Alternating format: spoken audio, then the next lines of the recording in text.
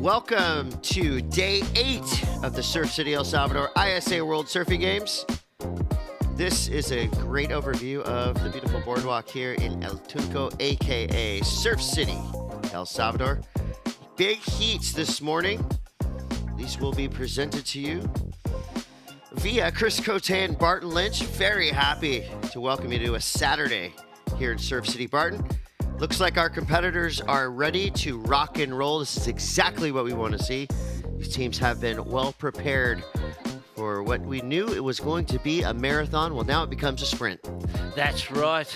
Teva Bushka there. It's going to be an amazing day. 25-minute heats today. The great news, we haven't seen the lineup yet in our shots, but the waves are better than they've been the last couple of days. It's come up overnight.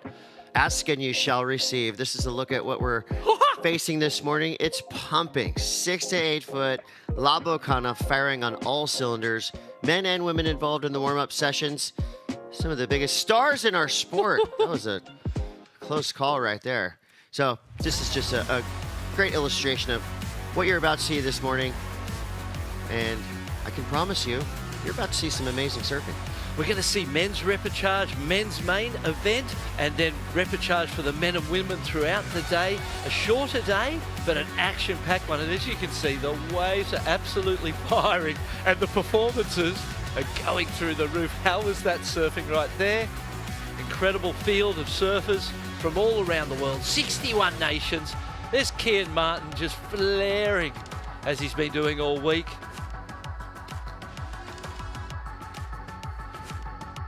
Crosstown traffic right there. Well, welcome back to Surf City, El Salvador. This is day 8 of the ISA World Surfing Games. I'm Chris Cote. Obviously, you know this guy, Barton Lynch. Barton, so all week long, these teams have been building up to the crescendo. We're going to have today and tomorrow as our 2 final days.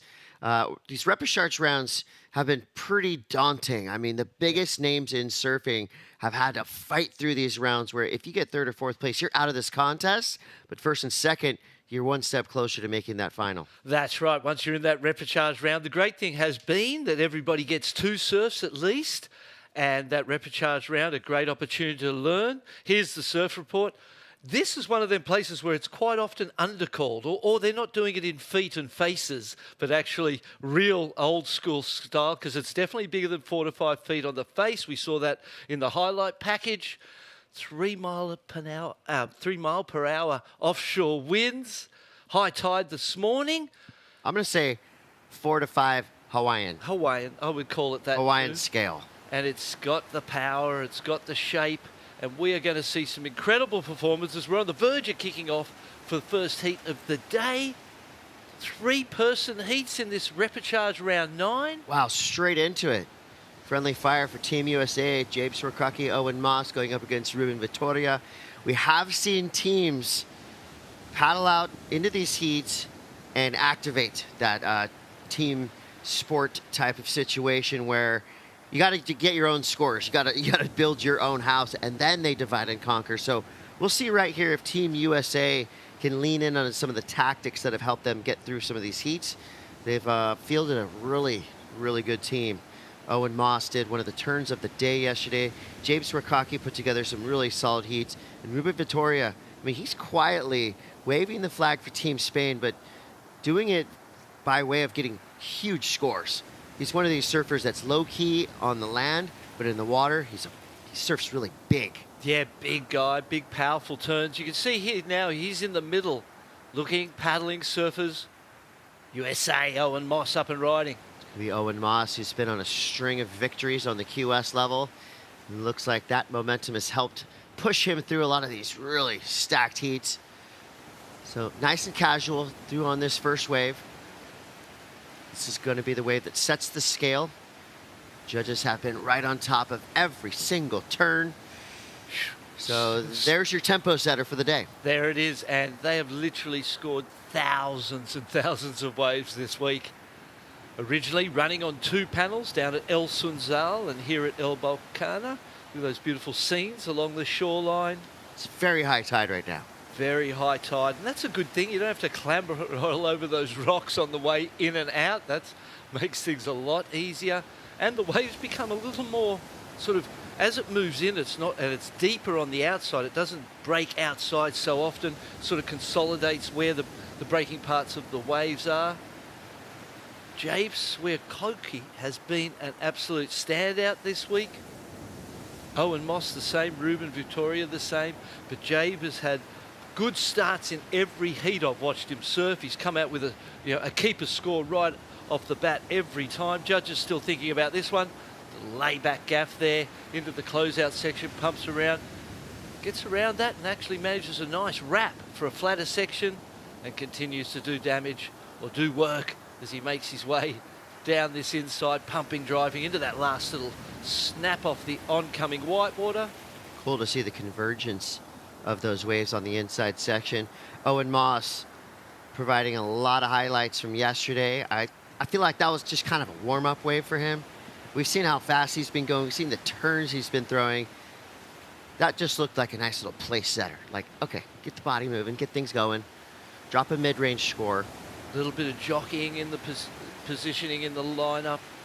Ruben Vittoria just sitting strong. A lot of rights being surfed, but the fantastic thing about this venue, Chris, is that the rights and the lefts, you can get scores anywhere going either direction at any time. It's really hard to control your opponents because there's lots of space and there's lots of opportunity that makes it just one of the best competitive venues in the world for an event like this. No doubt. Here we go. It looks like James Rakaki. I'm going to deep think about that wave, but Ruben Vittoria on the shoulder, keeping him honest there. 21:16 to go. So, Barton, we've added 5 minutes to the clock. Every heat for the last 7 days has been 20 minutes. What does an extra 5 minutes do for these competitors? Does that just mean we get a couple more waves ridden, or does it shift your strategy when you paddle out?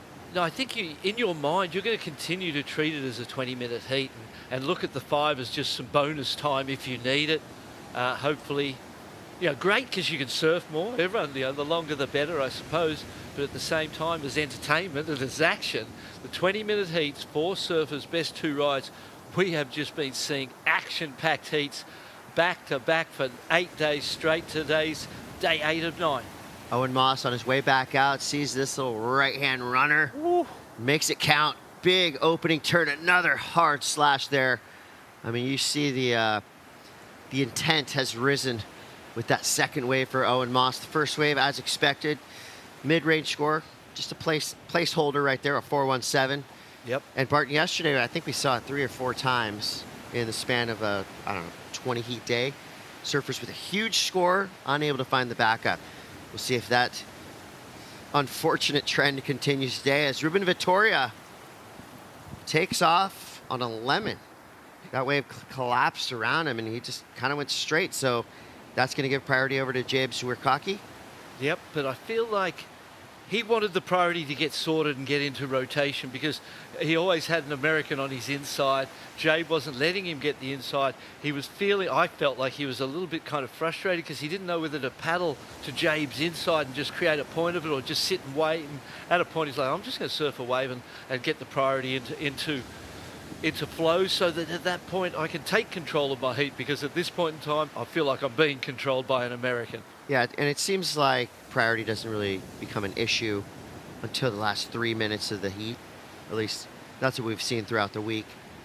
That's when its defensive properties come into play, isn't it? Right at the back end, when you can use it to control the situation. Up until that point, ordinarily it's an offensive tool, and you use it to make sure you get good waves. You see some beautiful rights a little bit wider than where Jabe is sitting. Owen Moss, his fellow teammate, is down there. 5-5 on the second one. Good reward for the 2 big turns at the start. It did flatten off pretty quickly. So he's created a good start and can, plenty of time to build from here. Pressure's off for Owen Moss at this point because he's already kind of got a couple. Benchmark for the past few days of competition has been the double digits.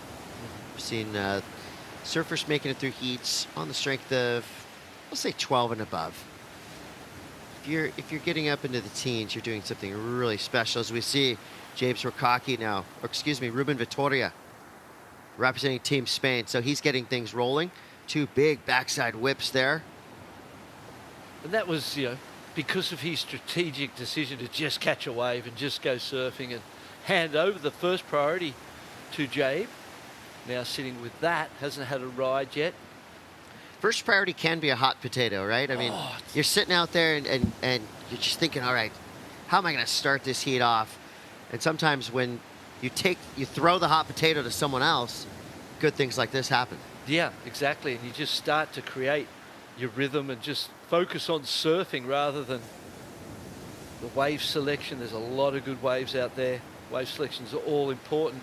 But in the early stages of the heat, you don't want to be over selective, and that's what happens with first priority. Sometimes is you're obliged to wait, turn it into a big score because it's such an advantage.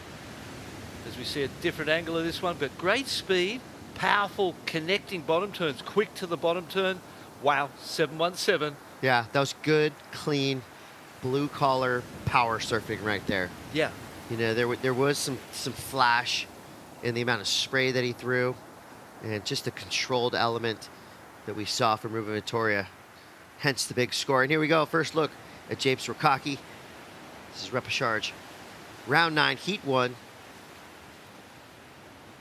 Jabe starting to generate some speed down the line and has to fight for the finish. 16:42 now. We switch over to the left, Ruben Vitoria. Thinking he'll show the judges something a little different going on his backhand deliberately, it would seem here. 3 lefts in a row for the natural footer. And I don't mind that idea. No. Well, he doesn't mind it either with the 717. Goes, yeah, I think I'm doing the right thing. I think in the past few days, these rights have really been providing the biggest numbers, but with more swell today, these surfers are going to achieve greatness going both ways, that's for sure. Second turn was a little bit kind of short. Didn't have as much wrap as it maybe could have, and kind of was a little bit of a letdown in that wave. First turn, nice big wrap. You can see it here coming from behind the whitewater drives into the, look at that beautiful offshore wind we've got this morning. There's that second turn, kind of caught at the top a little bit. Rushed into the last turn, got the last turn nicely. Does he get the completion? Yes, he does. We saw him fighting for it in the live shot. He knows how important that is. Yeah, I like that opening kind of like carve slash, and then he had to go into some reactionary style of surfing. Vitoria now, I mean, obviously he's very comfortable on his backhand. Yeah. He's just, that turn. Now we've seen that turn 4 or 5 times, and it's not going to go out of style. That is a beautiful backhand snap, and it's well placed up in the lip. That's his second score of the heat. He has seemed a little bit rushed, but why would you not be to get your 2 waves?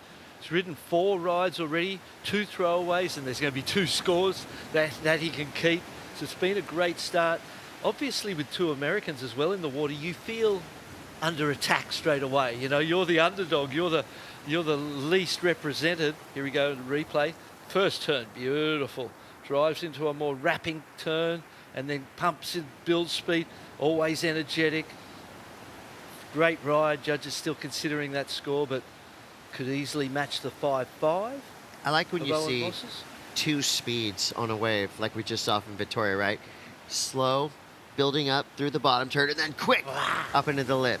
Yeah, pumping and driving through the flats, keeping his momentum. And now that he's got his 2 scores, he hasn't even sort of thought about priority. It hasn't been an issue. He's been sitting in a different position. You can see the distance between Ruben Vittoria on the right-hand side in the red all the way down to the 2 Americans. So he got away from those guys, created his own rhythm, his own location to get waves from, and it's been a very well-surfed heat on the wave face, but strategically very well surfed so far too. Yeah, he really hasn't allowed them to try any teamwork. No. Right? He's just, you guys sort it out over there. I'm just going to be over here. I'm going to go left. So, You guys go right, you be on your forehand, and I'll show him some backhand. yeah, he's kind of like low-key controlling the lineup right now just by staying away. Yeah, exactly. And interesting to see they not reacting to him. It's going to be interesting when the second score drops, whether they go, hey, maybe he's onto something down there. Maybe one of us should go down there and at least share in it. Team USA fielding a bi-coastal team. Representatives from the East Coast and West Coast. Got Owen Moss from Wilmington, North Carolina in the lineup right now with James Rakaki from up in the Santa Barbara area. Reed Van Wagener, Ella McCaffrey, Luke Guinaldo, who we'll see later this morning, and Eden Walla, who's been absolutely flaring in her heats. She's been on a tear. And only one surfer from the East Coast in the team from the USA. But he's a good one. He's been winning basically every QS event on the East Coast this season. Here's your Spanish team: Luis Diaz, Nadia Arastabi, Ruben Vittoria, who you see in the water right now from Zoruz, Janiri Gonzalez Echebari, Annette Gonzalez Echebari. The Echebari sisters has been doing damage in the women's draw, and Yago Dominguez from Sobalana. I think we lost both the Echebara sisters late yesterday afternoon. Yesterday was a rough afternoon for some of our teams. Yeah, it's at that point, isn't it, you know?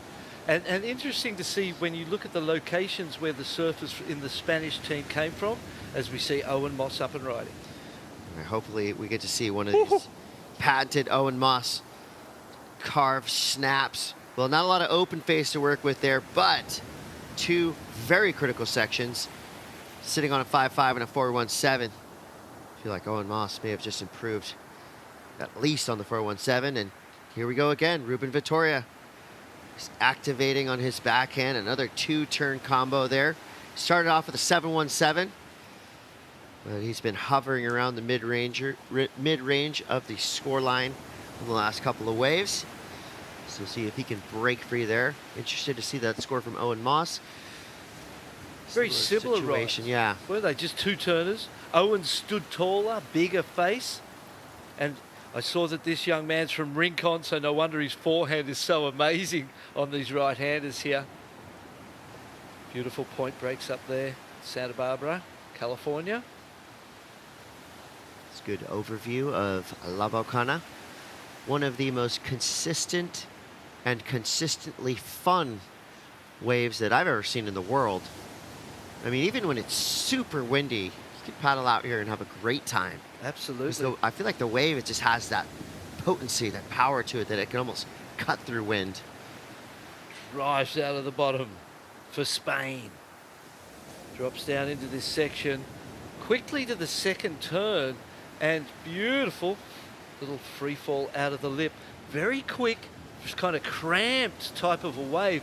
But a lot of the time we see those cramped situations where people are quick to it, up, down, boom. They get big scores because it's critical, connected. Best score so far for Owen Moss on the 2-turn right. Well, the judges have spoken, a 6.17 for Owen Moss. So decoding that last wave was pretty exciting. 2 big turns. It was basically a closeout. Yeah. But he made it happen. And again, think about the judging criteria. Doing your maneuvers, doing your turns in the most critical part of the wave is going to help you out. And right now, Team USA in second and third. Got to get things rolling. Jabe only has 1 wave ridden. Morocco there. Teva Bushka. flaring goofy footer. Ooh, this is a fun heat coming up next. Finco Rotunis, Kian Martin. So 3-person heats in this 9th round of the repechage. One surfer lost to the event, and this is the first heat for the USA. Jabe Swiatkowski, the first heat we've seen him have a slow start. He has owned and dominated the start of every other heat he's surfed in the event so far. So this time around he's going to have to keep the faith and change the way he feels about it and go, I don't need a good start, I can have a good finish too. The replay of the 2-turn combination. Committed. Big, steep, powerful section right there. 6.17. And for Ruben Vittoria on that smaller wave, a 5.60. That spread feels pretty clean. Live action. There we go. Big whip for Owen Moss to start. Driving down the line, sees the end section. Slams it, and then goes weightless. So another 2-turn combo there for Owen Moss. His last one came through at a 6.17. Trying to get rid of a 5.50. Good building. Started with the 4.17, went to the 5.5, went to the 6.17. Not sure about that wave. It kind of didn't really make you want to surf it with all that white water on the face. When they're clean and perfect and you look at them and you, oh, I want to ride that wave. It's always a better way to start. Judges look at it and go, why are you riding this kind of white watery and frothy? Did good work on it though, and they'll tell us how they felt about it in just a minute. 7:50 on the clock for Jabe.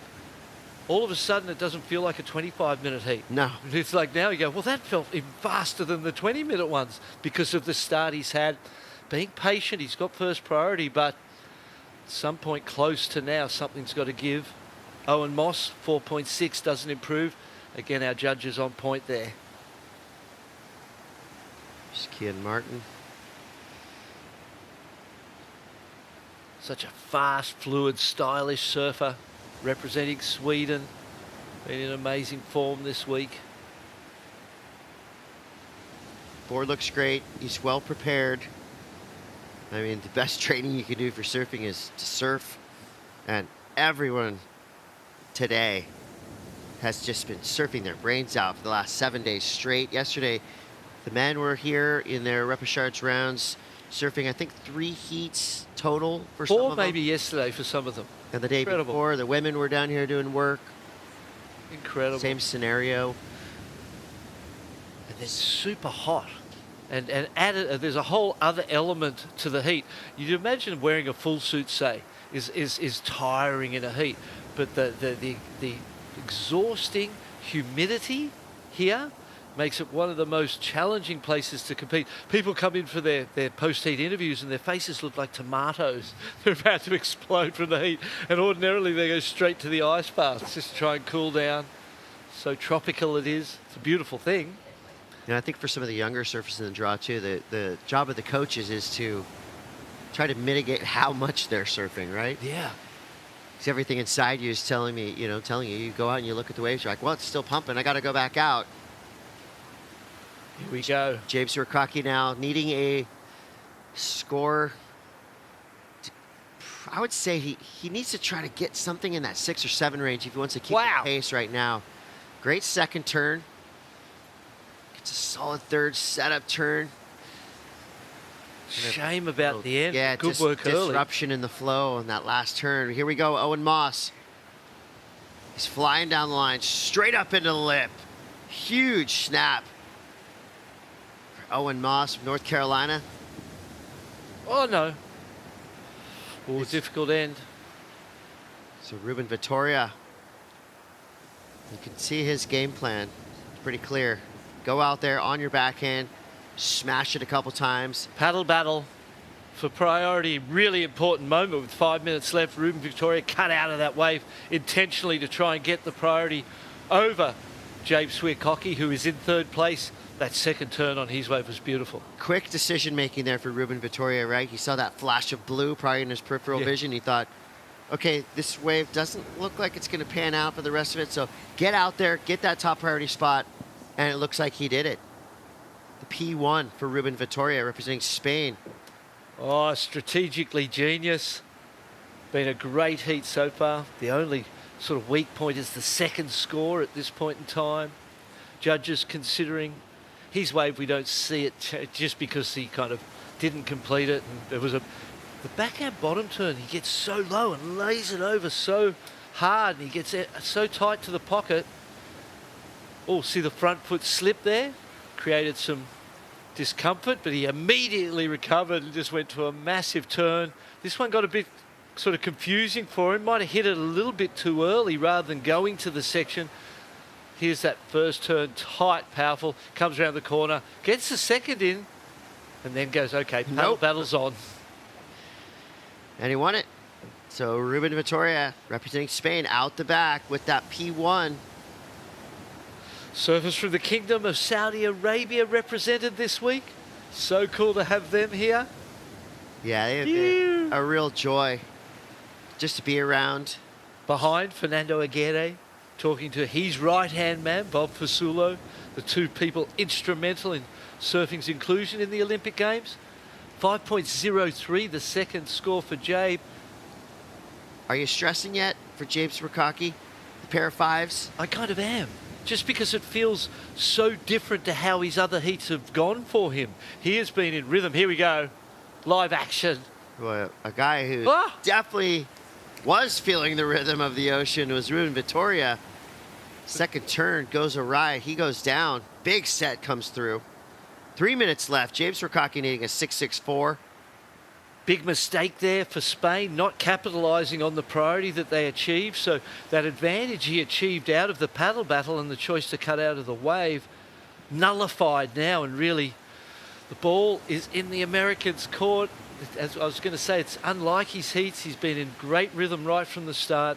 He's got to keep a score every heat on his first wave, set himself up, looked so calm and casual right through the back end of the heats that he's surfed and advanced through. He's in third place right now, looking for a 6.64, and if he was to overtake someone with that score, it would be his fellow countryman. So not an ideal situation, but at this point it's pretty much every man for himself. We're not quite in buzzer beater territory, but we're getting close. 2 minutes, 10 seconds left. Ruben Vitoria looked like he was on his way to a score that could have potentially deleted the 5.6. So that, I think that's pretty much his first fall, his first kind of mistake here. Hasn't gone right on a single wave. He's gone left on every wave, so there's an obvious strategic decision there. And so far, you'd have to say it's working. So if you're in the next heat, what have you taken by watching this heat? Positioning, tempo. What's your scouting report if you're paddling out next? My scouting report is don't be too set on a right or a left concept in your head. Let the moment tell you which way to go. Be open to everything. Be open to both directions. Because we've seen similar scores both ways. We see similar opportunities both ways. The rights do seem a little quicker to close today than they have been. And maybe it's that extra bit of size in the swell overnight. But the lefts definitely seem like you can get more of them repetitiously or quickly and get some scores really quick, as we saw Ruben do in this heat. He got four or five waves before the others had really had a couple scores. So the lefts definitely seem like they're offering more consistency. The rights definitely look beautiful when you take off on them and you see that wall. So just stay open. Don't be too set in your mind as to what you're going to do, and let the moments guide you through the 25 minutes. Well, just like that, there's only 35 seconds left. Potential set coming through. Will it come in time? James Rukaki, Team USA, in the top priority spot right now. Owen Moss is in second place. Ruben Vitoria in that lead with a 7.17 and a 5.60. 20 seconds left. Doesn't feel like he gets a chance, does it? 15 left. He's got the first priority. He's only looking for a 6.64. Kind of a big score in the context of this heat, but those first heats are always referred to as the guinea pig heat because you're watching and learning. This one's done, Chris. Wow, so just like that, it's a split decision. Ruben Vitoria gets the win. Owen Moss comes through in second, and we lose one of the most powerful surfers on Team USA, James Rukaki, who's been on an absolute roll through this event. That just shows you the depth of field we have here at the ISA World Surfing Games. Here's Team USA. He had a fantastic event. Let's give Jay big props for the surfing that he's done this week. He looked unstoppable in every other heat, and today, maybe after yesterday's drain, it was a massive day yesterday, he just was that little bit out of sorts, out of rhythm. So unfortunate for the USA, but they did get this man through, Owen Moss. He is a great surfer, North Carolina. So as Owen Moss makes his way in, Team USA has at least something to celebrate. One of their surfers got through. Repechage rounds throughout the morning are going to be radical. Stay tuned to find out what happens next. We'll be right back.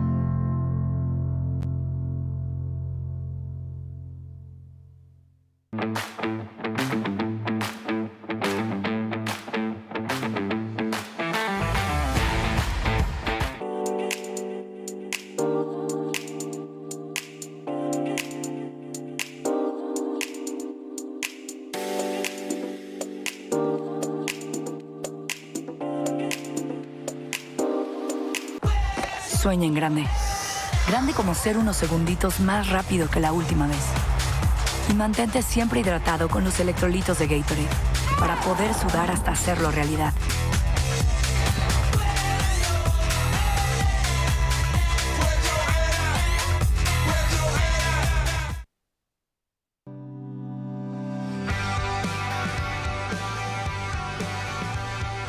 Welcome back to our second heat of the day. Here on day 8 of competition, Surf City, El Salvador, ISA World Surfing Games. I'm Chris Cote. I'm with Barton Lynch. And in the water, you've got Argentina, Sweden, and Morocco. We're represented here in the repechage round. These are 3 surfer heats to start. Top 2 surfers advance through. Third place surfer, you're out. It's just like that. You know, we're near the finish line here. You got Franco Rediones, Ian Martin, and Teva Ochoa. Morocco, Sweden, Argentina. All 3 teams with a lot to gain here today. Been talking about the overall team standings all week long. Oh, give it to me, man. I'm excited. Oh, here we go. Let's hear it. Okay, this is updated yesterday afternoon when competition ended. So at the moment, top 5 teams are as follows. In 5th place, for now, Spain, 4, Brazil, 3, USA, 2, Peru, and in that top spot, Team Australia. You got Argentina down in 8th place. Morocco's in 14th. I remember the day before, Japan was in 21st spot. They've jumped up a lot. It's so fun to just watch how these standings of the overall, team points start to shake out. Of course, if you get the gold medal individually for your team, that adds a huge chunk of points there. So we cannot tabulate the team totals until the medals are draped around these surfers' necks. We've got 25-minute heats today. Top 2 scores, of course. Other than the added 5 minutes, all the rules are the same. Are 3 surfer heats that much different than 4 surfer heats, Barton? Not necessarily, but the good news is for Ian Martin, only one surfer doesn't advance. He wants an early start. He's got it. Ooh, I like that second turn. Oh! I don't like the third turn. Was that a commentator's curse? It was pretty close to one of them. That was beautiful surfing. He was well on his way to a keeper score, something that he could hold on to for the entire heat, take all the pressure off, and have the perfect start. I'm kind of surprised he fell because the second turn was one of those turns that as a surfer, you see that, and this is a feel-good snap right here. So critical, so connected to the pocket. This one, just a little looseness in the tail, a little drift in it. It almost looked like almost looked like he held it back when he got to the top. He kind of felt it getting a little bit too drifty out of the top that came round, the nose dug in. Super unfortunate, 4.83 as it is. So gets credit. He was on his way to a 6 or better, really. That was, I'm sure, disappointing, but look at him hunting on the inside. Now he doesn't have priority, so the opportunity is to just get surfing, get scores early. This guy's so good that even on a medium insider wave, he can drop an 8. That's twice you've got him. I'm sorry. That was unfortunate again at some point here. I like the idea. I'd be following that exact same idea and just getting busy while the other two sit. The paddle back out's not so far on this high tide, and I think the ideas are right. The surfing looks on point. Just a little rushed on that last one. He's actually having a look at his fins because something doesn't quite feel the same as it has. That might just be the pressure of the moment. It might be the fatigue of 4 heats yesterday and then having to wake up and recover and be as sparky and fresh today as you were. Either way, a couple of falls on the first 2 rides for Sweden. And thinking back to the free surf that we saw this morning, I think Kian was out there. So he did get a little bit of a warm-up, but he just kind of still looks like he's in the warm-up phase right now. I mean, if you take both of the waves he just surfed, if you could have put those two together, that's a 9-point ride. Because he had some really great turns right in the middle. 2 falls at the end of the wave, but still in the lead with a 7. I'm sure he's going to most likely delete that 4. And of course the 2.17, that's not going to be a keeper today. There's the river mouth that helps make this wave what it is. Special place, Surf City, El Salvador.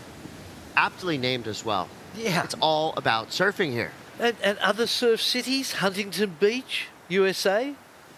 Great place and such a deep, rich history with competitive surfing particularly. Pretty consistent as well, Super just like here. consistent today, yeah. What about Santa Cruz? They call themselves Surf City as well.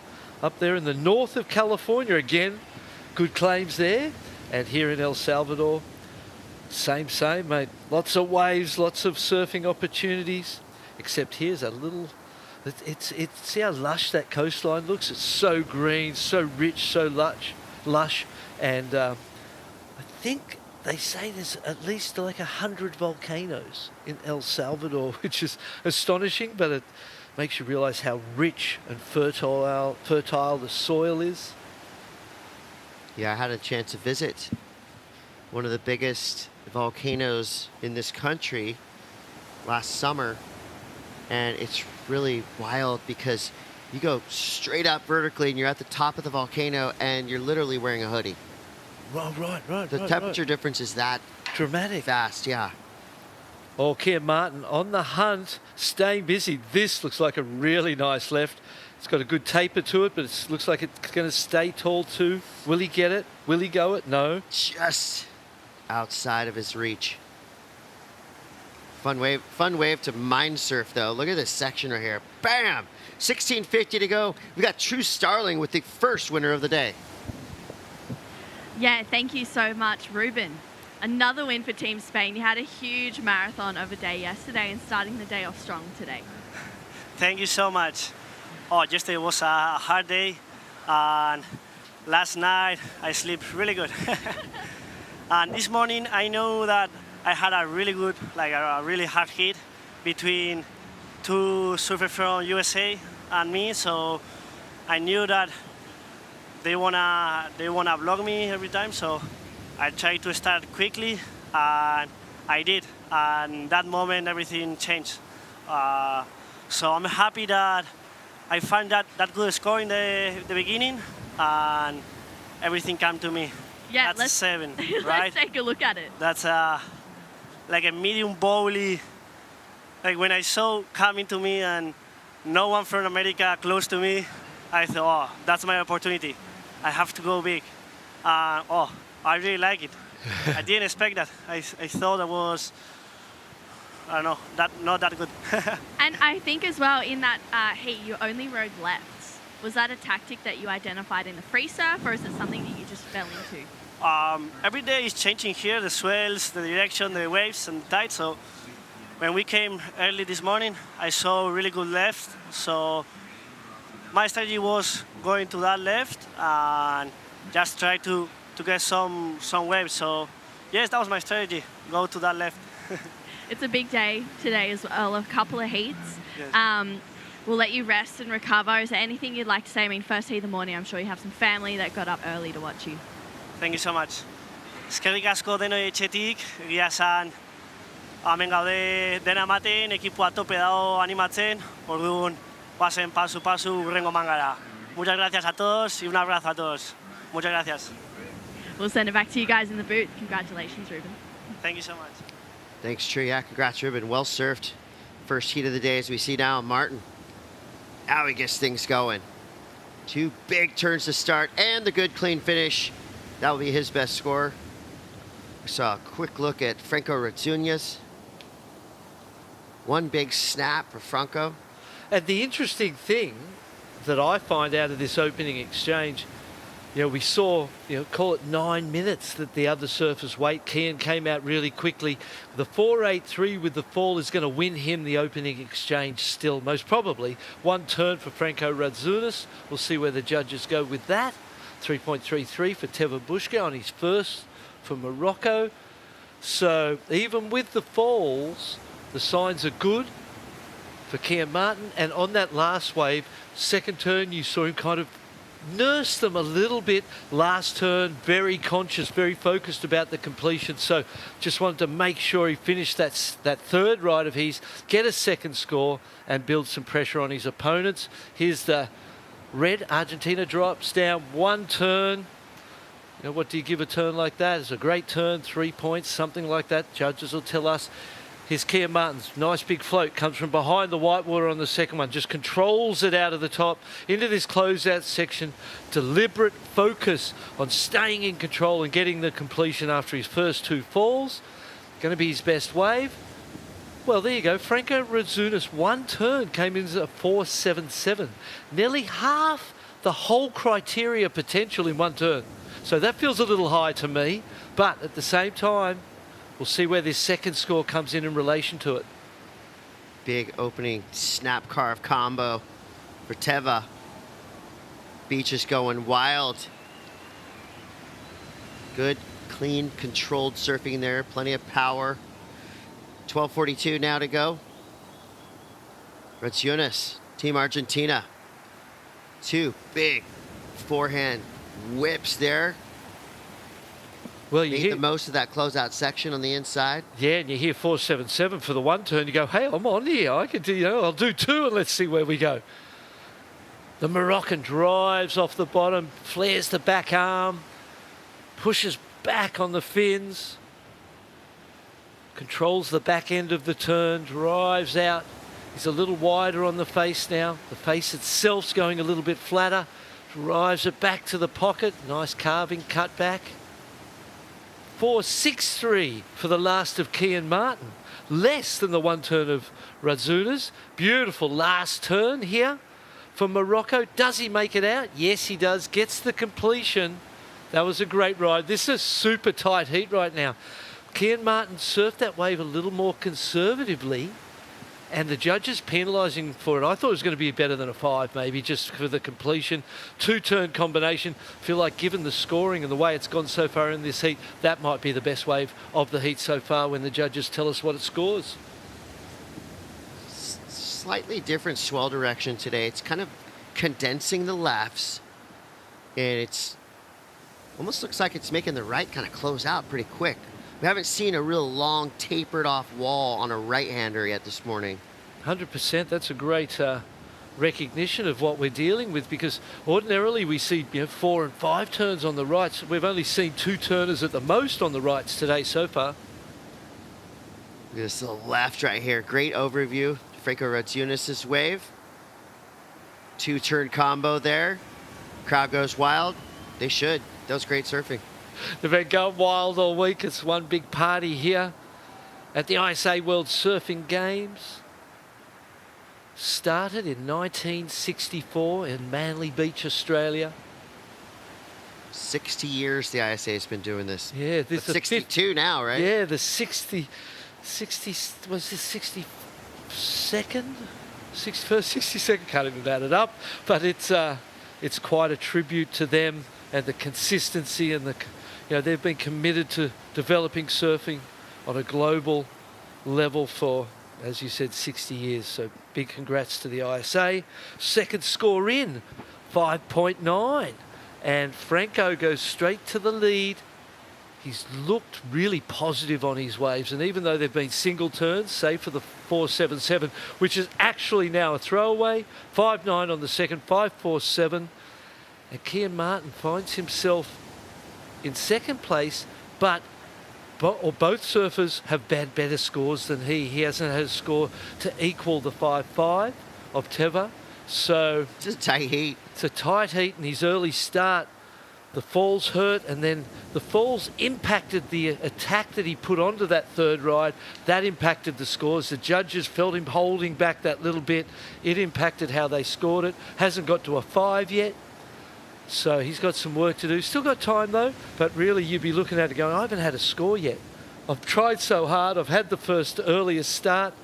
Morgan Siblick for Australia warming up. Wow, this next heat. I mean, I guess I don't have to tell you that all these heats are going to be amazing. You just see the names and you know. Morgan Siblick will be going up against Douglas Silva, Olympic gold medalist Kalle Vost. It's so fun, right? To see these storylines start to develop. You got a guy representing Sweden, born and raised in Bali.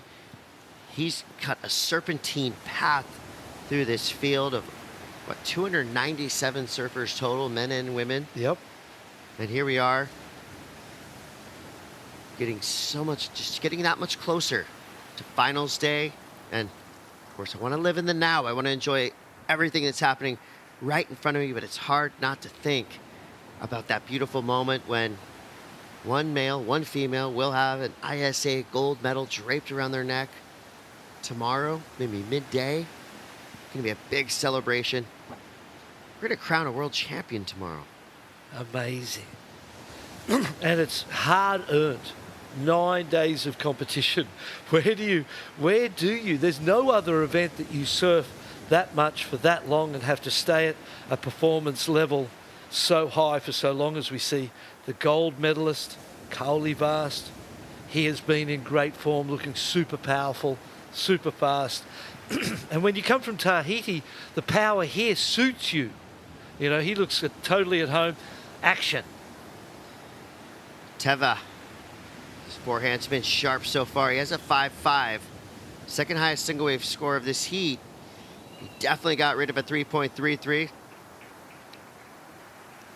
And Kian Martin's in trouble right about now. When this score drops, 7 minutes and 15 seconds on the clock.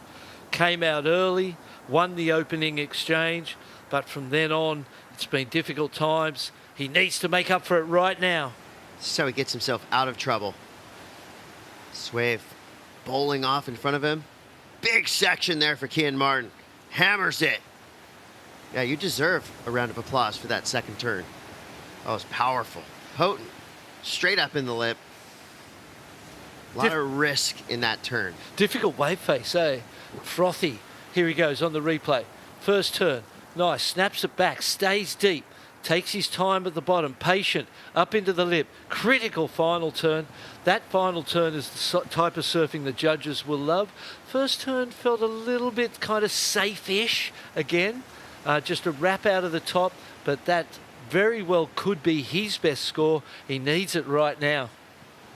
6:20 to go. He's just gone into third. 5.73 drops for Morocco. Was that last wave from Kian Martin a 6.40? Was it the best wave of the heat? Maybe not. It was similar to those mid-range fives, maybe. Judges will tell us. But I feel like it's his best wave. It was the most critical turn. It maybe was the most critical turn of the heat so far. Difficult with the white water on the face and the rough texture of the wave itself. He has a really good style. Beautiful style. I mean, all three of these surfers in the water do, but Kian Martin, I don't know, you just see what he's doing with his arms. just casual. He's one of these surfers, you know, like a Parko that just makes it look so easy, even when he's doing something really hard, like that second turn, foamy face, the wave was barreling off, and he just went right up into the lip like he was just, you know, like a walk in the park.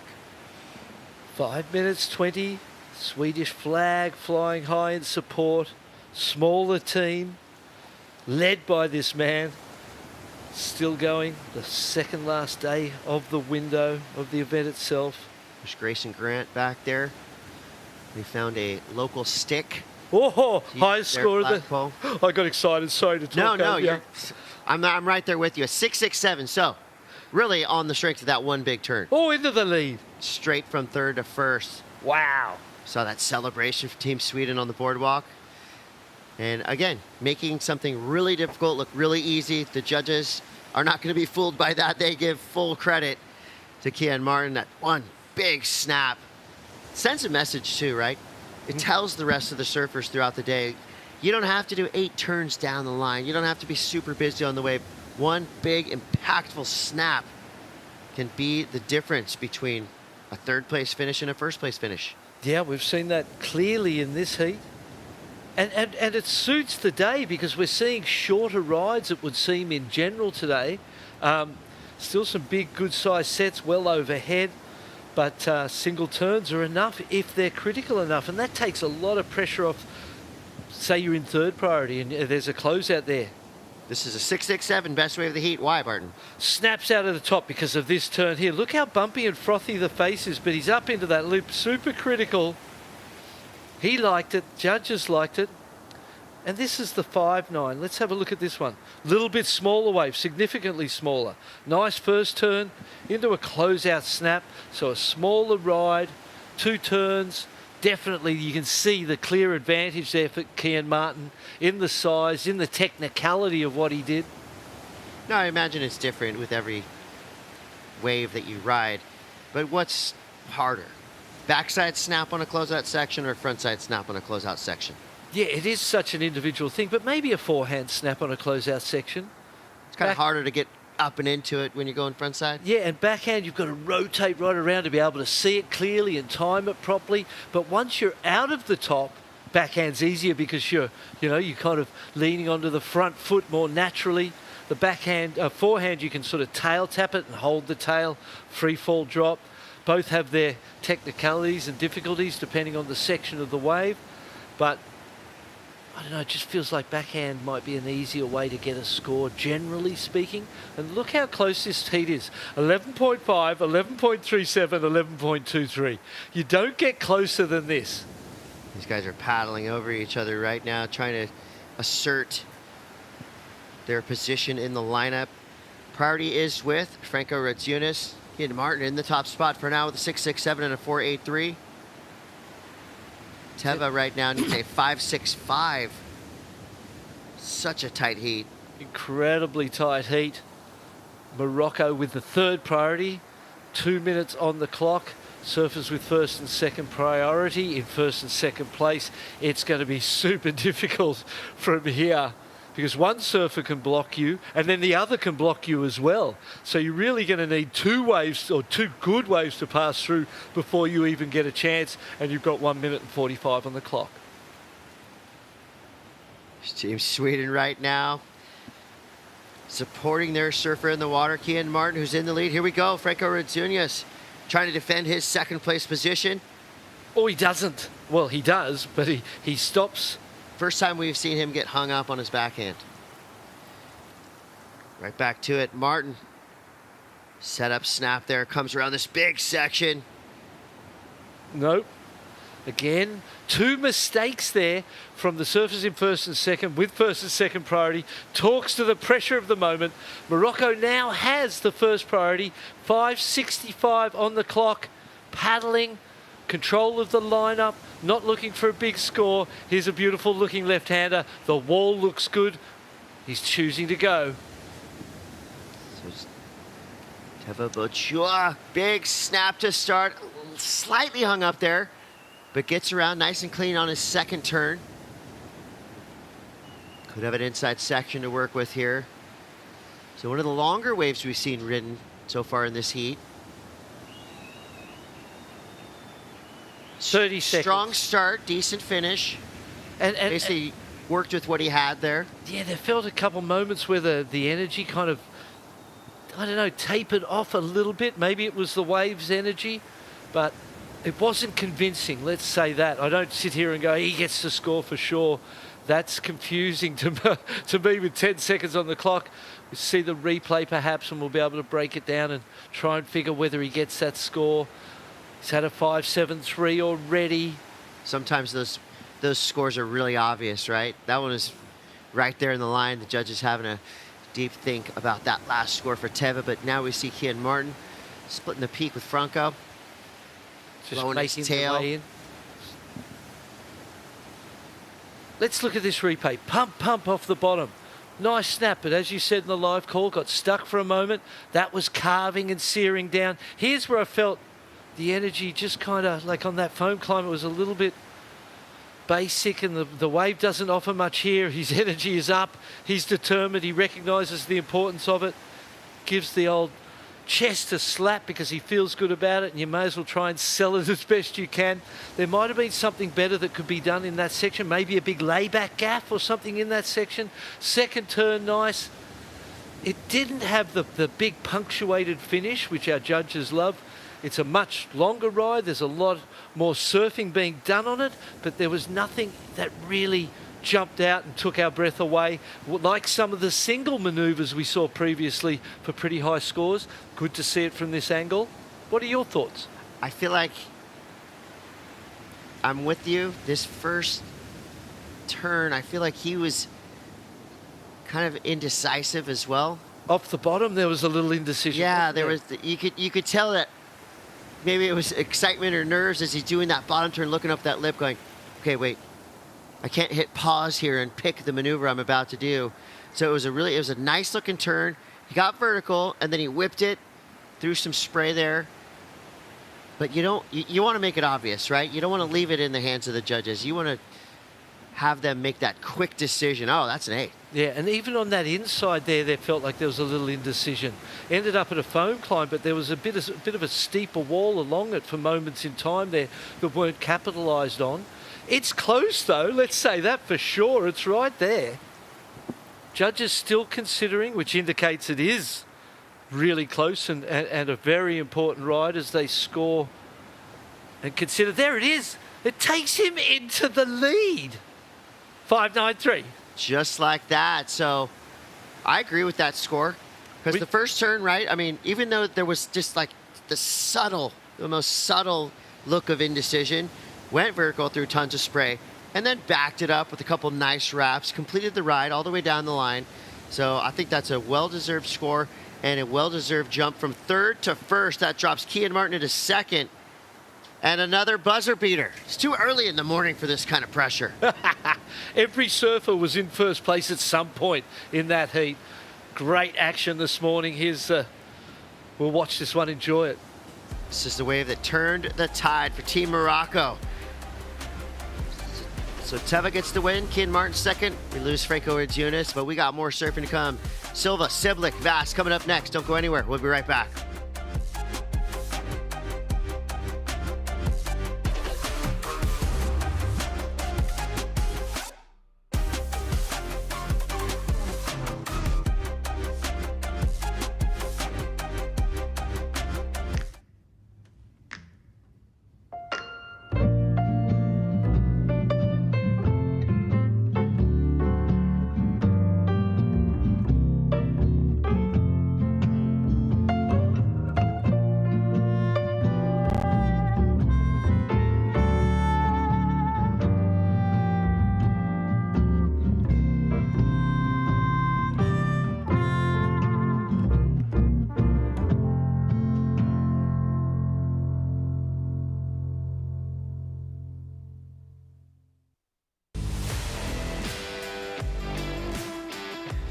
We are back. It's the Surf City El Salvador ISA World Surfing Games 2025 edition.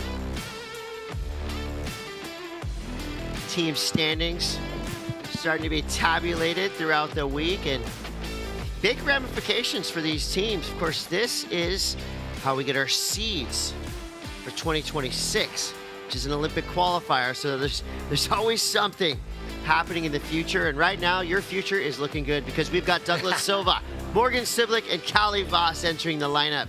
2 surfers will make it through. Third place finisher is out. High stakes today. Chris Cote with Barton Lynch. Barton, we've seen 2 heats go down in the morning, 25-minute heats. What's your scattering report? What kind of wave are you looking for out there to maximize your scoring potential? There's some beautiful waves on offer. They're a little sort of more, and that might be the high tide as well as this new swell. They're a little straighter and in on the reef, and you're not looking for multiples. You're looking for volume of turn. You might need 1 or 2, and as long as they're big and you turn the volume up and you hit it hard and strong, you'll get big scores. Brazil up and riding. This powerhouse goofy footer representing Brazil. Just like that, my Falling friend. from the sky. Wow. That was cool. And right behind him, Morgan Siblick. Up and out real quick. So I would say for the majority of this event, we've seen Douglas Silva on his backhand. Yes. He's been dropping 7s, 8s all week long.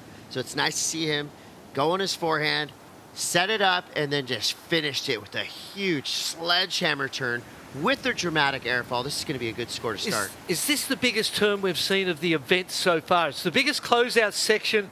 I think that's the biggest turn we've seen of the event so far. Super critical, radical commitment there, and he never ever looked like he was going to not make it. Yeah, that was cool. Judges are thinking about it right now. 21:30 to go. Let's go down to True Starling. Yeah, thank you so much, Teva. That was a bit of a buzzer beater moment. I saw you sitting down there on the rocks, just taking a few breaths, and then you jumped from 3rd to 1st in literally the last, 30 seconds of that heat? Yeah, I think even less. Maybe, I don't know, it was... I'm still shaking. It was so tough. There were not many waves during the hit. I think we were in the peak high tide, or I don't know, because they just started the new hit and there is already bombs coming, so... I don't know, but I made it, so I'm happy. That's all you have to do. I mean, there's a big day of surfing. Let's take a look at your waves, the 593 and the 573. Talk me through this one. The first one is nice. I got stuck a bit on the first one. And after I tried to push as hard as I can because I know I need a score and it's the last one. I just give everything that I have. And I'm lucky that there is some balls that keep going in front of me. And yeah, and I claim it because I was and fair enough too. I mean, you had to go big, you had to finish off strong.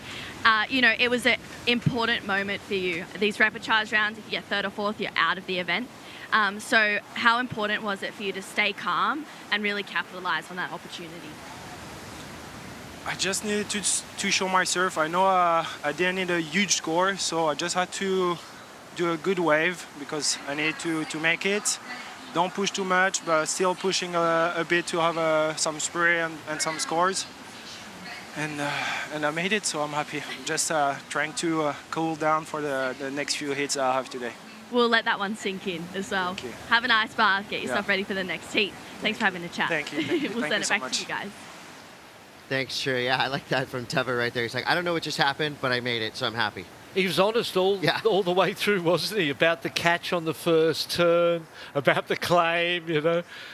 But what a last-minute victory for Morocco. Going to be great for their team standings. Saw Morgan Siblick tee off on that one, and a 6.83 came through. I feel like I was expecting way bigger than that. Callie Voss now on his forehand. He slams the oncoming section and goes down. So the first scores come through for Douglas Silva for that snap to free fall, a 6.83. Waiting for what we think is going to be a solid number for Morgan Siblick. He was flying down the line. Callie Voss on his first wave. Pretty big mistake there. I mean, well, I don't know if you can call falling off of your board a mistake because he put everything into that turn. I think it's fair, mate. Yeah. It was a mistake. He'd consider it a mistake. In his mind, he's going, wow, blew that too. Because it was, you know, he finished that and you've got to score. You're in the game. But as it was, it's a throwaway. We know Callie Voss, he holds himself to a very high standard. He is, throughout this week, he's been very calm. You know, after every heat, he's not overly celebrating. He knows the job's not done. So let's see what happened here. I like the first turn. Pump down the face. Second pump there. Setting the bottom turn. Gets really low. Drives into the top of the wave. Carves it back. Looks beautiful. Had to pull that turn short to get this closeout section. Actually maybe could have waited a little bit longer to get to this one. Spent some time at the bottom of the wave that looked like it almost put his mind in, into two parts. He's like, do I hit it now? Do I wait? Okay, go now. Oh no. And that confusion at the bottom of the wave. Mistimed things a little bit. Morgan Siblick, 7.67 on his second score. His opening ride was a 0.4. The opening ride of Douglas Silva was a 0.5, and they're a 3.33 for the opening of Calivas. So all three surfers looking a little nervous in their opening rides, and then settling down to business. Let's watch this one from the Australian. Beautiful, sharp, clean, crisp surfing. This carve down's beautiful. Put him in perfect timing for this turn. He was dynamic, electric. The speed, the power and the flow as those parts of the criteria. Perfect finish, flares the tail. That was beautiful, beautiful surfing from Australia. Great wave too. This one is a grower down the line, just a gift that kept on giving. The longest right we've seen all morning. Just look at the canvas he has to work with there. Beautiful green face. Boom on the inside. Good scoring, good judging.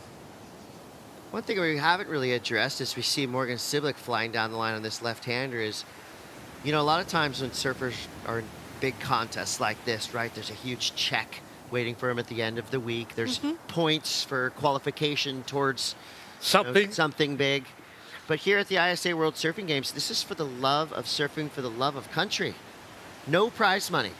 These surfers are doing it because, they want to represent their nations and potentially give themselves the best seed possible in 2026, where the stakes raise even higher. That's where we do start to talk about Olympic qualification.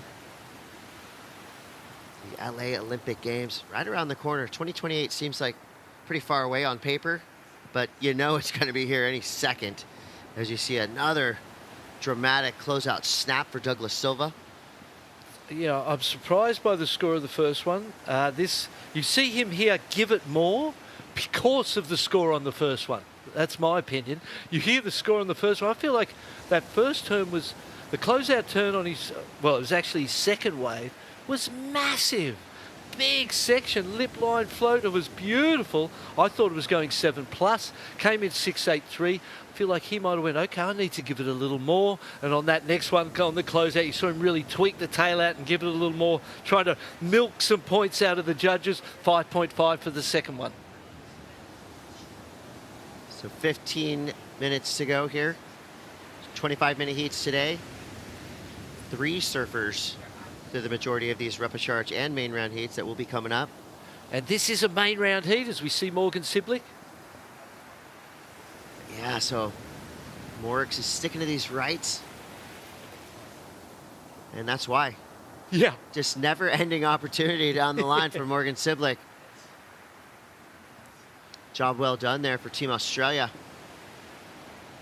So third place surfer here will be probably right back out there in the next repechage. Couple of big turns for France. Calivas, the gold medalist from that Olympic Games. And as you said, results here seeding you into 2026. And then we start to allocate Olympic spots. As we see the support team for France there. Yeah, Team France, well coached, well prepared. And obviously they have the star power. Right now, Calivas, he's going to hope that this wave is something above a 6.68. First turn out of that section. Floats the lip. Thinking of the 6.83. And a layback snap there. Beautiful surfing. Powerful. He looks so powerful out here. My mind goes to the 6.83 of Douglas Silva's and feel like there was more criticality in that one. Good speed. Here's the final turn. Rah, back into the pocket. Authoritative surfing from the Frenchman out of Tahiti. Morgan Siblick's ride. Looking to improve on the 2.33. He obviously does that. Didn't feel as good as the 7.67. but still, it'll be a second score for Australia. And again, this is the main round. So third place will go into the repechages, be up real soon. This is the front-on view of Morgan's fourth ride, but second score, snaps it out of the top. The wall's a little flatter, the wave's a little smaller. It's not, I can't see it being better than that 6.83, I wouldn't think. Keeps delivering down the line, but again, just kind of basic turns, taking advantage of the wall. Judges agree. This might be a dumb question, Barton, but do you surf any differently when you're in a main round heat versus a repechage round? Is there anything that you're going to add more of, or? It's a really good question. I think you most probably treat them much the same. In the repechage round, you're actually trying to ignore the fact maybe that it's a repechage round and there's elimination. And in the main round, you're most probably trying to ignore the fact that there's a repechage round you go to. You got to pretend that the stakes are as high. Exactly the same. Treat it the same way. And this has been a great heat. 4.7 comes in for that second of Morgan Siblick, and a 4.83 for Carly Vast. Great judging.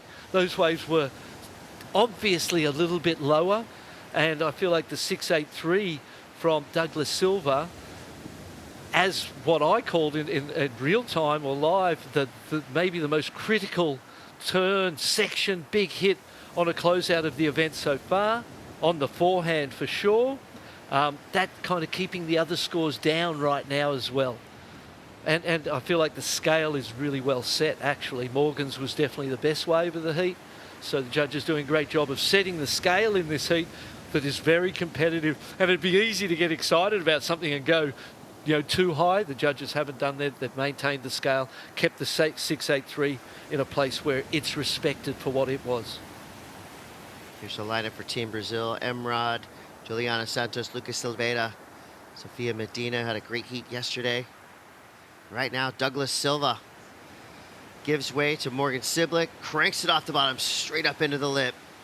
Definitely the fastest surfer in this heat as he bashes that end section, adds a little bit of a free fall, just a little bit of drama, which the judges love to see at the end of these waves. We got Douglas Silva now, his backhand, Carly Vast, whose backhand is looking stellar right now. So I like that reaction, right? You can't go out there stubborn. You can't think, I'm only going left. Carly Vast identified a right-hander and made it pay. Two big backside hooks. And it's going to be way better as a score than his previous left, so we might see him do it again. What happened then was a double mistake by Douglas Silva from Brazil. He had priority. He paddled for the first one in the whitewater, didn't get it, gave it to Morgs, and then behind it he handed over the priority to Cowley, and he just double mistaked himself. And if he goes down into third place, that was a very, very critical moment in the heat. 10 minutes to go, so still plenty of time. Far from over. Nothing's a done deal at this point. But for Douglas Silva, as he sits and looks to the beach, don't look to the beach, mate. That ain't going to help you. The waves are coming from the other direction. And him sitting there looking to the beach is an admittance of the massive mistakes he just made, because he's looking at the team going, I'm sorry. I'm sorry about that. I got 9 minutes left. I'm going to make up for it. I'll make it up for you. Here's a look at the last two waves. Siblick flying down the line on this right. First carve, nice. Closeout re-entry here, good. He held that back a little bit too and controlled it to make it, rightly so. And then this should have been Douglas Silva's wave if he didn't blow the priority previously. So two big backhand turns. That could be a 7+ ride. We see two big backhand re-entries as vertical, as tight, and as extreme as those. Score big points. Previously, judges considering the score. Morgan Siblick's wave even better than the 6.83 of Douglas Silva's, a 7. I don't see that personally. I feel like Douglas Silva's closeout turn was way more critical than Morgan's. Judges don't agree with me. 7 points for the Australian. Sends him into the lead. Cowley's going to get big scores. He's looking for a 7.5 though, so he does need a big score because his two previous scores very small. Chip in here for Morgan Siblick. Straight up into it. Beautiful carve to start.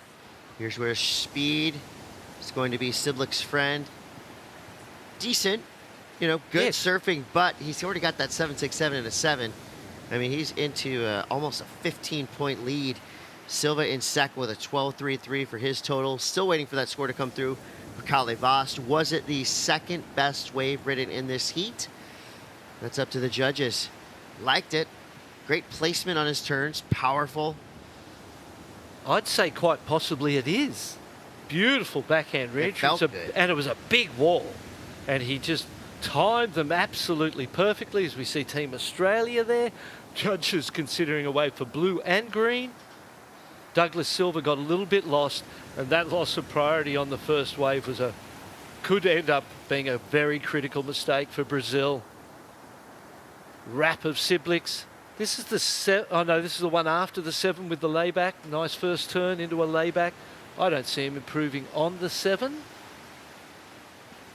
Waiting for scores of Kalle Vost and indicating how important this ride will be for Kalle. Comes through to 7.07. Almost there, just not quite enough now.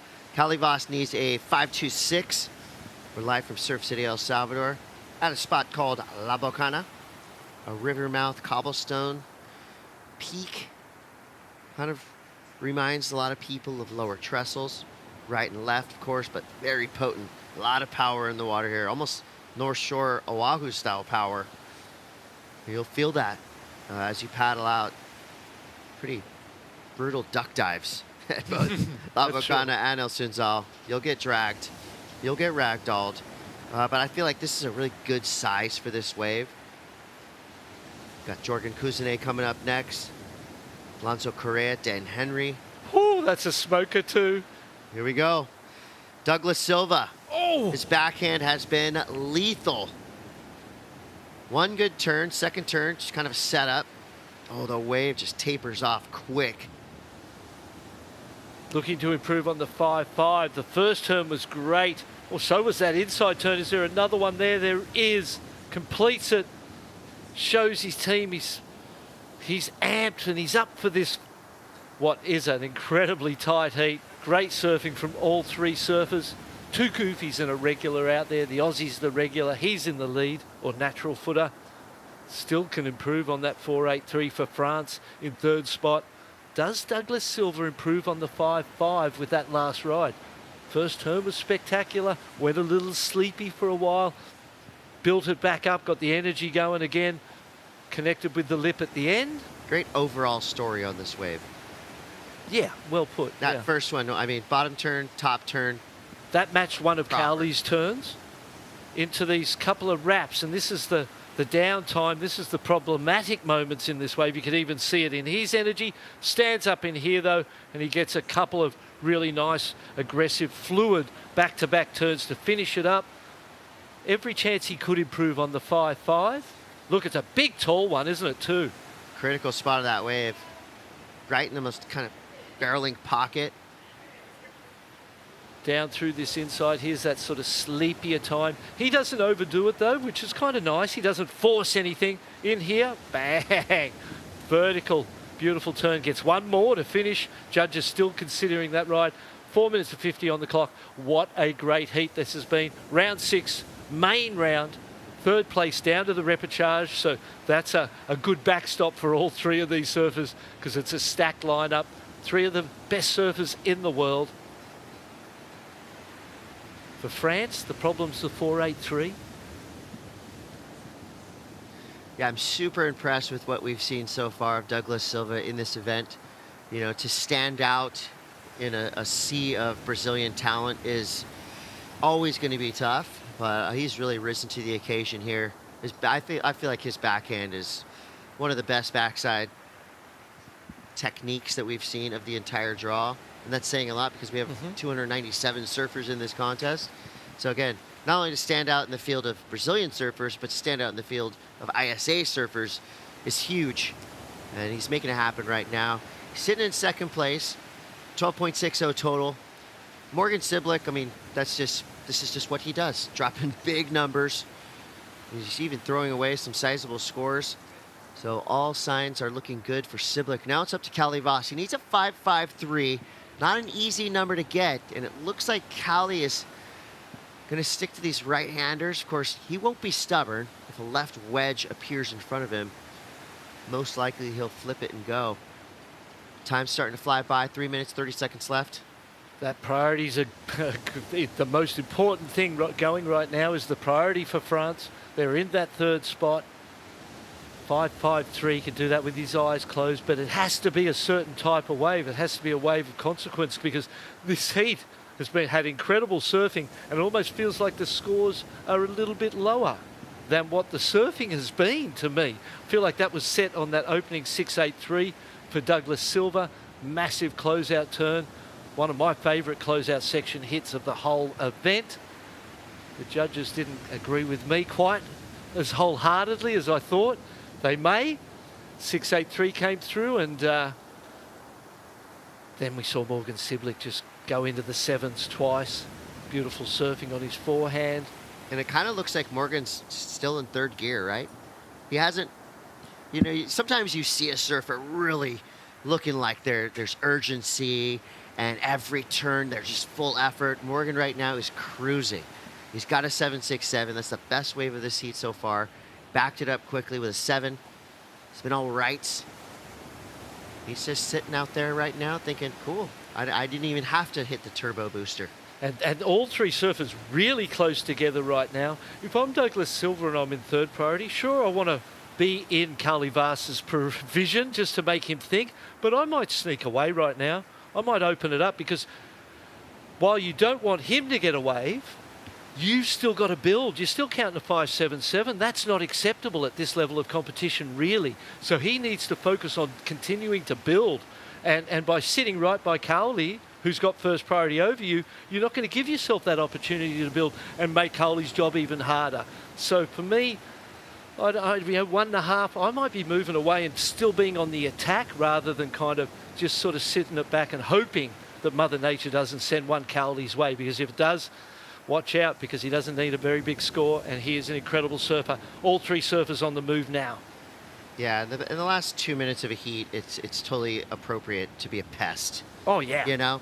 You That's gotta your annoy, job. you gotta annoy the other surfers in the lineup. One way or another, with the priority or without it. Yeah. I mean, it's not always pretty, but that's the tactics that you pretty much have to do because you know the other two surfers in the water are thinking the same thing.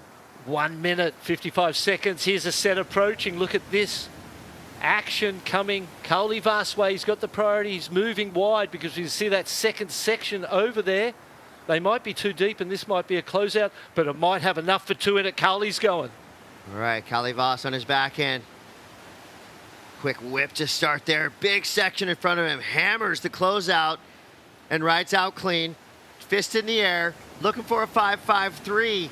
Ooh, it's right on the line, isn't it? Yeah, we've seen a lot of that surfing. There was nothing really that spectacular about that. If my mind goes to the 6.83 of Douglas Silva's, that last turn was so radical and critical on the closeout. It's close. There's some consideration. But when you look at how low a lot of the, Douglas Silva's 5.77 for his previous with that big turn, some downtime and some turns at the end. Here's Douglas Silva calling it a day. The clock is calling it a day. The time is up. It's in the judge's lap right now. I think that claim from Cowley Voss was less of an emotional claim and more of a marketing claim. Right. You know? Sales job. Yeah. This is a split peak. Yeah, Morgan. Ooh. Morgan's in the lead, so he's kind of just doing a victory lap as such on his way in. That's looking like gold medal surfing to me. All round, all three guys, fantastic heat. Kind of got stuck a little. The first turn wasn't that spectacular. The second had something in it, but you know, how many backhand closeout turns do we see in the event? And that wasn't the most spectacular. What did it do for your heart? Yeah, it didn't really take me anywhere really too much. There's a chance, there's a big chance he got the score. He got a 6.4. All right, well, Cowley Voss does it again. Morgan Siblick, a convincing heat victory. And my new favorite word in Japanese, busapita. That was a busapita. Came through with it. Still one score to come for Morgan Siblick, but he's safely in the lead. So this being a main round heat, we will see more of Douglas Silva. He'll be heading to the Repechage round. And after this, we're going to flip it over to women's Repechage, then back to men, then back to men, then back. We got a lot of surfing coming up. It's the ISA World Surfing Games. We'll be right back.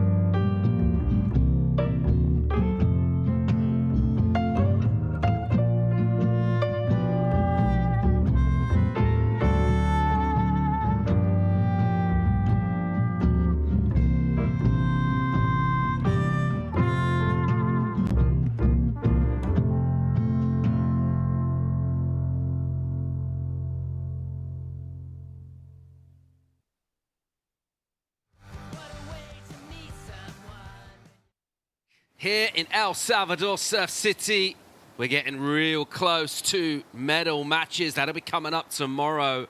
And a massive day here, setting the tone. Who's going to be putting their hands up for eventual glory here in El Salvador? We'll know a little bit more, quite a lot more about that picture throughout today.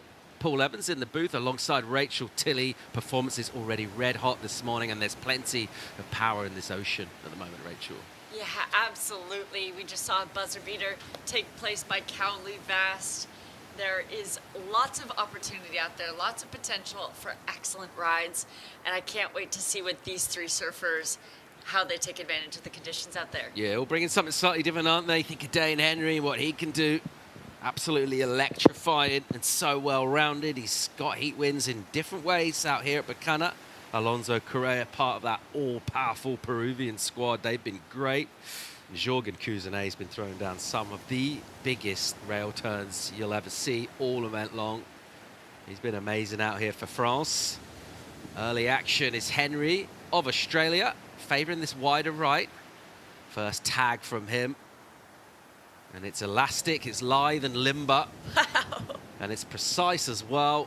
And a two-turn combo. That'll be a good way to kick things off. And he's had that rhythm pretty much throughout the heats as well, identifying one of these wide waves and then teeing off on it.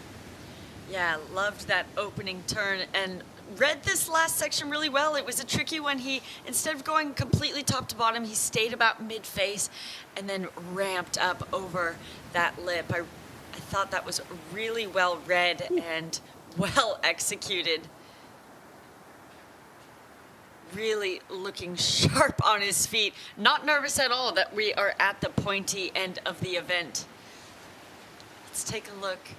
Nice slow-mo. Allows us to really appreciate the work that he did here. Going vertical, releasing the fins a little bit. And here, I love this read. He stays high because he sees this section coming up at him. Look at how much bigger that section is. So instead of going all the way to the bottom, potentially losing speed, he kept that speed mid-face, ramped up to the top, and came down over that section. Really tricky one to read, but executed it flawlessly. The judges are going to appreciate that. Yeah, pretty much flawless. Judges rewarded with an excellent number. He's got an 8 for that. So what do you got? A .63. Just a quick in and out prior to that, but a flat 8 for Dane Henry. What a way to kick things off. That is the way you want to kick things off, especially when you have Alonso and Jorgen Cousinet in your heat. You know, puts them on alert right away of going, oh, shoot. Yeah, well, what it also does is, for us as fans is it rattles their cages, which we love because we know they're going to respond big. Jorgen's been throwing down excellent scores throughout the rounds here. And both be well aware that Dane Henry has got that 8. They're going to be looking for similar sort of numbers with their opening involvements in the heat. A little more opportunity, which is 3 surfers in the water. So hopefully more sets to them, more opportunities. But what about Dane Henry? The way he goes out and competes doesn't seem to have any kind of weaknesses at all. You know, in one of our post-heats, we were talking, and I really appreciated some of the words that he, the insight that he gave us. And in talking, you know, Dane's a gold medalist here in the juniors under 18 last year. He was team captain for Team Australia. Outstanding record as a junior. But coming in here, you know, for me, going from an amateur to professional, it took me a couple of years to find my footing. You really have to learn how to mature your surfing, mature your heat surfing, your heat strategy, all of that. And he was onto that right away. That was one of the first things he said in one of our first post heats, is that he's been here working really hard on just maturing his heat surfing, his heat strategy, the way he times his heats, and it's been really showing. I mean, we're still in the main round here. We're in round 6. We're well and truly at the end of this event here, and he's performing like that at this level. It is outstanding. Yeah, he's been absolutely unbelievable and full of confidence as well. It's not quietly confident. It's not brash. Doesn't seem to have loads of swagger around the place, but you can see the self-belief. And that's because of the ability, really. He hasn't really had setbacks in this event either.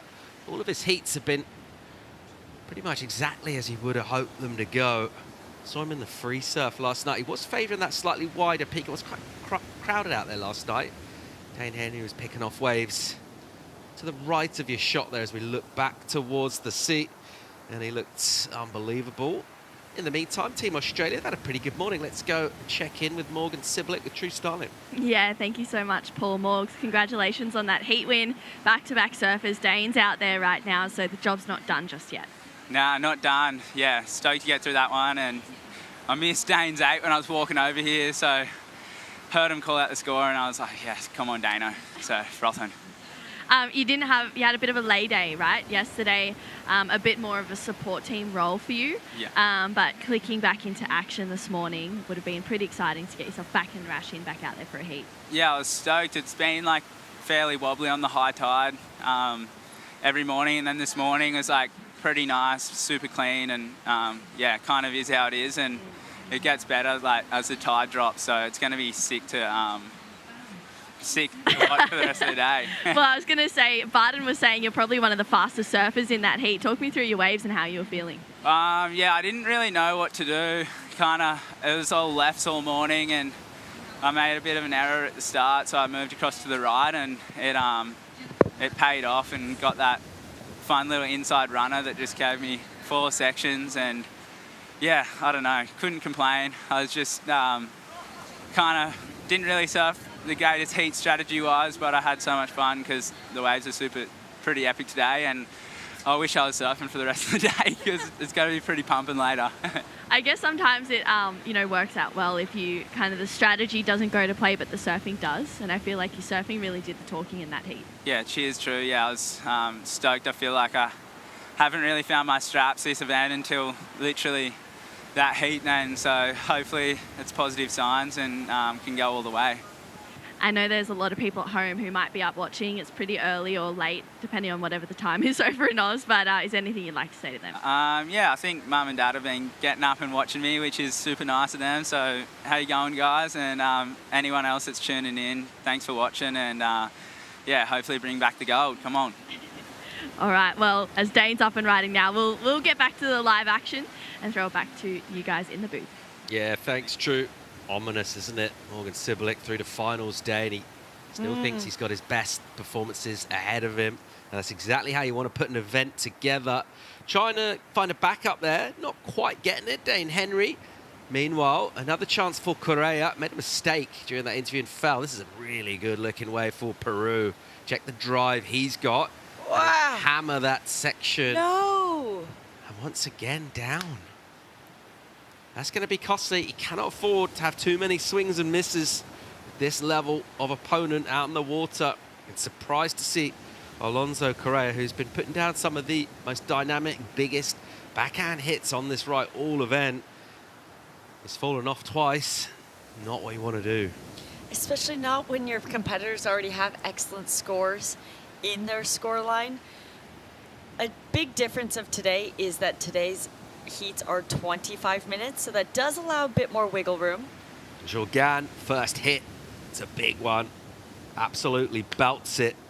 It's just that one initial turn for him. What he'll do is he'll get back to snaffle priority, just the one uptick, but what he really wanted to do was enter this heat with something significant. What happened here? Let's take another look at this from our straight on. Just released the fins, went for the layback, and it kind of seemed like his body, he just held too much water and lost too much speed during that.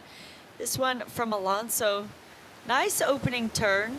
And this is where the money was really going to be made, but unfortunately getting bucked off at the end. This one from Dane, another nice finishing turn he does here. Love that style, love the little layback.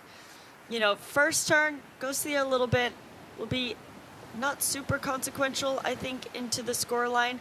This turn here will be definitely where most of that score comes from.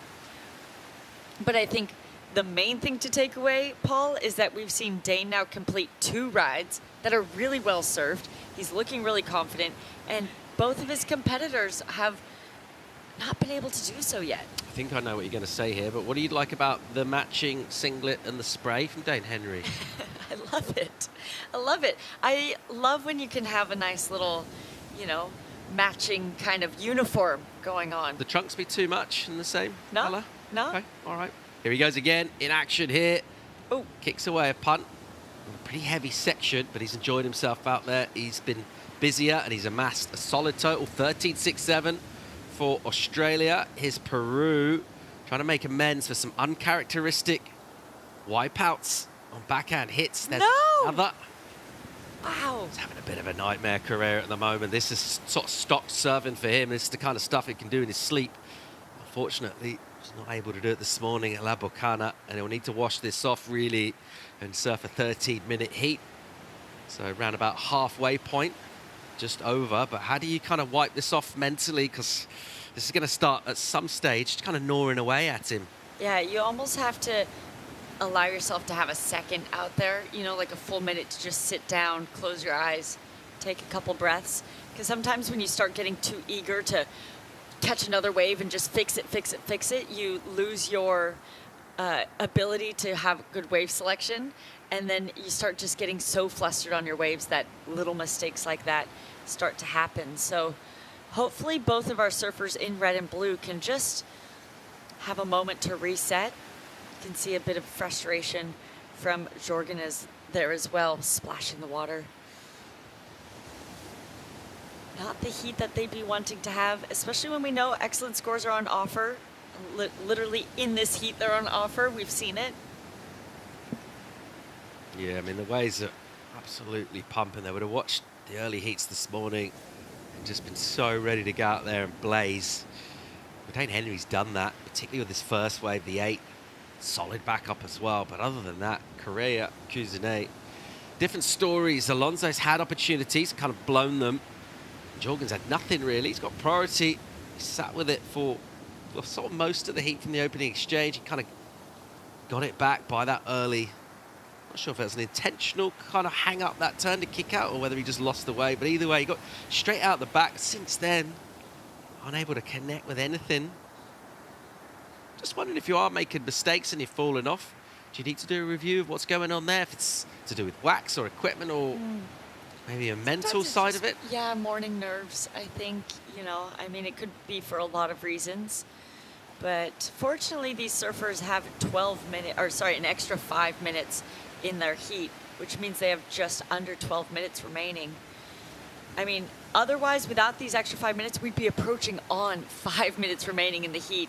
So I know 5 minutes doesn't sound like a lot, but look they have a whole heat still of opportunity. We have seen some surfers win heats without getting their first account open until 10 minutes remaining in the 20-minute heats. So this is where those extra 5 minutes really play into strategy and opportunity. Give you a little more wiggle room for mistakes as well and resetting and building. How good does it feel to be Dane Henry right now while the other two have got to stress and try and kind of relax and focus somehow at the same time, which seems like sort of opposing forces. He can just get out there and surf, find opportunities. If you see something that looks like a 6 or better, you can take it. Having a look at Les Bleus, team out of France, a classic youth and experience blend. And Jorgen Cousinet, 31, is the elder statesman in that team. Team Australia, similar kind of story. The teenagers, one of them in the water, Dane Henry, and the vastly more experienced Sally Fitz.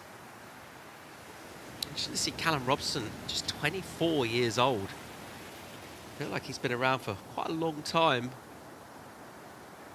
Already amassed tons of experience, still with a bright career ahead of him. Not in this particular event, he lost out yesterday. A frustrating conclusion to his event. He's looked great throughout. So many rounds went down yesterday in the repechage. You kind of blink, all of a sudden you're eliminated. Yeah, another frustrating thing for Team Australia, I believe Milla Brown has had to pull out after an injury that she sustained in her free surf yesterday. So I've heard that. We're waiting for official confirmation on that as we see blue. Ali, there goes Jorgen. Crucial way for him to get involved in the heat. He's done that. So not going that full talking turn and pushing real hard. just controlled surfing that will get him a mid-range number. Nice bit of panache to kick out the tail to finish. Much, much better from him. He'll paddle back out pretty quickly. He'll get in the lineup with about 8 to go. I reckon we'll see him connect with some more energy. So advantage to him in terms of that battle for second, if we assume that Dane Henry's pretty good in the lead with the excellent number, also with priority as well. And how good is this to settle that physical and mental tension for Jorgen? Yeah, he needed that for sure, not just for his score line, but also to just help his mind. This looks like Alonso up on the one right behind Jorgen and getting caught up again on the high line. Let's take a look at this one. Again, a little bit sticky on some of these turns, but you can see he starts to feel his flow a little bit more as we make it down this wave. So hopefully ironing out those things. That one looked great, looking a little bit more like what we know from him. Yeah, you think about intentions, Rachel. Amazing to see the difference between going out there and trying to smash 8s at the beginning of the heat. Both of these rides, it's dialed back. Great first turn, but after that, he's just making sure he finishes. Yeah, exactly. And trying to just make sure that he gets something substantial in his score line that he can build upon and start gaining momentum. Sometimes a heat can be so much about momentum. I'm absolutely baffled about what's going on with Alonso Correa. This is really uncharacteristic. He almost kind of pulled out of that turn as he went up to meet the lip. He just kind of did a little high line. Really I'm weird. curious to know if he's on a different board or if something's happened to his equipment that would have him feeling not like how we've been seeing him. A 5.33 for Jorgen, so that is a nice, decent one to finally get his campaign to open and now put a little bit more pressure on Alonso to actually start getting something. Yeah, the other thing it does, it kind of puts a weird number on Alonso because he only needs a 3.97. You think, okay, great, you got second priority, you just need a 4, but probably not going to stay that way. Jorgen's going to get another wave, so you don't want to surf to the requirement that you want, which is just something else, just slightly maybe not confusing for him because he knows how to surf for heat, but I think maybe in his own mind he'd be thinking, do I try and go smash it like I did at the start, fall off? Do I nurse it? That didn't work either on his last wave. Nothing's working at the moment. Oh, with 6.5 minutes, he's still absolutely for sure looking to just replace both of his scores. He's thinking, I have 0 points right now. He's not thinking that he has a 2.37 to build upon right now. He's going, I have 0 points. I need 2 good scores, and I'm trying to figure out how to get those. No, this isn't the North Shore. It looks like it. It does. It's absolutely dreamy as we fly above. This is Surf City, El Salvador. And once again, ruler edge lines with a bit of thump to them, connecting with that and a heavy, heavy section early on in the seat. Dane Henry, who flared it, kicked the tail out. He's got another bomb here. Look how much spring he gets at the bottom turn and just does so much. Similar wave to his first one. It's 2 turns, a great combo. I think the 5, 6, 7 could well be toast. I think so. And he's going to be way, way out in front. And this number drops in. He's had a great heat. Hasn't really put a foot wrong. The waves, the energy, he's been connecting with that. He looks like he's on fire. Wow, let's take another look at this opening turn. Just really feeling himself. Releases the fin, spins around, and re-engages. Let's take another front-on look at this one. Love that. Love the layback. Love the release. I mean, that is someone who has been feeling really confident and is in round 6. That's the performance that we expect to see from all of these surfers in this heat right now at this point in the competition. He's not going, oh, I have an easy heat right now because the other 2 surfers are struggling to get their scores in right now. He used that first priority on a great wave that came through and built upon his score line. I love to see it. Gets the improvement, 6.5. Big total for Australia, 14.5. Still 4.5 on the clock. First priority was with Alonso Correa. Absolutely crucial that he gets involved in the heat, put something significant up on the board. Dane Henry, from every angle, looks so impressive. Really dynamic maneuver as well. He loads up those turns. You see the sort of counter rotation he does with his body before he goes up to the lip, which just makes the turns look big and exciting. A little spin on a softer wave above the lip. He'll land that. And then he'll reconnect in here, going on a speed run down the line. And another punt. This one will be to a kick out. Now you can see he's just having fun. He's not necessarily surfing specifically to any one criteria. He's just trying to see what he can do, and he's enjoying himself. Team Spain there. Iago Dominguez watching on. And everyone loves to come and watch Dane Henry. He's an absolute showman. He's had the results, but also the performances. And he has been, probably have to say, the outstanding surfer throughout the rounds. Here's Alonso Correa, and he'll square up to a left. How do you like that decision to go forehand? Did he ride out of that long enough to... He was pretty quick to cut out of that one, which I know would be a timing thing. He has 3 minutes, but Paul, do you count that one complete? I felt like it was a little bit early. I think it was complete, but a little bit early to leave it up to question is not, I think, what you want to be doing in this situation. I think the judges have said no. Incomplete. The nightmare continues for Correa. He gets a 1 for that wave. Plenty more points on that as he stroked into it. And he's coughed up priority as well by taking that wave, which means Jorgen Cousinet can do this. Here goes Team France. Big section for Jorgen. He'll hammer that with a massive layback. And the French team, they'll enjoy that. They've been kind of waiting for that. Him to get a second score locked in. He's done it. Cowley Vast in full support right there. He just made it through his heat. And it looks like Jorgen is going to have a decent number on the ball. Just the one turn. I'd say some good foghorn stuff there. It's got a powerful larynx, that man. I was going to say, at every ISA event that I'm at, no matter what discipline it is, at longboard as well, the French team are the loudest in cheering. Every time one of their surfers is up, you hear them doing that, like exactly what we just heard from the team there. I was going to mimic it for you in the microphone, but... Win or lose? Still loud? Yeah. Even when they're going badly? Yep. All right. Well, usually doing it when a surfer like that gets kind of their feet back. Hammer time. Look at the speed he emerges with. Massive section here, Rachel. Yeah, wow. Just pivoting around that back arm. Love that. Bringing some style into such a powerful section. And rides it out, looks to the beach, shows that it's complete, shows that, all right, I'm back. It comes through as a 6.47, so puts that pressure on Alonso as a 9.43. Holy smokes. Wow. Now, I'm really interested about Alonso's one before. I mean, that was the first thing that we kind of started talking about what was it complete. I think it was one of those situations that he probably felt like he came down and he's feeling frustrated, needs to get straight back out there.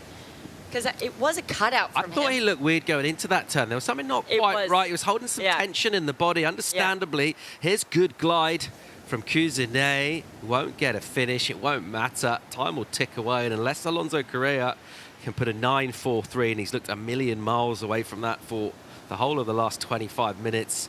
So, well done, Team France. And Jorgen Cousinet, you can see how much it means to him. Not a great start to that heat for him, just from waves, really, not being cooperative. And a great moment for Jorgen there, who's feeling the emotions.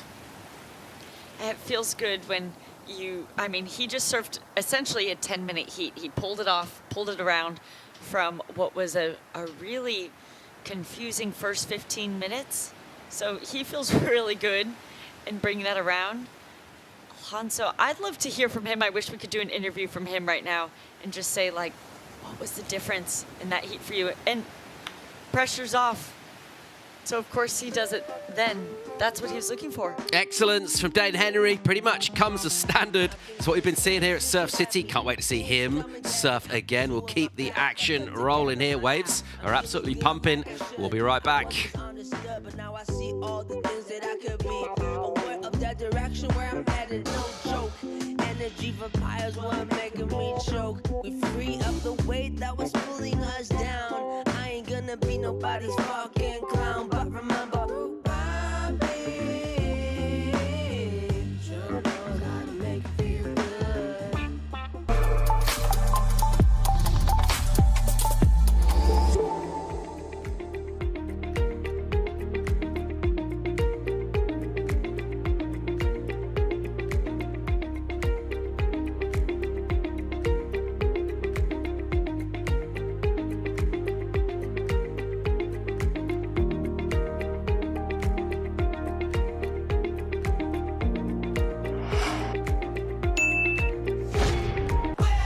Sueña en grande.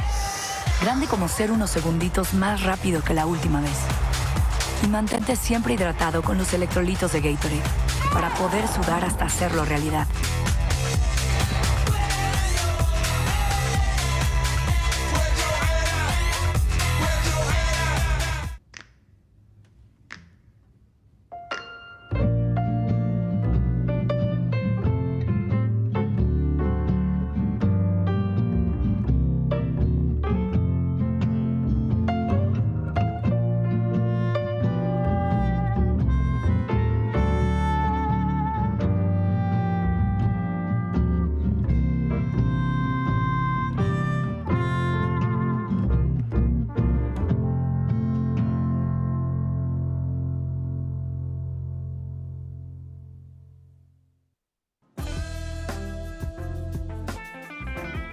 Welcome back to Surf City. Waves, they're pumping. Light breezes off the sea at the moment. A glassy blue ocean.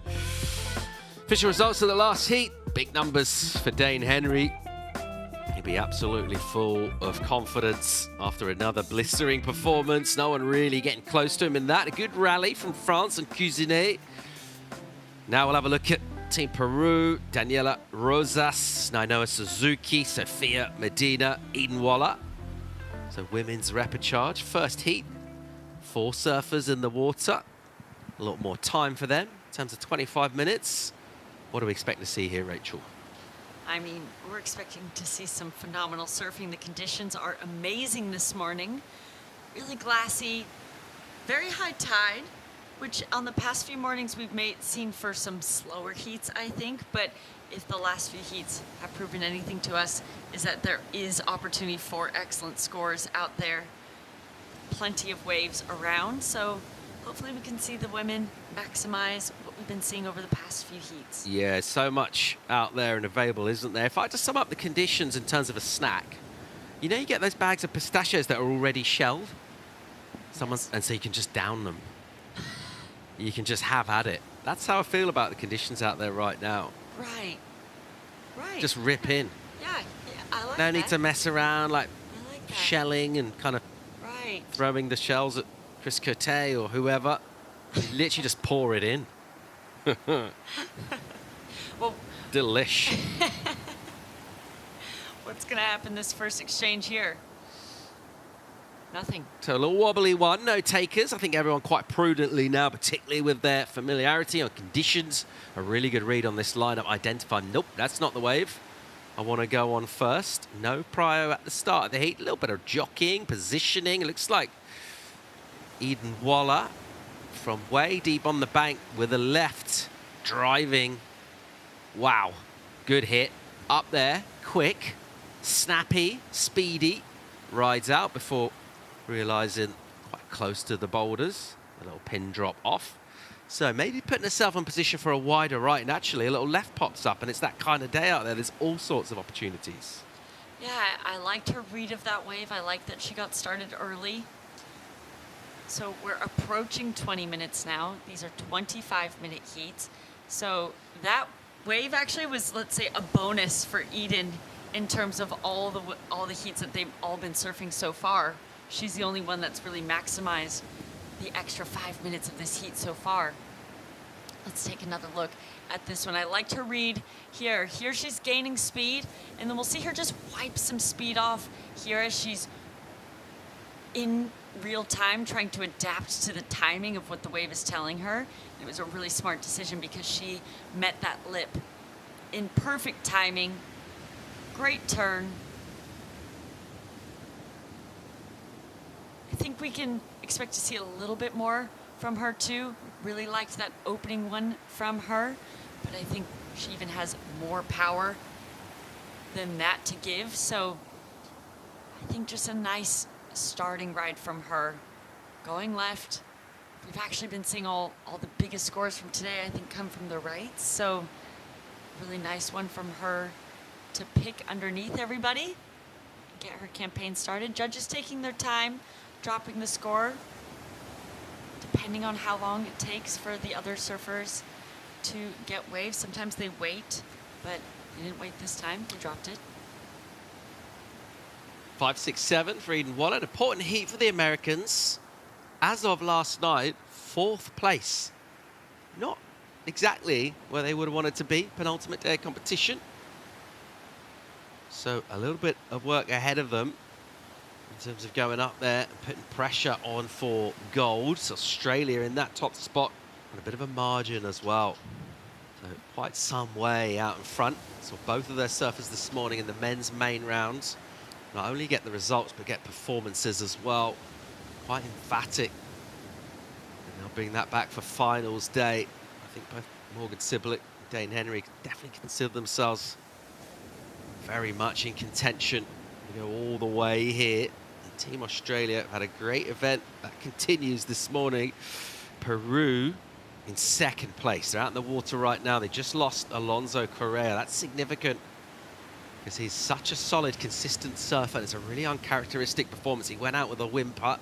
Let's see how Daniela Rosas can go to make amends for that. Team Brazil also in the water with Medina, the defending gold medalists, in 3rd place as of last night.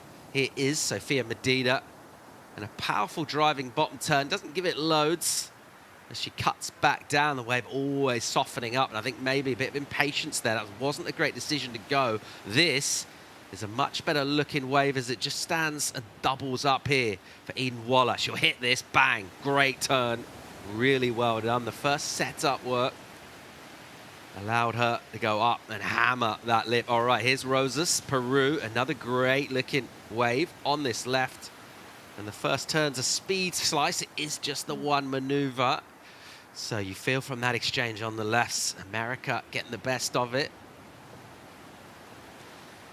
Yeah, I love Eden really utilizing her backhand there. Absolutely attacking the lip.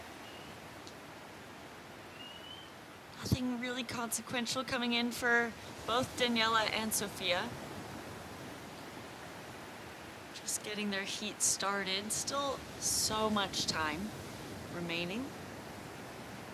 But it always feels good, Paul, when, yes, there's a lot of time remaining. Yes, the heat's just getting started, but you already have 2 solid rides in your scoreline like Eden does. Yeah, sort of snuck away, got the free hit for the 5-6-7, and then in a genuine exchange also definitely got the best of that as well. The better wave with much more sharper surfing, going up into the lip, nice and vert, not lateral at all. We're watching Peru with Rosas on a right, which is always just getting away from her. All right, here goes Suzuki. She's got a deadly backhand of her own. First turn's a bit of a placeholder turn. What's this section got for her? Oh, no. Gets it wrong and a mistake there. As she goes down, and that was points, and she could have got herself in the heat with a decent mid-range number there without really having to do too much. In the end, looked like she was just trying to totally oversurf that section. It's going to cost her. It's going to be a small number. So we've seen some errors go down out here. Maybe some nerves, maybe some fatigue will be forgiven for that. It is pretty grueling, but we're also seeing on the other side of that, Eden Waller look pretty deadly. Sol Aguirre, Team Peru.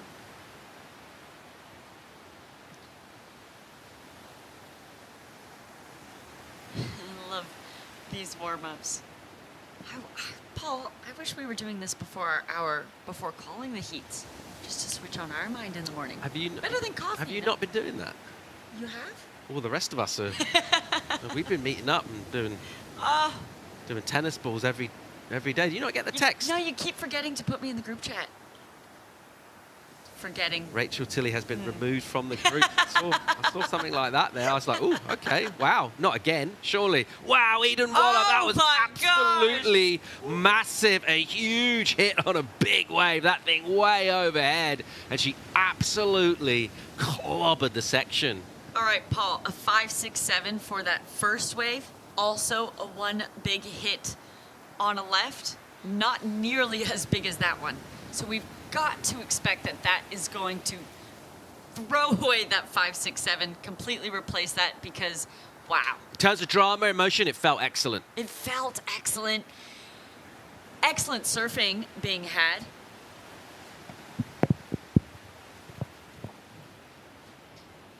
I'm looking forward to seeing where the judges go with that. I'm looking forward to watching it again. Front on. Bang. She read that really well. Had a lot more power in that turn than that first one as well, as we were talking about. Well-timed. Love that stylist. Just feathers the water with her hand. Goes up to the lip. That's a meaty section. She comes down in front with speed and power, and it goes excellent, Paul. Brilliant surfing, excellent surfing. Eden Waller is on an absolute tear here. 8 points for her scores. They're headed up, and it's amazing to see someone connect with so much flow with the lineup, first of all, and then with the wave itself. Speaking of excellent surfing, time to chat with Dane Henry. He's with True Styling. Yeah, excellent surfing straight away, an 8 on pretty much your first wave, Dane. That's pretty huge to start off that heat.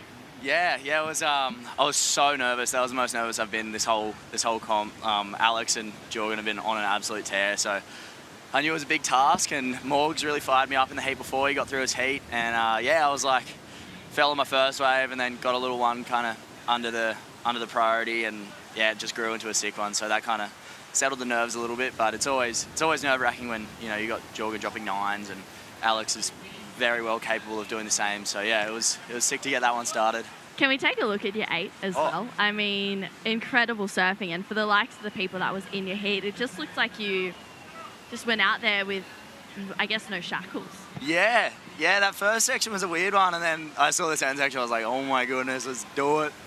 Bit of a free fall there, and I've been seeing everyone claiming, and the emotions are running high, and I was just like, oh my God, I really want to claim right now, but kind of been making fun of crew claiming, but it was a sick feeling.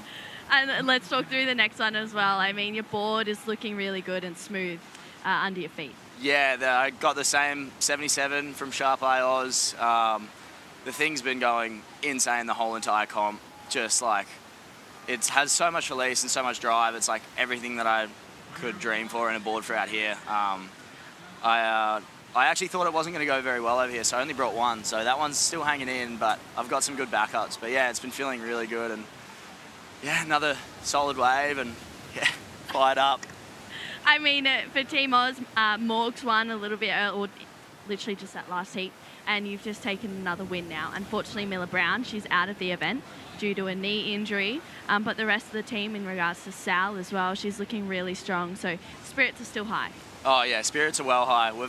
Momentum's a hell of a thing. Like, we've had it this whole comp. Everyone's been charging. Miller was so fired up to surf today, but she unfortunately she did a massive turn yesterday. She made it as well, and then when she stood up, her MCL was a past injury. She kind of flared up again, so we all thought it was kind of best for her to sit out today. She did us all proud. Absolutely love you, Miller.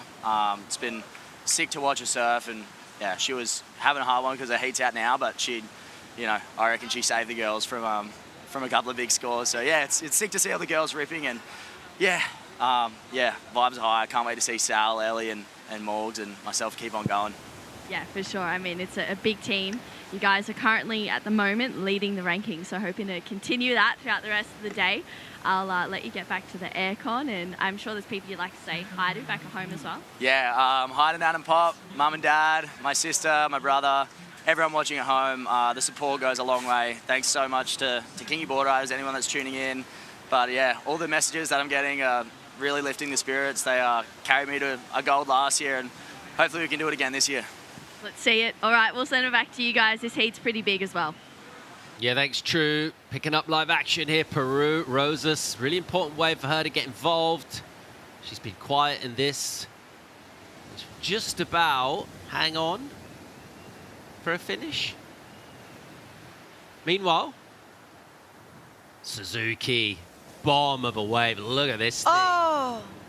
And that is not good surfing. Just heard Team Japan make that same noise that I just made out behind us, Paul. They are fired up. Yeah, can't afford to do stuff like that at this level, really. Not good enough. Meanwhile, big hit for Medina. Big section. Doesn't actually bang it hard, just kind of tickles it a bit. But because the wave is so big and powerful, it looks impressive. So interesting to see the height of the swell and the power very much on the come up overnight. It picked up a bunch. Let's have another look at Rosas here on the left, early on out the back. Yeah, still waiting for this score to come through. Great opening turn, nice and clean. Love this angle that we get to appreciate this surfing from. Utilizing her upper body, love that she decides to go a little bit farther out for that turn and wrap it around.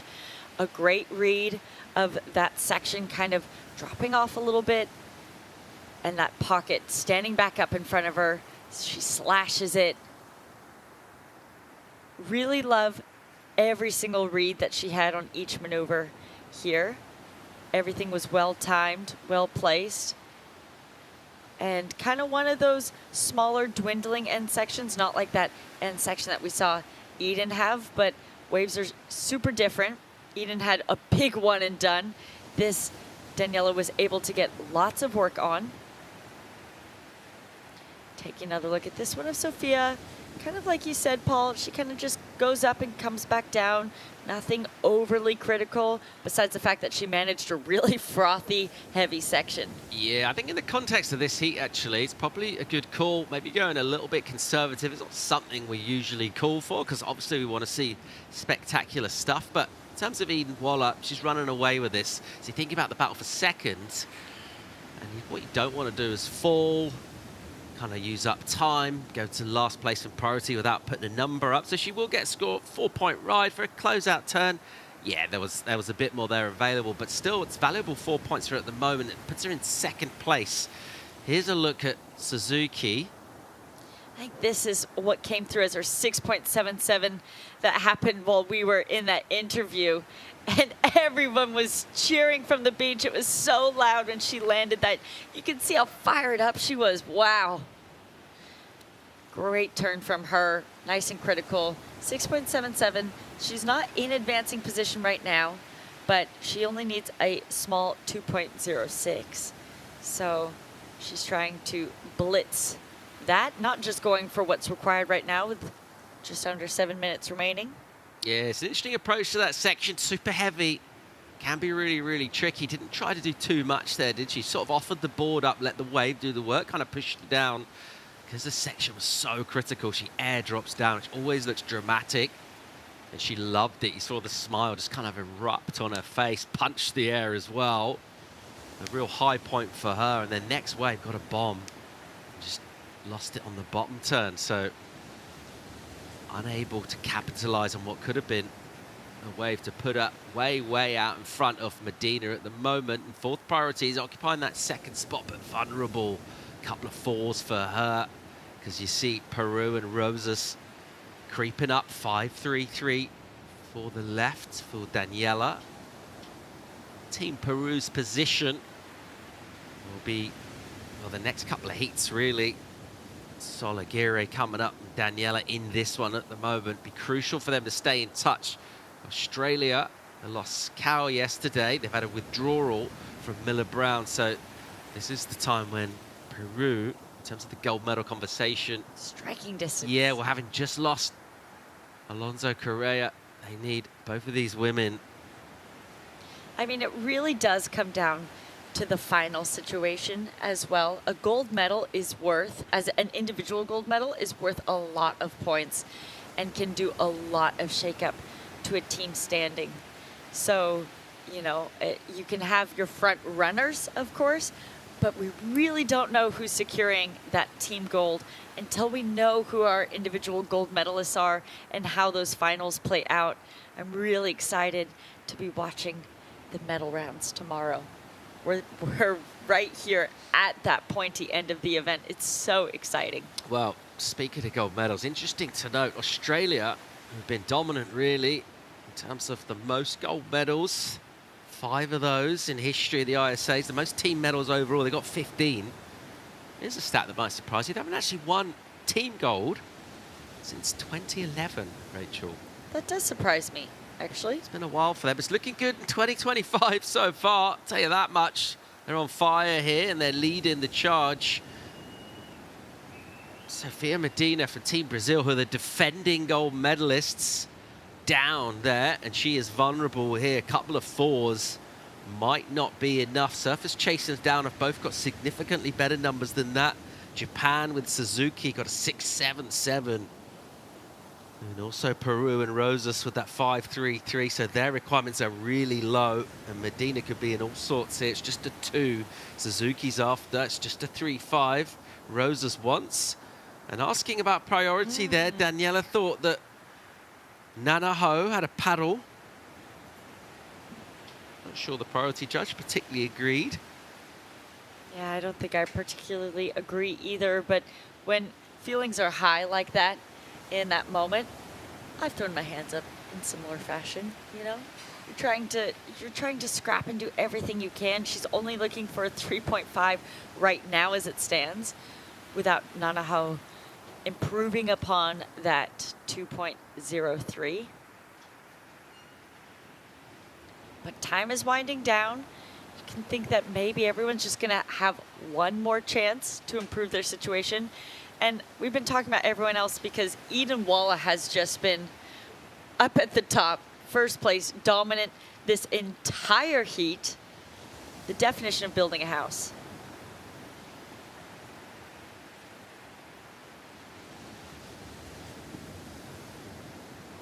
Yeah, what an incredible playing field we've got here at La Bocana. Rights and lefts, different peaks, scores coming up and down the wave here. Excellence in this heat on a left for Team USA. We've seen some rights go excellent previous heats. Here's Peru in a crucial wave, just looking for 3.5, almost stumbles. She needs to get this turn and does. And she's getting that score.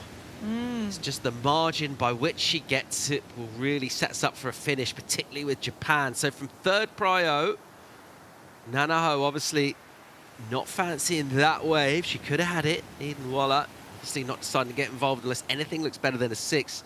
And Daniela Rosas just grabbing that opportunity with both hands, being busy on the wave, swinging. None of those turns were like life-changing type stuff, but it was pretty sharp, incisive surfing. Hang on. Quality wave here for Suzuki. What she got. Bottom turn is deep, top turn's good. As she bangs it and then banks around, back in, and still going onto an inside little adjustment. So the back foot go back and clicks it to finish. The team love it. She likes it too. Huge smile. Yeah, so Rosas jumped up with her last wave to second. That put the requirement as 3.33. That's coming for sure. Here's Medina looking for 5.28 now. Bogs the rail. She's not having a great heat so far. And this wave has got loads on it. She'll get the finish done, which was good. I'm not convinced about that first turn. No, she didn't get hold of it at all. Made a big mistake. That wave did have a 5 on it. Does she get there for that finishing turn? I don't see it personally. I would have thought after that first turn, maybe even just cut out and see if you could jump onto it straight afterwards and have a clean, complete ride. Anyways, I think that requirement will be increasing from that 5.28 because I think Nana Ho will be jumping into that advancing position and leaving Daniela and Sofia with scores to be required. Yeah, and a great reply after making a mistake having got a score, Suzuki, and then making an error on a good-looking wave. Good enough with that second priority to be patient, to make good decisions in the lineup, to wait for the real quality wave. And she found that. She's getting a good score, 5.73. She'll jump to second, crucial for Team Japan. They'll be absolutely delighted if it stays like this. Can Rosas have a shot here? Walla has priority and she'll use it, which will be good news for Japan. And a bomb for Team USA, who have won this heat anyway without this wave. But how about that for just a blocking and also a wave to bring it in for Eden Walla. I think Eden might be my new favorite surfer. That was incredible. And great heat tactics. Team USA taking out someone from Peru will do really great things for their overall standing as well. Smart for her to use that priority when obviously she wasn't in danger of losing her spot, but gosh, I'm proud of her heat tactics there. Yeah, lots of talking points. Not a great morning for Brazil. That continues. Medina dumped out of competition here. Lots of mistakes in her heat. We are seeing some nervy type of surfing. We're also seeing some brilliant stuff, some excellence from the likes of Eden Walla, Team USA. Another heat featuring excellent surfing. We'll keep it rolling here. Waves are absolutely cooking. And Surf City, El Salvador will be right back.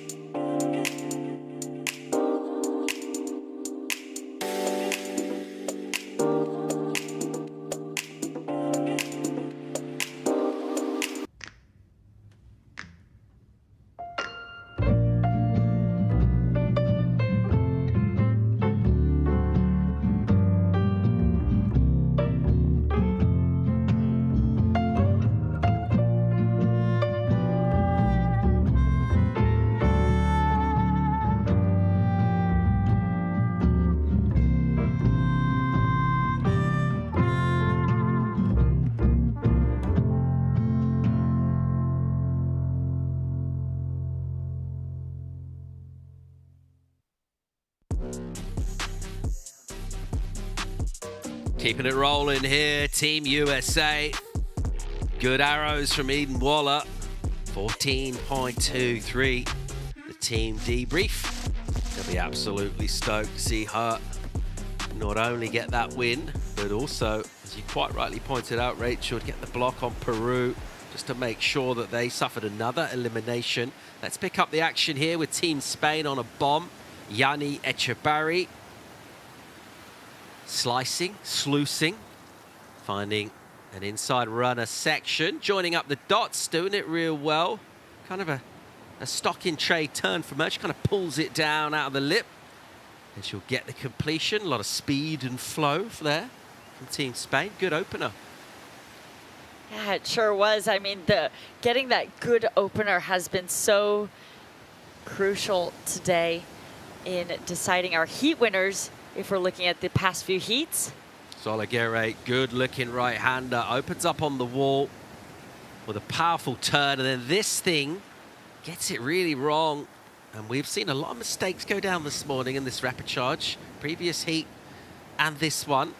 And from the men's main round even this morning. I mean, it just has me thinking, yeah, nervous. We heard from Dane Henry, even though he didn't surf nervous, that this was the most nervous he had been all week. And you just have to think as it's getting more crucial, more stakes, you're getting closer to being able to feel that medal around your neck. Yeah, I mean, if that's Dane Henry surfing nervous, it's quite scary what he'll do. I know. He is full of confidence. But yeah, we have seen maybe a bit of fatigue setting in as well. Sure. Yeah, I think that must be an aspect as well. All of these surfers, especially our Repechage surfers, competing in so many heats over the last few days. Janeri, nothing super consequential on that opening wave, but I think a really nice one for her to complete. Sol's first turn, again, not anything super consequential, and chooses the mid-face route on that one, and unfortunately was not the right decision because she gets deleted. Yeah, sort of pulled the punch, didn't she? It didn't work out at all. As we see Annette and Nadia from Team Spain. They're having a good giggle. They're enjoying the early work of their surfer. A 5-point ride for her. Back at it. Good fizz for the first turn. Sort of textbook forehand surfing on a running wave to go nice and vert. And then she'll crack the finish again. And from the get-go in this, down to business. It'd be another good number for her. She'll have a reasonable lead out there now. Just 3 surfers in the water. Unfortunate withdrawal. Miller Brown of Team Australia hurt herself and is unable to take to the water. So you'd have to feel with just 3 of you out there, an extra opportunity. And it's Echebarri that's taking it at the moment. Yeah, I mean, her first wave got awarded a 5.0, and I liked this one more. She was able to surf it a little less conservatively, a little bit more flair, especially in these final turns. Let's take a look at this one. Really nicely timed. Gets nice, low, and compact. Finishes it out strong, looking confident. And it does go higher, Paul. Gets the improvement. 6.83 for Team Spain. Yanire Echebarri, so good total in already. Close to 12 points for her without anyone else doing anything in this heat. Solagiri had an absolute bomb and kind of butchered the end section, really. And that may well prove costly when Laura Halp enters the chat. So far, quiet from the Brazilian. Can she make amends for what's been a pretty miserable morning for Brazil, the defending gold medalists here? In the meantime, let's go down and check in winner of the last heat, Team USA, with True. Yeah, Eden, I mean, that was a really back and forth battle. That heat was stacked. There was so much going on. How did you kind of maintain your composure? Yeah, I think I started pretty quick, so that helped a lot. I feel like it helps a lot when I do that, so I was stoked to get a quick one. And, you know, it's the repechage round. These heats are important. There's a lot going on. You got an 8 and a 6.23, which is how you want to end a heat, start a heat, as you said. Finding that time to just focus on yourself in that heat is really important, and it seemed like you did that well. Yeah, I was just trying to really, like you said, focus on myself and just think about doing my surfing and not trying to surf for the score, just trying to go out there and free surf. And the conditions are really fun. We woke up this morning, it's clean, it's glassy, there's a lot going on in regards to some really good quality waves. Yep. Do you ever get excited going into heats when it's like that and you're thinking, wow, it's actually pumping? Yeah, for sure. I feel like the last few mornings have been a little bit smaller, so when we woke up this morning, I switched my board, I was all excited, and now I'm riding a little bit bigger board. I'm like, okay, it's go time, let's go. Let's take a look at your wave as well. I mean, that was a crazy critical snap. You just went for it. Yeah, I was stoked to get that wave. I had already had a couple scores, so Sophia didn't go. She was a little bit behind the peak, and I got lucky that I was a little bit over and was able to get that wave. It's really nice when you're in the spot, especially in heats at the early moments. I know you've got a big day. You have another heat coming up. We'll let you prepare, maybe have an ice bath, get yourself sorted for that one, and hopefully chat to you again. Okay, thank you guys. We'll send it back to you guys. Yeah, thanks, True. Really impressive. Eden Waller, that section was massive. We talk about power surfing. Sometimes we think about stature and we think of people with that kind of big physique and how hard they're going to go. She's one of the probably smaller surfers. Yeah, not big in stature, but how powerful was that turn that she did? And that's just down to not only the skill, but also that mental power, that ability to back yourself to go up there and do the hardest thing possible, basically go upside down on your backhand into a pitching thick lip over rocks. Absolutely. I mean, it's on account of great technique, great fundamentals in the foundation of her surfing that then help build that mental game in order to look at a lip like that and know that she can attack it and ride out of it cleanly. So I really like everything that I'm seeing coming from Eden Waller at the moment. I'd say she is a really strong gold medal contender from everything we've been seeing over the past couple days and today. Here's Laura Halp. Good wave for her. Team Brazil in swing now.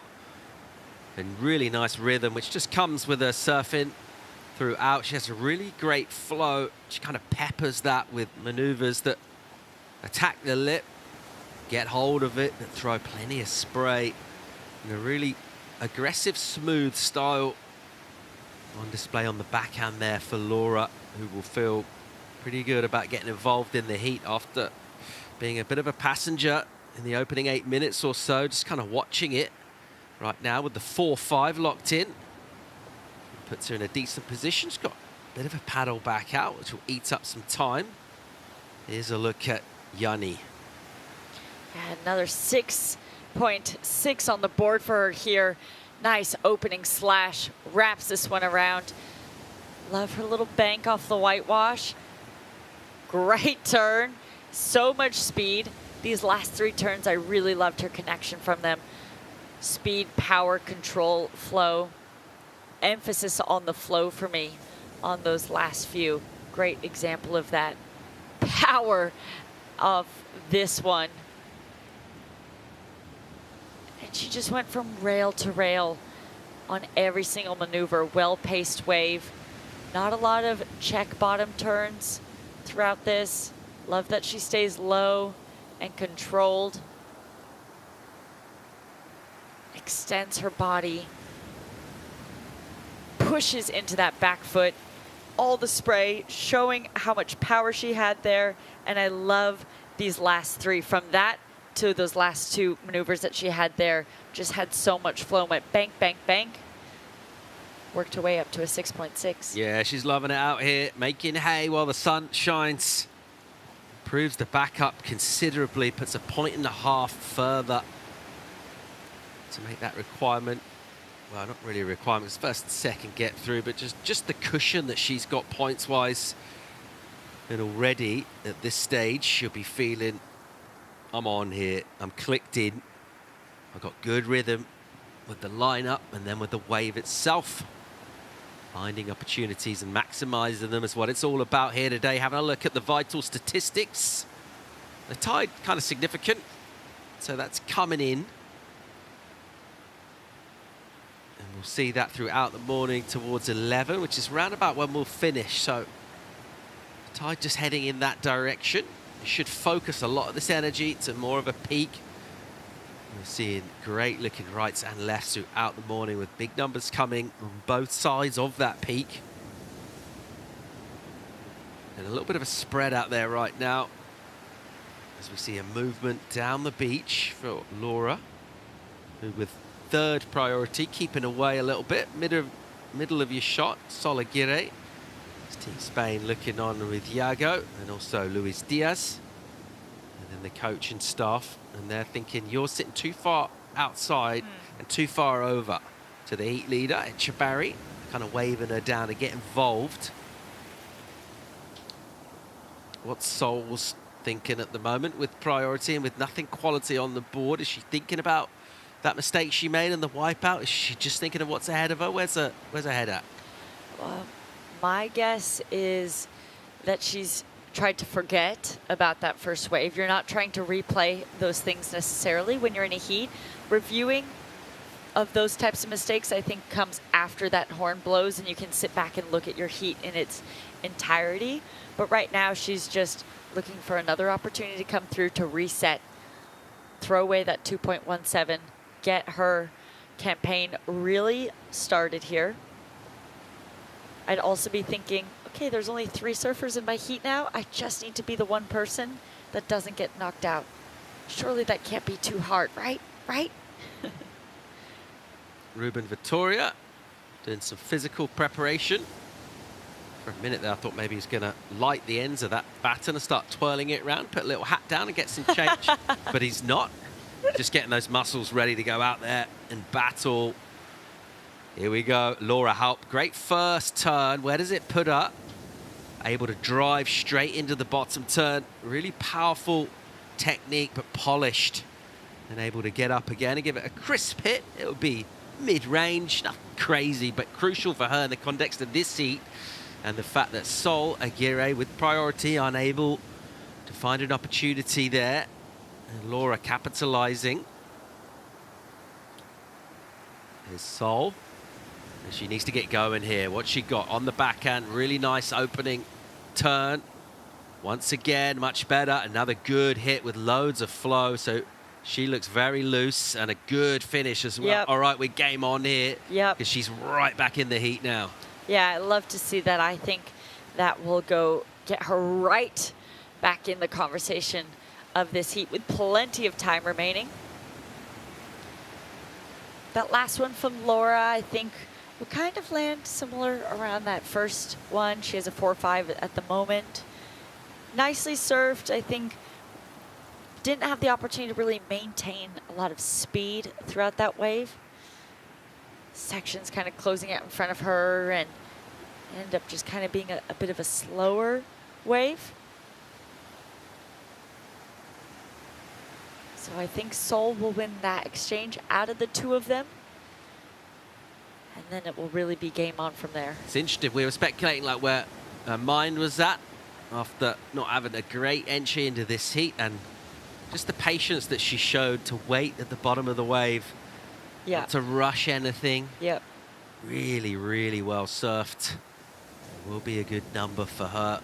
Made it look smooth, all joined up, no real downtime. Textbook backhand stuff really from Team Peru, and a number that will get her involved in this heat. 7-5 required to jump over the number of Laura Rapp and go straight to second. But even if it doesn't quite get there, you'd feel, you look at Laura Rapp's high score of the 517 and think, does that come under attack? I reckon it might do. Let's see where the number goes.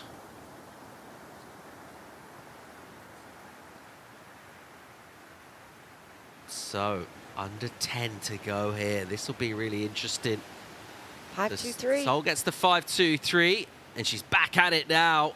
Good snap for her on a nice section on her right. Is another good turn. Super critical. You see that thing bowling out. She gets creative.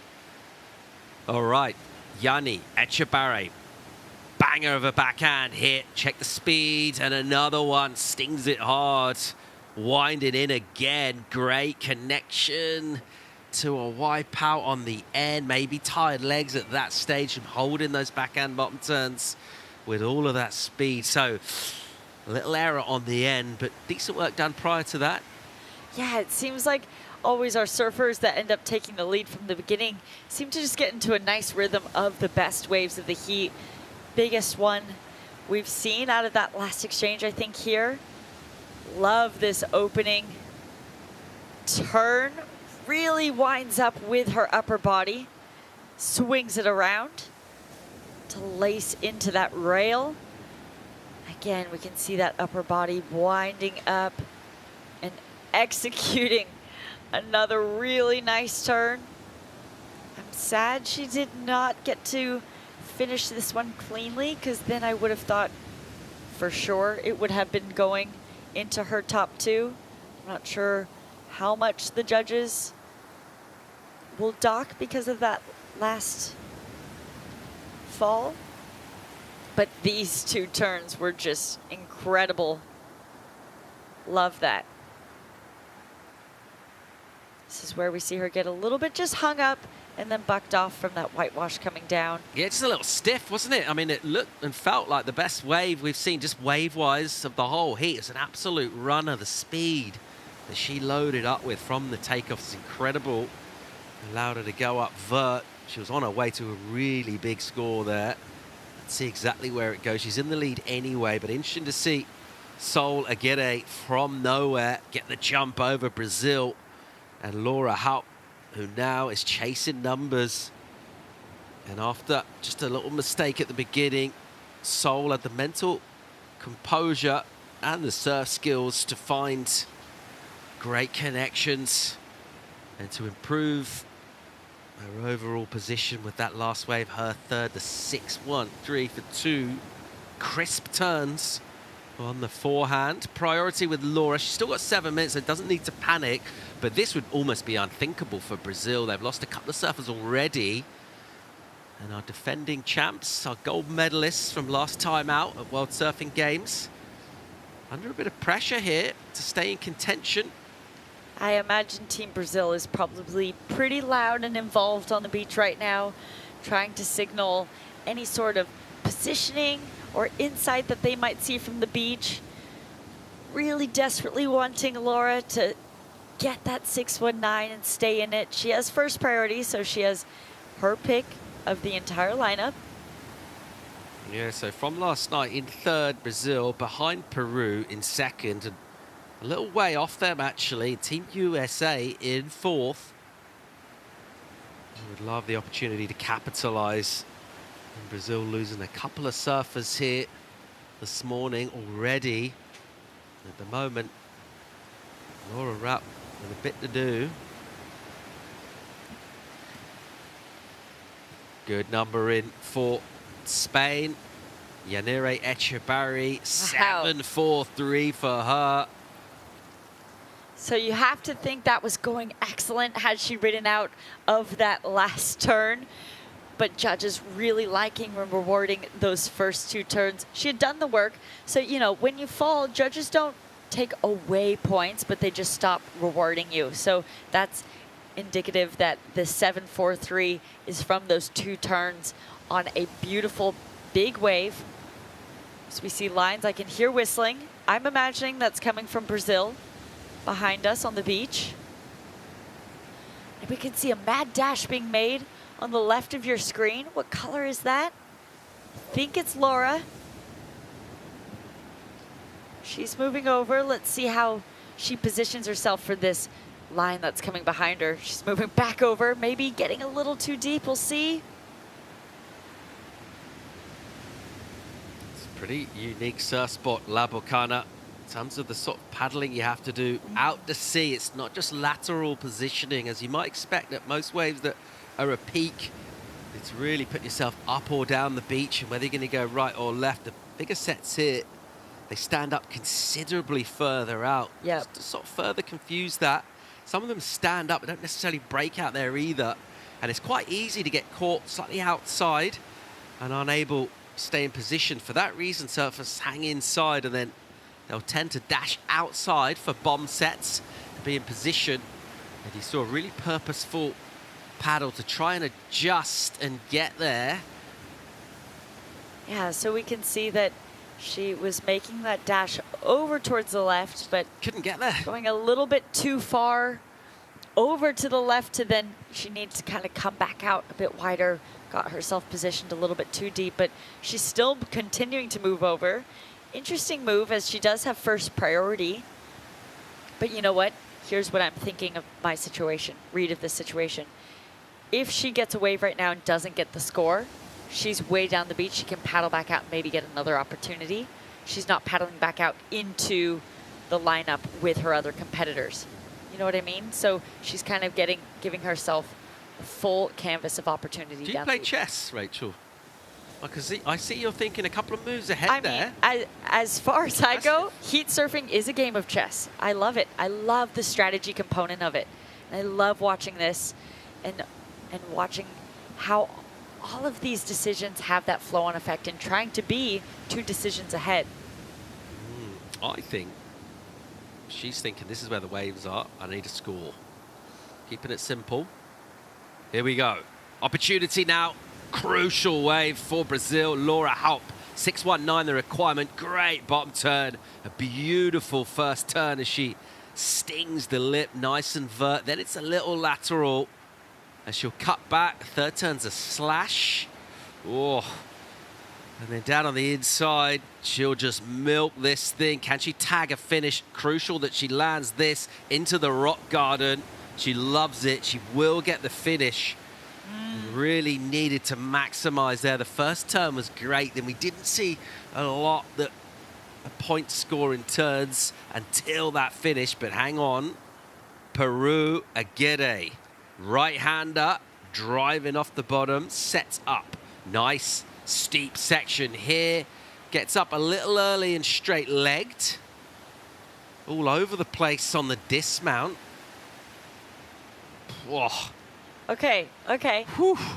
I really, really liked that score from Laura, or that wave from Laura. I think that's going to improve her situation. I think she's going to have time maybe to get back out there for one more, and she's down the beach.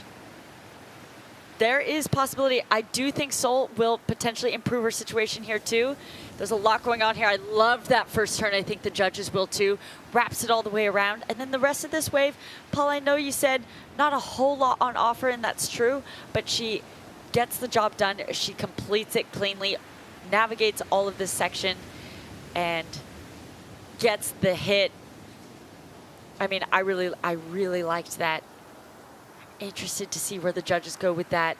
Let's see this one from Janeri. Yeah, as your heat leader driving on the forehand. Oh. Wow, amazing first turn from Echebarri. She just absolutely cracks the whip up into the lip again. She'll belt the finish. It'll be incomplete for her. All right, so Laura's score in a 5.63. She does improve her situation. She lowers that score requirement of 5.74. Will she be able to make it back out in the lineup in time? She's farther down the beach. We know neither of her competitors will be on top of her. Additionally, will Sol's last wave improve her situation and higher that requirement again? Oh, looks like Sol's been able to reposition as well. They're both far down the beach now. Final 10 seconds here. I'm not sure we're going to get any more surfing in this, so any sort of priority is inconsequential. The scoreboard is super consequential, and it is with Team Peru and Sol Aguirre. She won't get the, well, she'll actually get the same number as a backup score. It won't matter. Wow. And a shocker for Team Brazil. Laura Halp, one of the outstanding surfers all event, out of competition here. And it's been a terrible morning for our defending champs, and that continues as Laura Halp is eliminated in a 3-surfer heat. Great stuff from Team Spain. We'll keep rolling with the action here. Echebarri on a tear. Spain are pretty happy. More right after the break.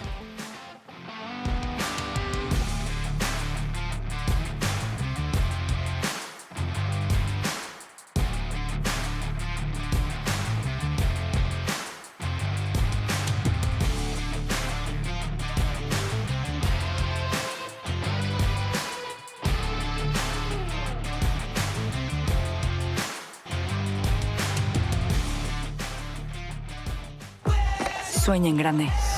Grande como ser unos segunditos más rápido que la última vez. Y mantente siempre hidratado con los electrolitos de Gatorade para poder sudar hasta hacerlo realidad.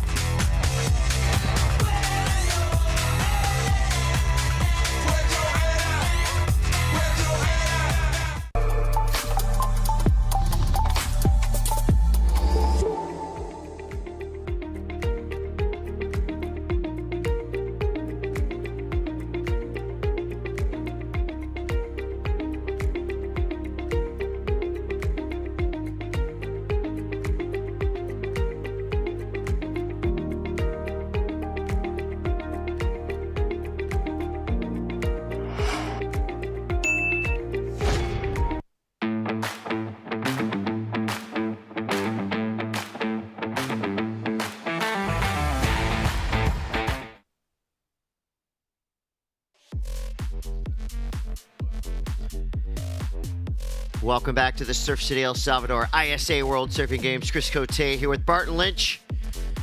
We're going to go ahead and send 3 of the best surfers in this event out in a Repechage heat. 2 of these surfers are going to advance through. 1 of these surfers is out. It's Repechage Heat 10, Round 10, Heat 1, Douglas Silva, Ruben Vitoria, and Kian Martin. Feels like we just watched this heat, doesn't it? Yeah, well, we've watched those surfers lose in the main round, down to this repechage round 10 of the event. Wild times. And all 3 of them been in exceptional form throughout the event. Great surfing, great competing. And this is going to be a smoker too. 25-minute heats today, an extra 5 minutes. Little added bonus for our surfers as we see a 2.83, the first to drop. But this guy, let's see what he does for Brazil, Douglas Silva. Dropping down.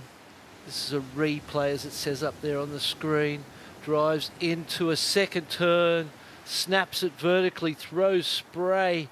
You can just see by his face, he's enjoying this. He's deep in these turns. Into the closeout. Third one. Beautiful style, control, but still radical. Great starter for Brazil. Oh, strong.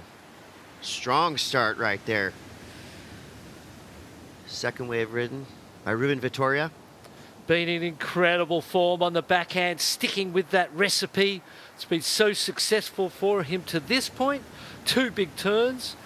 I wonder at a point, do you start thinking as a judge, oh, I've seen that. Okay, I've seen that before. Although it's exceptionally radical and exciting, maybe they never get to that point. If it ain't broke. Yeah, well said. 21:30 to go. Let's go down to True Starling, standing by with the winner of that last heat. Yeah, thank you so much. You know, that was a really good heat. I mean, you started off really strong. There was a lot going on in regards to a bit of a seesaw, but coming out on top would feel really nice. Yeah, I feel really nice, especially after yesterday's heat that I was a little bit sad because I didn't show my surfing. So yeah, I'm super happy to be here and to be in the contest still. And I think as well, representing Team Spain to the best of your ability. Let's take a look at the 7.43 and the 6.83. I mean, really incisive surfing. Yeah, it wasn't my idea to get right. I was focusing on the left, but I got right and I made it the best I can. And yeah, I'm really happy and I don't know. There's a lot going on. You're tired. Yeah. You've got another heat today. I mean, with surfing like that, you'd be pretty happy to be moving into that next round for sure and keeping the dream alive for Team Spain. Unfortunately, not unfortunately, but you know, you're the last female surfer for Team Spain right now. Yeah. So you're doing the team really proud. Yeah, I want to represent Spain and Basque Country the best I can. I just want to be like in the top. I just want to put Spain in the top in the rankings. And with me and Ruben, I think both want to like show our surfing and hopefully be in the final and go to middle. Ruben's out there right now as well. He's actually up and riding on a wave. Yeah. You know, he's been on fire this whole event so far. Yesterday was a huge day for him, so the whole team seems to have a really great morale, and you guys are really supporting each other super well. Yeah, we have a really good team. Everybody is young, so we are like in the same vibe of the life, and we do a really good team. We are like a second family for us, so I'm super happy and really thankful for them. Well, I'll let you get ready for your next heat. You'll be out there pretty soon. Yeah. And we'll send it back to you guys in the booth. Eskerrik asko. Thanks for that, True. 19:30 to go. Douglas Silva in the lead. Born and raised in Ipojuca. His favorite break, Boret Porto de Galinhas. He's on that Joca Seco surfboard. And he is your 2024 Brazilian champion.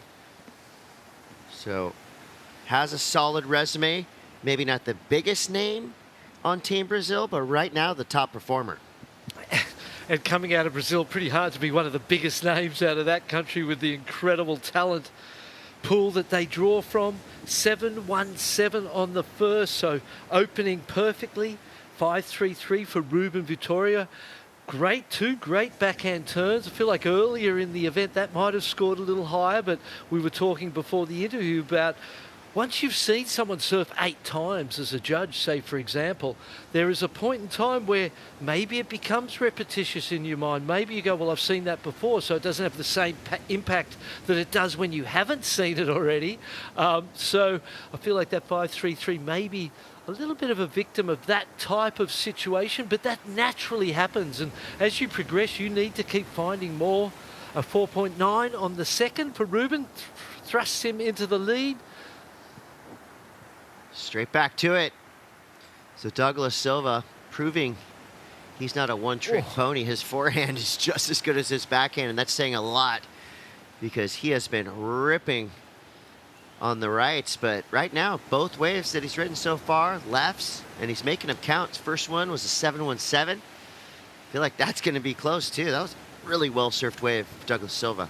Only looking for a 3.06 to go into first place again. He's got the best opening ride, wins the opening, and it's going to be better than the 4.9, I imagine, the second score of Ruben Vittoria's as well. Still waiting on a score to come in for Kian Martin. Incredible competitive heats here, so even. Look at this beautiful left. Nice little left wedge. Big snap to start for Vittoria. Another huge turn. Throwing the tail out there.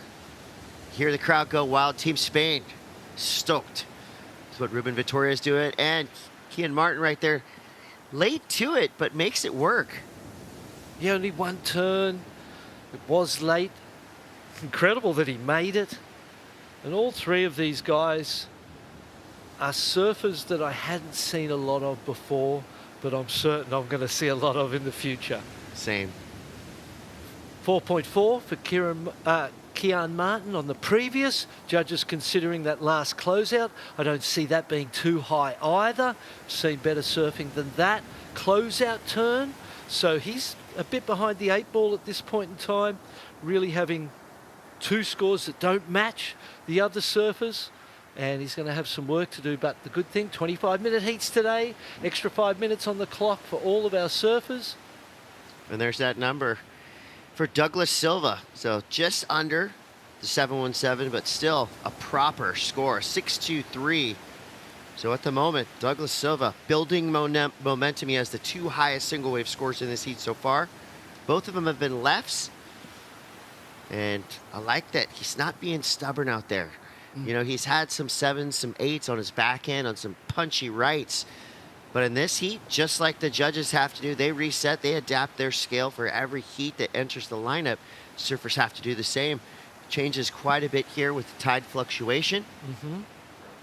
Tide's starting to drop now pretty quick. Dropped a lot since we started this morning, drawing out, but that's had no impact on the swell, the consistency of the swell. Third score for Kian Martin, a 4.4, so matching a couple of 4.4s. Neither of them as good as the 2 scoring rides of first and second at this point in time. So for Kian, 15 minutes to go, he's got to start again. Well, this is a big heat for Team Brazil because we just got updated team standings. Now, this is after the round of 8 repechage for women. As you see Silva ripping his way down the line, adding some much needed points to Team Brazil. They've just dropped in the standings down to 6th place.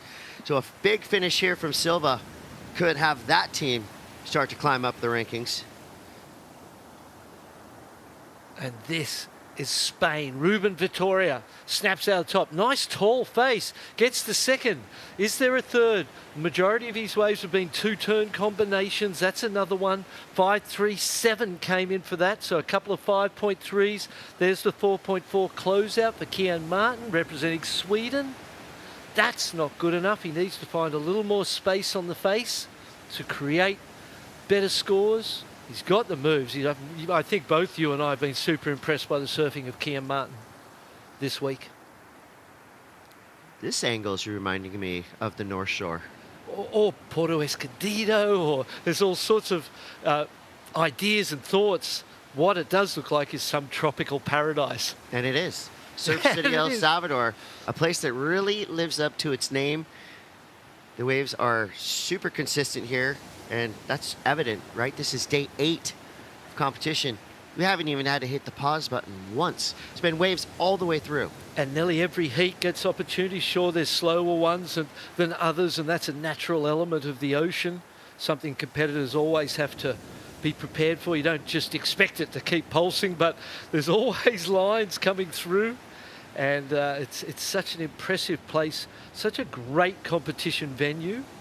I would love to see a WCT in these type of waves. We see them on those perfect points and performance becomes a little repetitious. Here's like a beach break style wave over rock, over river stones, cobblestones. Look at all these peaks too. Yeah, there's so many peaks and there's so much action. It's a great venue, particularly for the format that we run in these ISA games. No better. And look down the bottom there. The significance of this event being highlighted. So basically, you're not only fighting for individual medals, team medals, but also the best possible seed you can get for your team for the upcoming 2026 ISA World Surfing Games. That'll be the first Olympic qualifiers we head towards LA 28. Literally, it's right around the corner. I mean, sound on paper, it seems like a long ways away, but you know it's going to be here in flash. Yeah, that's the way it is, isn't it? The more you fit in, the more fun you're having, the faster the time seems to go. So if we keep living this dream and keeping the joy in our hearts, it'll be here tomorrow, as you said. And again, next year's ISA World Surfing Games, the start of that Olympic qualification for LA 28, and heading down to Lowers for that particular event. That's a skate park and a half, and going to see some high performance surfing. The last event was in Tahiti. Before that, we were in Japan. So the third cycle of the Olympics, again in a completely different venue. So the world get to see a whole different style of surfing after what they got to see in Tahiti. Yeah, it should be interesting. You know, I'm sure there's a lot of surf fans out there that basically found out about surfing through the Olympics. I mean, obviously the sport's been around for a long time. It's a globally recognized sport. But, you know, we're still getting new fans every time we showcase it. So I like that point that, you know, Olympic surf fans got to see the gnarliest waves in the world ridden. Now they get to see the other side of it, the fun size waves, the skate park waves. Exactly. People will be flying in the air, and it'll kind of resonate like gymnastics to the non-surfing audience at that point. And I'm sure, you know, we were together in Paris, and I'm sure you got those text messages as well from people who'd never watched surfing before, and sending texts going, hey, you guys made it so interesting. I've never watched surfing before. I love your sport. And that was really what touched me, was the fact that we touched people who didn't know what surfing was or what it was about. And the ethos of the ISA, the slogan, the catchphrase, what we live by, is to make the world a better place through surfing. And we all believe that surfing has so much value inherently in the ethics and the morals and the values that we carry as surfers, that it's a great thing for the rest of the world to understand and embrace as well. I love it, Barton. Thank you. Got me fired up. And watching all this surfing, you know, not only does it make you want to surf, does it inspire us to want to go surf, but we can surf better by watching all these unique, eclectic styles, some of the best surfers in the world. Here's one of them, Douglas Silva, flying down the line, up and into a huge section. That was a force of nature. Douglas Silva hammering that one. Here we go. Martin now. First look at a right-hander in this heat. Big carve there to start. Nice and fluid down the line. Oh, late hit on the third snap, and he goes down. This is a repechage round. That means third place surfer is out of this contest. There's Team Sweden trying to will some waves and some energy out to Kyan Martin. He's doing okay, 4.4 and a 4.4, but that's not enough. And that was a really nice wave, but I think from the position of the takeoff, he was a little behind, had to be patient for those first sections. And once you're in that position, you feel like you have to make up. You feel like you've got to do something to get that back. And here's what he missed. You see the time it took to get to that first turn. And again, it was just a basic snap, essentially. That was good. It stood up tall in front of him. He needed to get up there just a little bit earlier. And I feel 4.33 comes in from the judges. I feel like we're feeling a little bit of fatigue in the performance from Kyan Martin. Yesterday was a massive day for the surfers in this repechage round. A lot of them surfing 4 times, and it's not like it's a free surf and you're taking your time. You know, 20 minutes, you're racing, you're sprinting for that 20 minutes. Vittoria now, his backhand, cranks it off the bottom, straight up into the lip. Solid backside surfing here. The representative of Team Spain. Spain right now sitting in the top 5 of the overall team rankings. Brazil just got knocked down to 6th place before this performance from Douglas Silva, so this will definitely help that team. Pretty tight up top on the overall team standings. Here we go. Bear witness to the powerful backhand of Douglas Silva. Goes for the grab rail, lay for it into the barrel, gets eaten. Yeah, nice attempt though. He wanted to hit it, didn't he? But it was just too much. It was critical. It was a big set wave. That first turn was insanity. He's a beautiful surfer, isn't he? He's just got such great style and technique, and continuing the legacy of the Brazilian goofy foots, redefining performance surfing. He's over 6 foot tall too, and that wave was double overhead. Starting to pump out here yet again. La Bocana showing us why this is a premier. Oh, incomplete again. Stuck in the fours, Kian Martin. Ruben Vittoria too, we're seeing the same thing. I wouldn't mind Ruben going to the right for a change. Just something, the 2-turn lefts have got him trapped in that 5-point range as well, because we've seen so many incredible backhand re-entries from him through yesterday and now this morning as well. And at some point you need to mix it up and show the judges something different just to keep them excited by you. Kian Martin, nice little snap there. It was going to be a good 2-turn combination. Again, really late to the lip, and as he hit the lip and was coming down, the whitewater was coming up at him. Look at that beautiful first turn that you referred to. That was amazing. Here it is, front on. Look at this beautiful backhand snap out of the top, speeding along, trying to get in front. Goes, oh, there's no options here. He could have got barreled. Maybe that layback was the wrong choice, and it was more a traditional pig dog. He could have sped through and doggy-doored out of that maybe. Well, he's going to get some credit for that huge backside hanger. And that wave grew down the line, didn't it? Right when he dropped in, it was pretty big. And then when he went into his bottom turn, it looked like it lurched up a couple feet into a double overhead range for a 6-foot guy. I mean, that tells you 12-foot face. Yeah. I'm not scared to call it 12 foot on the face out there. There's some big faces out there as we see the team points at the end of the day yesterday. So a lot's happened today, a lot will happen today to influence that, but Australia been in strong form right from the start. Peru, super consistent and right there. Quite a drop down to the USA. Spain, or Spian, as we could call it if we wanted to. Yeah, bad news for Team Brazil as well. They just lost 3 surfers in the span of 5 heats. Sofia Medina, Laura Raup. Tough day for Brazil and the women. They are a reigning gold medalist as well. Well, don't tell that to Douglas Silva, because he is going 150 miles an hour down the line around a big old section. Gets up into it with a turn. There's that deep bottom turn slash combo for Silva. Beyond vertical on the inside, but he goes down. Looking to improve on the 6-2-3, so that's why we see the attacking surfing from the Brazilian. There's a big buildup of excitement on that wave, and then it kind of just kept running away from him. And once those first 2 turns were just wraps, it was like cut out of it, mate. Just get back out the back. You see flying along here.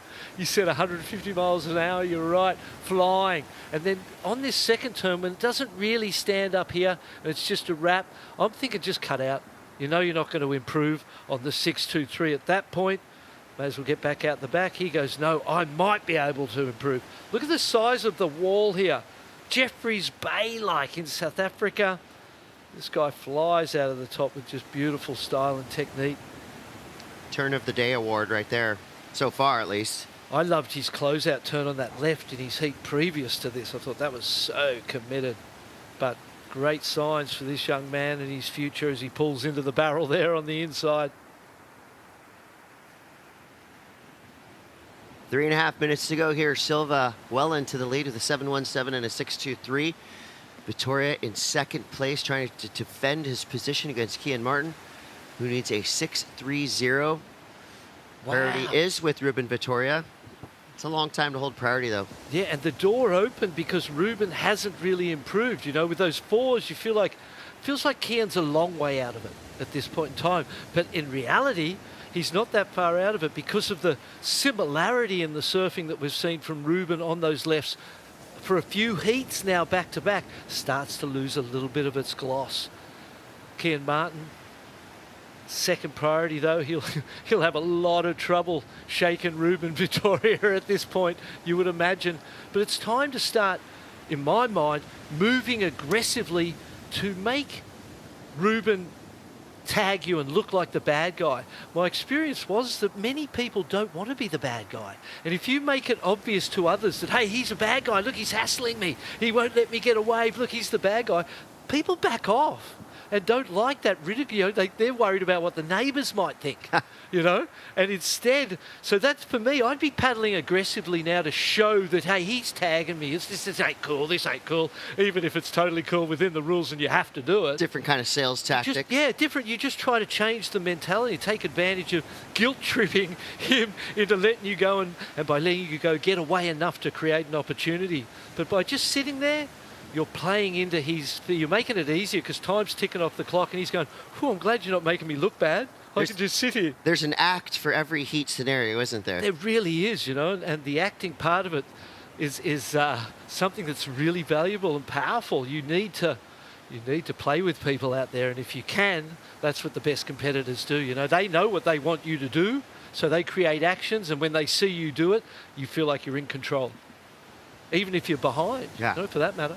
Well, study the masters. Gabriel Medina comes to mind when it comes to a surfer that knows the rule book front to back, and not only does he have an arsenal on the waves, but he knows exactly what to do in the lineup. Here we go, Ruben Vittoria. You know what? I mean, I know we've seen that turn a lot before, but it's not getting old for me. First turn was nice and crisp. Second turn, kicked that back leg out, added some extra flair. Most likely going to fit somewhere maybe between that 5.37 and that 5.33. It might even go beyond that. Yeah, he might improve a little. Both were critical, weren't they? And it didn't taper off as like other ones had, which always kind of is a bit of a downer from a judge's perspective. Will the surfer now with first priority and 40 seconds on the clock, will he get another chance first and foremost? What will he need? Judges considering that last score. It does feel quite similar to a lot of the surfing we've seen. So it's somewhere there. It's a score of consequence. Whether it counts or not, it's still a score of consequence. It doesn't count. It's a 5.27, just below. Good judging here today. All right, here goes your surfer in green. Booking over to this left-hander. Kian Martin needs a 6.30. 13 seconds left. Quick look of Silva. Martin gets up before the buzzer. Here we go. Cranks it off the bottom, straight up into the lip. Has to settle for a nice carve. Second turn, better. Well, is there a fourth in there too? Okay. 6.3 is the ask. Going to make it interesting. Think about that last score from Ruben Vittoria.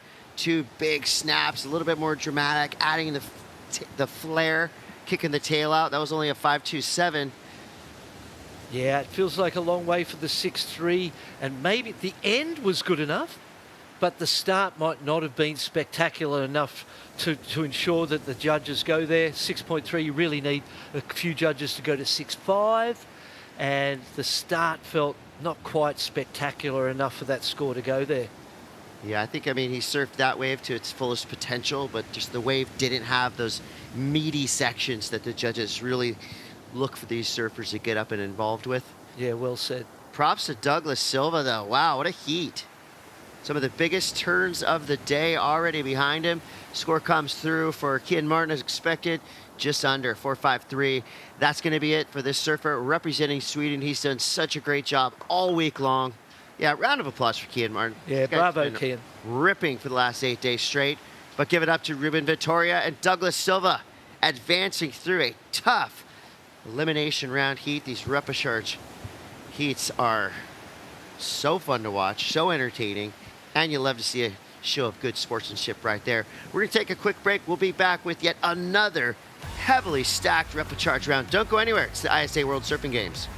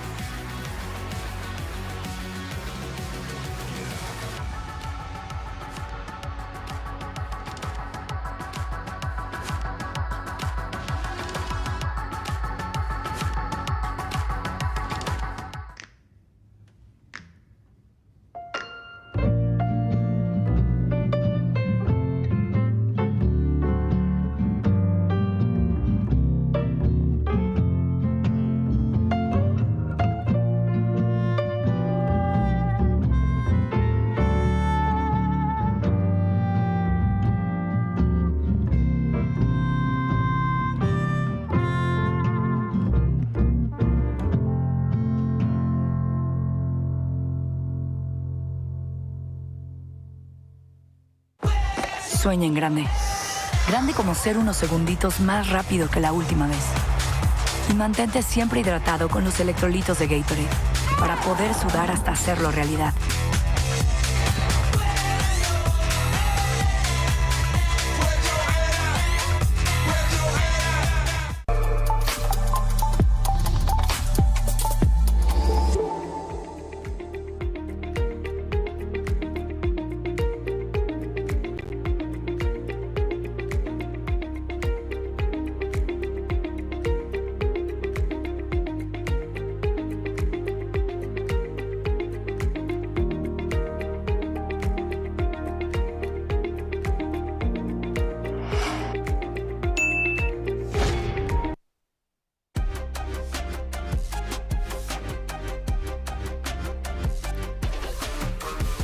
We're back at it.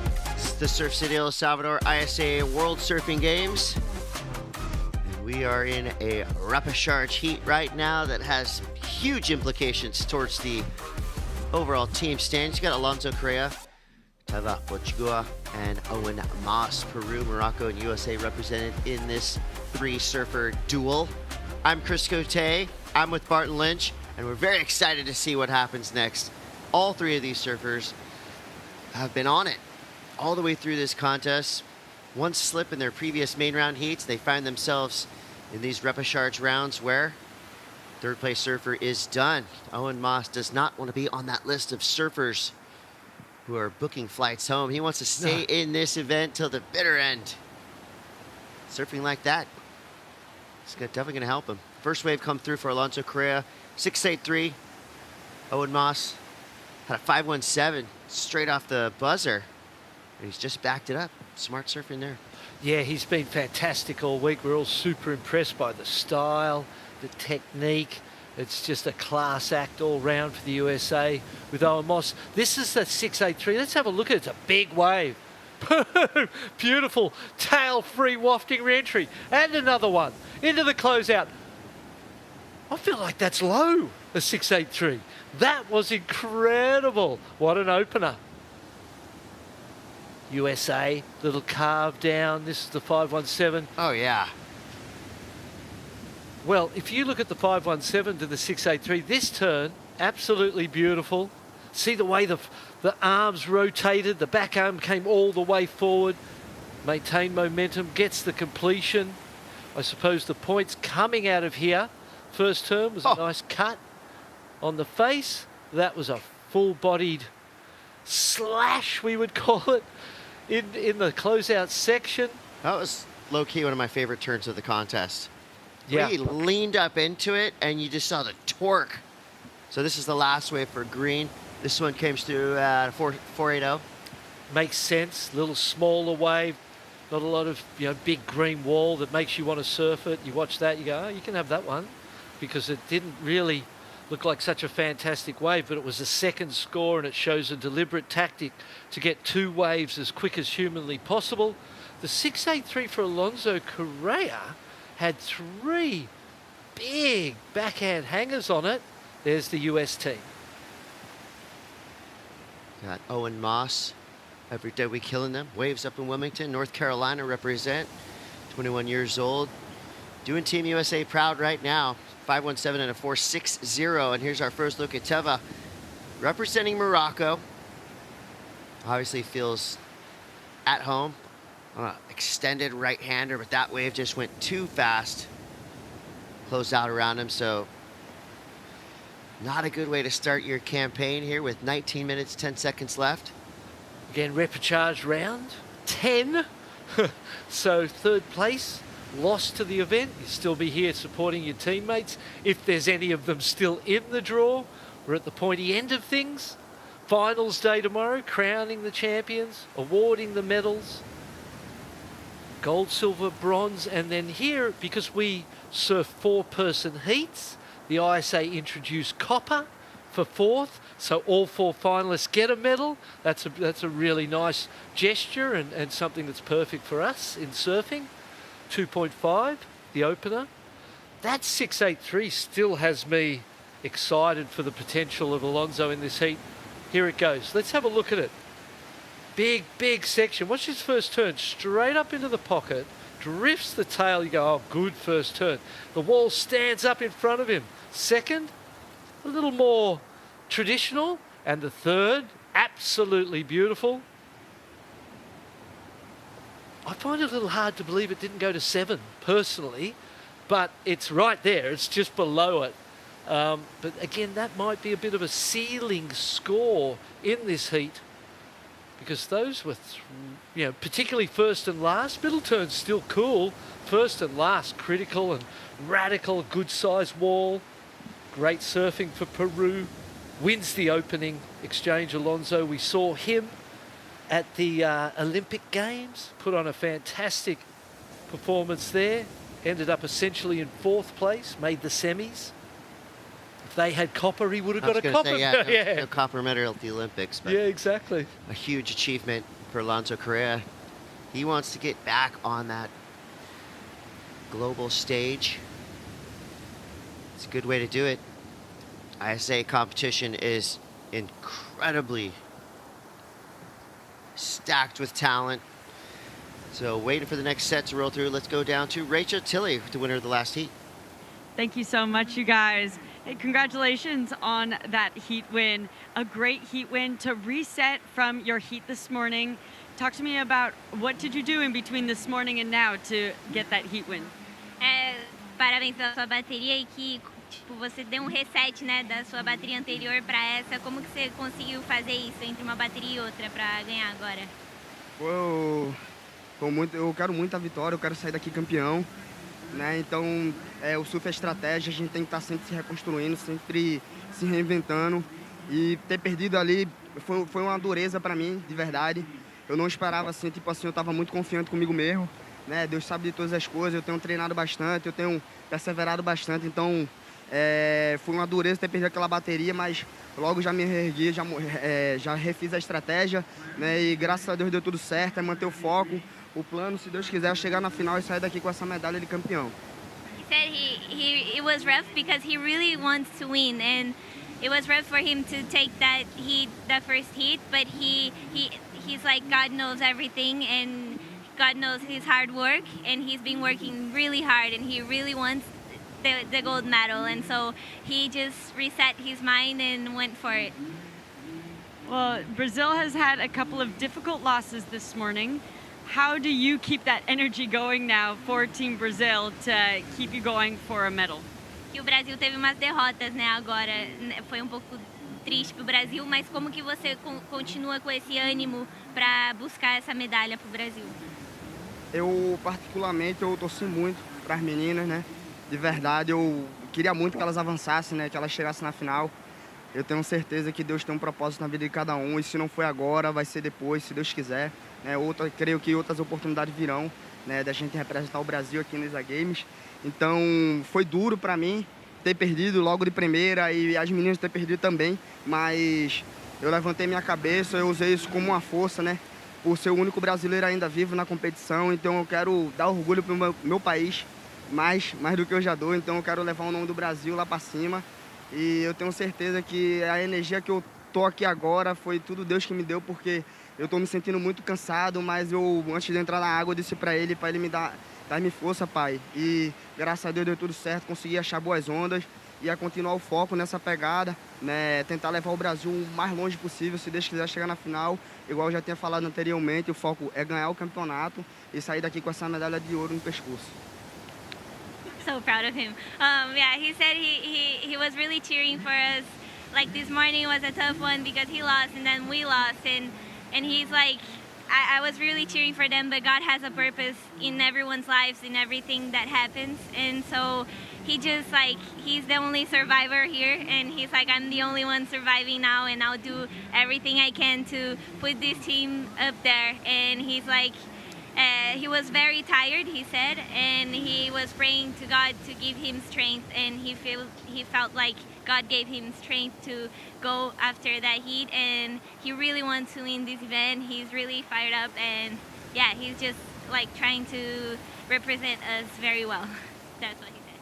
Well, thank you so much. Go Team Brazil. You are being a great final representative. great performance out there, and good luck for the next one. Congratulations. Thank you. God is good. Preach it, Douglas Silva. Love to hear that. He is now a one-man wrecking crew for Team Brazil. 13 minutes left. Alonso Correa back to business. He's got a 6.83 and a 6.53. He's into the teens. And Owen Moss is right there behind him. He got a 6-point ride to pair with a 5.17. Teva now is kind of getting left behind. Only has a 3.43 and a 2.50. Neither one of those scores is going to be meaningful at this level, Barton. You know that. Yeah. Loved feeling the connection and the support between Sophia Medina, who just lost.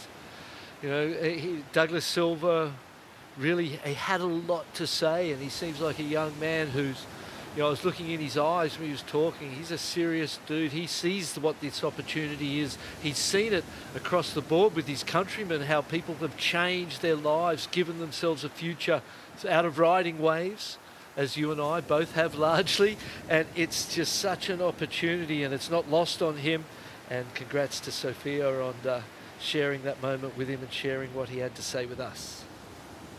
Huge heat coming up next. Eden Wallace, Solegere, Yanire Echebari, and Nanaho Suzuki. Japan, Peru, Spain, USA represented there. All those teams sitting currently in the top 10.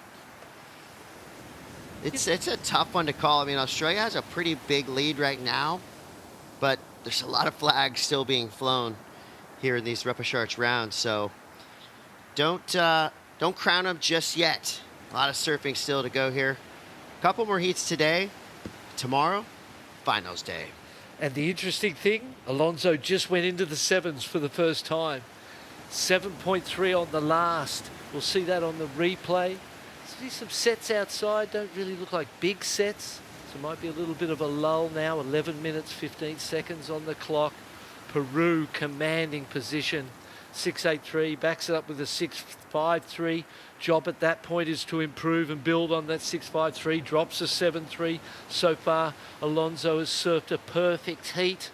And Teva from Morocco, Ushgar, having a look at this one. First priority, using it. Here we go, the windup. First snap, nice. Comes around a big section, goes beyond vertical. So putting together a performance here to get the attention of the judges. So far, no scores of note. Teva, as he lines this one up on the inside. That's more like it. Surf that wave pretty much to its peak potential. He's looking for a 7.74. Not sure it's going to be that high, but it's definitely going to help his campaign to get back into this heat. Yeah, as you said, the 2.5 and the 3.4 to start. Throwaway scores. First wave of consequence. He's got to match that 5.17 at the least. If it doesn't match that 5.17, it was a smaller wave. The surfing was fantastic. Yeah, what's she listening to? Present time. That's her own song. I used that in a post, and that's how I learned that she made music. I always knew you did, but soul, musical, as well as an incredible. So, ooh, what was that? I was starting to get really excited because Owen Moss is quickly becoming one of my personal favorite surfers. The turn he did 5-10 minutes ago, still on my mind. Yeah. Unforgettable. Oh, the big layback gaff in the closeout section there, that was incredible. Team Spain setting the vibe as they send Janire out. She is a fiery competitor. I'm excited to see what Janire Echebari is going to provide for us out in the lineup. She's going to have 25 minutes. Same rules goes for our women's Repechage heats with 4 surfers in the water. Only 2 surfers going to advance through that one. The 2 surfers, they're out of this contest. So a lot at stake, and it's going to be Repechage rounds from here on out for the rest of the day. Teva did it, 6.23, exactly what he needed at this point in time. Tightens this heat right up. He's only looking for a 4.94 now. Owen Moss and he battling it out for second place. Third will be lost to the event as we're in the Repechage round 10. Round 10 of these Repechages. Owen Moss having a look on the inside. And Alonso Correa, first priority, first place. Bigger scores than anything else ridden in his best 2 tabulation.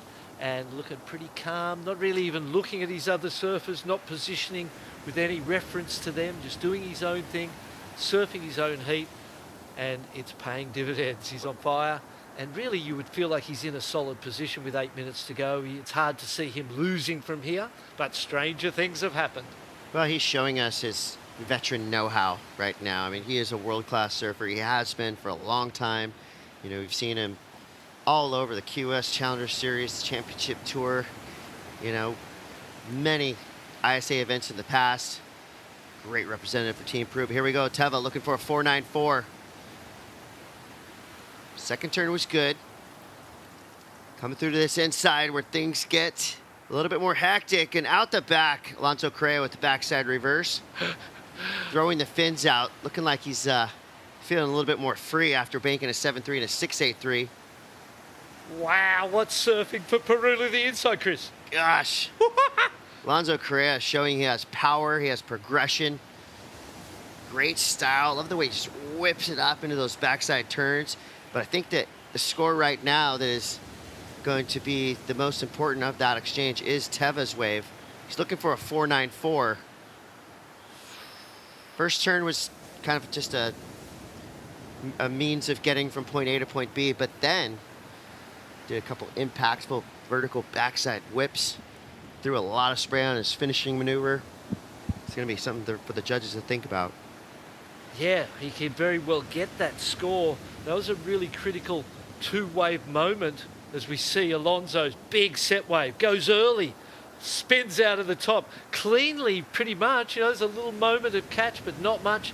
Snaps there, this wave, well selected, drives it back to the pocket. It starts to stand up on the inside. Here we go, live action. The wind-up is to settle for kind of a lateral float. Blows the tail out there, just gets a little squirrely underneath him. He goes down. Pressure's on for the United States. Owen Moss has been incredible so far. He's had a 6 and a 5.17, and when I say so far, I mean so far for the past 8 days. In this heat, it's felt a little bit below the level we're used to seeing. He's still got 2 scores of consequence, but there's every chance he might go into third place pretty soon. We're waiting on those last 2 scores. We missed the end of Alonso's, and it got crazy down the end as well. So I feel like he might improve on that 6.83. He's actually third wave he's throwing away is better than anything else his opponents have had as well. So dominant heat. Watch this first turn, straight up into the pocket. Whips it around, knows he needs to add some variety, something different just to keep the judges on side and entertaining them as they have watched literally thousands and thousands of waves this past 8 days. There's the end of the 5.5 that came through for Teva from Morocco, and he's up into second place. Owen Moss for the USA back down to third. 5 minutes left. Owen Moss needs a 5.74 or beyond. So Teva did his job right there. You know, it was a little bit slow for the first 10 minutes for Teva, but he's cleaned up his act. He's right back out there in second priority. He's going to stick to these right-handers. His wave growing down the line. Overcooked on the finishing turn, but that was his only opportunity. That was the only thing to do. Even if you made it, it wasn't going to be anything. Most probably better you didn't make it and you're that little bit further out. So you've got a shorter paddle, 4:30 on the clock. Still waiting on the scores for Alonso Correa from Peru. Throwing away a 6.53. So his throwaway is better than anything the other surfers have had. So dominant has his performance been.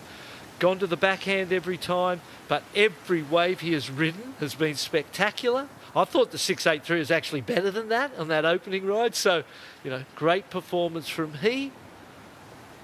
Actually scores for all 3 surfers being considered, but we don't see any change to the standings. All right, watch your green jersey here as Owen Moss tries to get a little bit of separation, but both Alonso and Teva are tracking him down. Set looks like it could be rolling towards the lineup right now. Time's starting to fly, 3.5 minutes left. Third place surfer is out of this contest. First and second continues on through the repechage round. And even if you are the third place surfer, there are so many positives out of the performances of all three surfers. It doesn't matter really, in essence, obviously it does, but from a personal point of view, win, lose or draw in this one, you've got to be proud of your performances to make it this far and to have done your country proud. And so many times we've been excited by the surfing of all three of these guys. 610, the last in for Alonso. Light work. He's chucking sixes in the trash. He'd still be winning on his third and fourth scores. So dominant has this position been. Do feel like there's a little bit of a ceiling on these scores at this point in time. Kind of based on the 683 that got dropped earlier. Owen Moss having a look at this one. Does not make an effort into that wave, so priority will remain as it is now. Owen Moss, second priority, Teva third. Pretty much a battle between those two guys. Alonso Correa, he's safe in the lead. And the good thing for Teva and for Owen is that with first priority, Alonso's not really thinking about them yet, or even still. You know, he doesn't really need to go to the defensive tactics, so dominant has his performance been. So that's a good thing for Owen Moss, who's in the second priority, because in a way he's in first priority. And in the overall team standings right now, you've got Peru in the second spot and the USA in the third spot. So look at them all pick up the pace. Yeah, this heat has major ramifications for the overall team standings up in that top three. Minute 50. So in this situation right here, Owen Moss has that priority. And too tapered. Quick look, doesn't like it. Yeah, good, well left, because it just tapered really quickly. This one behind it might stand up steep. Looks like there's a lot of water in it. Always difficult to tell from the drone angle. They both decide against it. So a bit of non-verbal communication between the two of them right there. Yeah, a little. I'm not going. And your positioning when you're with that priority is all important too. For Teva, the problem is that Owen Moss has got the priority over him. He's sitting there. So he's looking for a 5.74. Owen Moss can do that. Backhand, forehand, eyes closed. No worries if he gets the right type of wave. This looks a little small. Surfers making their way back now. Cat and mouse, up and down. Teva's not going to let him go, even though he's in the third priority. He just wants to put pressure on and make him recognise that, hey, you're in third place, I'm in second. You've got to outsurf me and put some pressure on that way. Here we go. Big paddle for Owen Moss, looking for a 5.74. Quick snap. Building speed. Throws the tail. Too small, you think, Chris? By the standards of this heat, thinking of Alonso's double overhead 6.8s. So he only needs a 5.74, so needs a couple of judges to go to a 6. I don't see that doing it at all. 15 seconds on the clock. He gives it a bit of a slap of the board because you have had a fantastic event, young man. We're all so impressed. Might see a ramp here. Woohoo! Teva goes upside down, unable to come down with it, so it all depends on that last score for Owen Moss. Looking for a 5.74. He's going plenty fast. Yeah. Did a bunch of turns. They're all pretty different. He had to go that one. There was nothing else. Radical enough. Here, you know, it needed to stand up there and give him the air one early or something a little more. Here it's, you know, waist high, and he's doing everything he possibly can to squeeze it out of there. But as a plea to the judges, a plea to the universe. But I don't see that going there. You know, you think about the 6.83 of Alonso's and 0.83 or a point difference easily between those two rides. So there it is, 4.73. Great judging in that heat. Unfortunately for the USA, Owen Moss is out of the event. Well, he made it close, and he has been a real joy to watch throughout this whole event. Bravo, Owen. Still has, I think, 2 of my favorite turns of the contest. So big ups to Owen Moss, but give it up to Alonso Correa and Teva Bachoya from Morocco coming through to surf another heat in the Repechage round. We're going to take a quick break, but we'll be right back with Paul and True.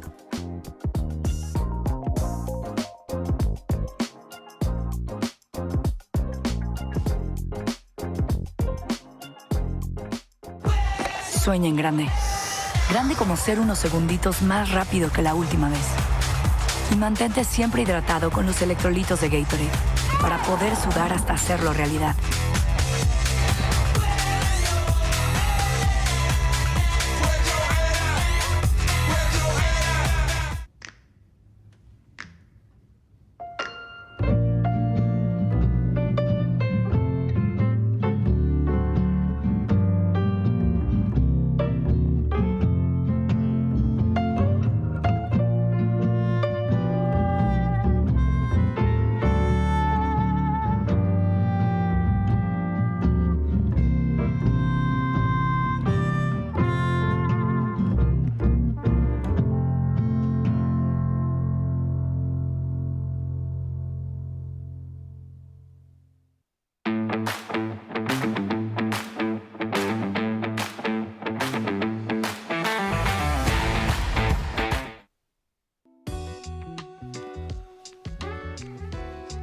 Pulsing waves, scorching surfing, Team Morocco, Teva Bushka. Delighted with that performance. To stay alive in competition, bit of an upset to see Owen Moss go down. He surfed well. Ultimately, Alonso Correa doing a great job after a tricky morning to get into repechage. Best thing to do is fire up, put big performances in that repechage round to stay alive in competition. Let's flip over to the women. Repechage 9. We're having a look once again. Eden Wallace, Sol Aguirre, Yanni Echebari, Nanaho Suzuki. I'm Paul Evans. I'm delighted to be joined by True Starling in the booth. Good morning, Paul. Delighted to be here. Thrilled. Yanni, wow, good looking wave for her. Rips in. Beautiful line through this. Oh, until that point when it all gets wrong quickly. That first turn was crazy, and then just the fall on the second turn. Wow, what a real kind of moment. And I feel like you could hear that from Team Spain. You've been on a fact-finding mission down there in the surface area on the boardwalk in the heat. What are some of your key takeaways from this morning, True? It's pretty hot. Okay. It's warm. It's warm. I think the waves are fun. Everyone is really, really stoked to be here. Most of the people that I keep talking to say we just want to keep surfing heats because it is so good out here. Hopefully it's going to be just as good tomorrow for finals day as well. And yeah, everyone's fired up. Suzuki on a left. Sets up for a big finishing section. It's meaty. Swoop off the top. Not really attacking the lip necessarily. Nice flow to it. Not what we're used to seeing from Nanaho. We're used to that real lethal, just straight up into it, vert kind of approach. She had a really kind of loved how she was patient, waiting for the section to build up, but that wave didn't really offer much more than a bit of a carve down. Numbers in for her. 4 points. So everyone involved other than Peru, Aguirre, the opening exchange. Echebari with the best of it. And again, not getting that last turn, but still able to get some quality from the early work. This is Eden. Yeah, she started off her last heat really strong with an 8. This one's a 4.83, and still that same critical attack from Eden. Her backhand is smooth. She's a young competitor. She's pretty concise with what she has to say. Nice 2-turn combo. I feel like the judge is looking for a little bit extra.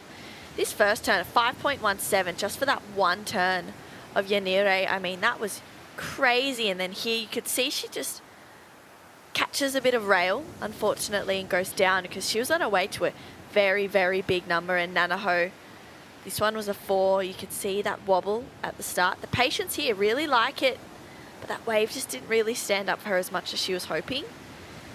I mean, it looks like it's picked up a little bit. It's obviously quite clean. There's some really, really good waves on offer. So plenty more to come with these 25-minute heats. Lots of opportunity. Maybe a bit of fatigue as well. Starting to build in the bodies of our surfers. I think, what day is this? 8? 9? 8. 28? Been here a while. Yep. There's been a lot of heats. Great. It's been good. It's been incredible to watch. Some really good surfing. And day 8 today, early finish. Then we got day 9 tomorrow, finals day. We're expecting big things. Medals. How are you feeling about the Aussies? They're going all right, aren't they? They're doing fill well your so far. Heart with pride? Yeah, I am a proud Australian, for sure. So I'm happy to see them in that top spot. But you never know. Peru is nipping on their heels right now. We'll see. I mean, with, unfortunately, Miller Brown, she had to pull out. So she's out of the event. Cal Robson also out of the event. Morgs and Dane progressing on through a little bit earlier today. Sally and Ellie will be on tomorrow. Still, there's a lot to go down, for sure. Too much to take in, Paul. I was talking about this with Rachel earlier. Last time the Australians had a glorious team victory here, 2011. Oh, wow. What were you doing in 2011, other than celebrating that gold medal for Australia? Sadly, I'm actually not too sure if I was doing that. This was pre-surfing, pre-introduction of surfing into my life.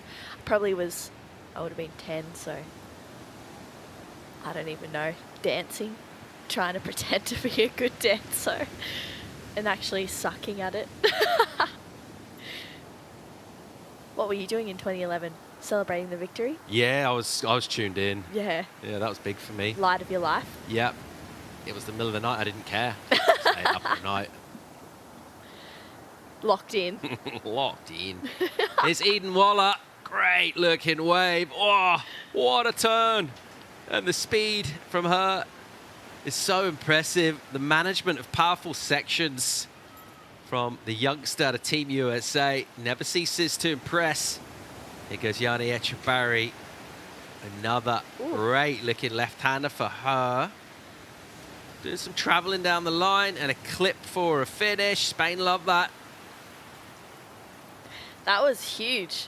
That's a better combo, a better progression for Yanire. Wow, look at the kick out. She's fired up right now. She's ready to rock and roll. I love when you see Yanire in this kind of zone when she's real attack. She's in that attack mode, and it's a deadly space to be in for the rest of the competitors in this heat because she looks unshakable. Let's take a look at this one for Sol, though. She's got a really smooth style. She's been putting in some huge numbers for Peru. That was a really great turn there for Sol. Gets a third one to finish. She's been in form, even in these repechage rounds. There's so many heats in this round. And Eden Waller, this is a stacked heat between these four surfers. They've all been so incredible. I mean, any of these ladies could be progressing on through, and Yanire just seems like she's on a different planet with her wave selection, with her turn selection. That was really good to watch. She's got that beautiful deep bottom turn to get that solid off the top as well. She'll get big numbers for that. I went to Italy in 2011. It's the first time I discovered that such a thing as pesto lasagna existed. I'd never even heard of it. So what you're saying is I'm going to have to try it. It was so delicious. After dinner in this little old square, everyone went home. I just sat there in the square in the moonlight and wept. Wow. That's how good it was. Wow. Still think about that. Okay. I still think about that moment most days. That is insane. I was just thinking about it earlier before we came on. Really? Okay, so when I go in a couple weeks, I'll send you a photo of a pesto lasagna. Nothing can prepare you for the deliciousness you're going to be confronted with. Oh, my taste buds are ready for it.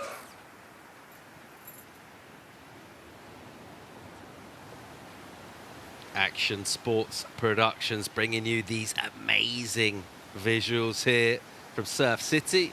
I mean, to be fair, it looks great all on its own, but to be able to broadcast that with such dazzling images, doing a great job. We're enjoying it. We're loving the action from out in the water. Team Spain are enjoying. Yanni Echebarri, 6 and a 5.17. She's loving these lefts. Mm-hmm. She really is. I thought that 6 was going to go a little bit higher, but looking back on it, I feel like maybe it was a smaller wave, so I can kind of see where that came in. But I really liked the surfing from her. And then Nanaho tried to go for a little backside chop hop air rev. We were used to seeing her do those, actually.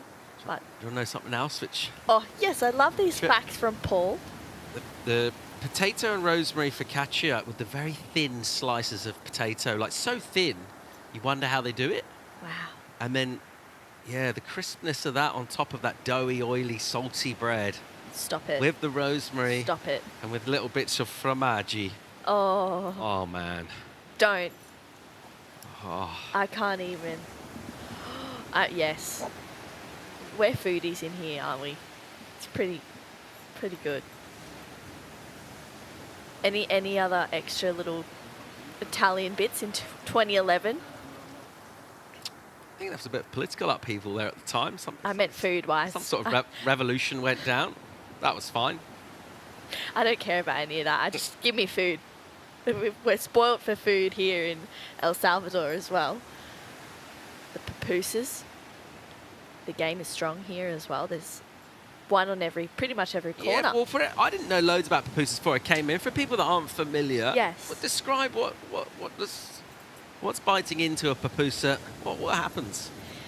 Well, generally you want to leave it a minute or two because they're quite hot. Molten lava. Yeah. It's. I think you said earlier in the week that it burnt your chin off or something like that. So definitely leave it a little minute. But I don't know. It's like a dough, and then inside it, you can get whatever you want really. But the bean and the cheese is pretty good. That's a classic. Yeah, so nice. You can combine that with some of that tomato sauce thing that they have. And they smush that down on a hot griddle. Yeah, well, I don't even know if they smush it. I think they just pan fry it, flip it over. Just local luxury. What about the little crisp bit where some of the cheese oozes out and then that's the best bit. Catches on the heat and you get that little That's the best bit crusty, of the pupusa. The crusty bit. It also makes them all individual because some of them have a bigger one, some of them don't have much of that crusty bit. I reckon it's a make or break of a pupusa though when you're sitting there and you're waiting for the burnt bit of the cheese and it comes up and you're like, yes. And would you go that separately or would you eat that as part of your main pupusa? Would you save that crusty bit on its own? It really depends how big it is. If it's quite big, I think I'd go half and half. Okay. What about you? What's your... I like to have that thing on its own. Okay. How's the warm-up here? So some good work with the coloured balls, getting the eyes tuned in. Mm-hmm. And the coordination. And then go out there and find some waves. Here's Sol Aguirre, Peru. Nice slice for Sol.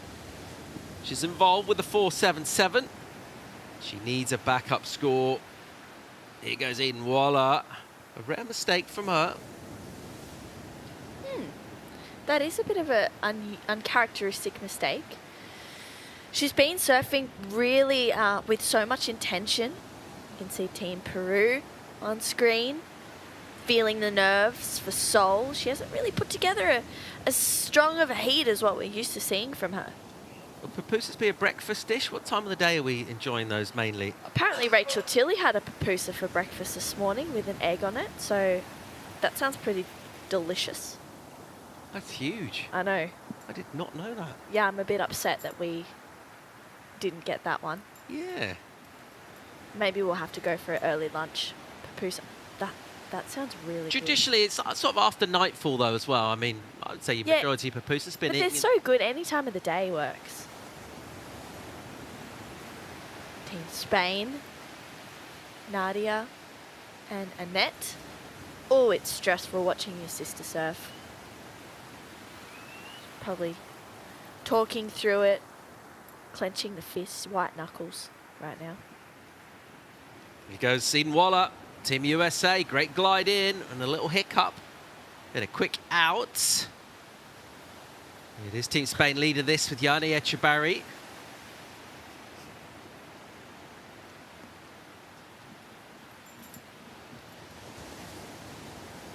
$10 on the clock. I'm having a... You all right, mate? Yeah. I'm just thinking about... Just checking in. You good? The food tour we just went on. That was crazy. We went to some places then. Wow, I feel like it's...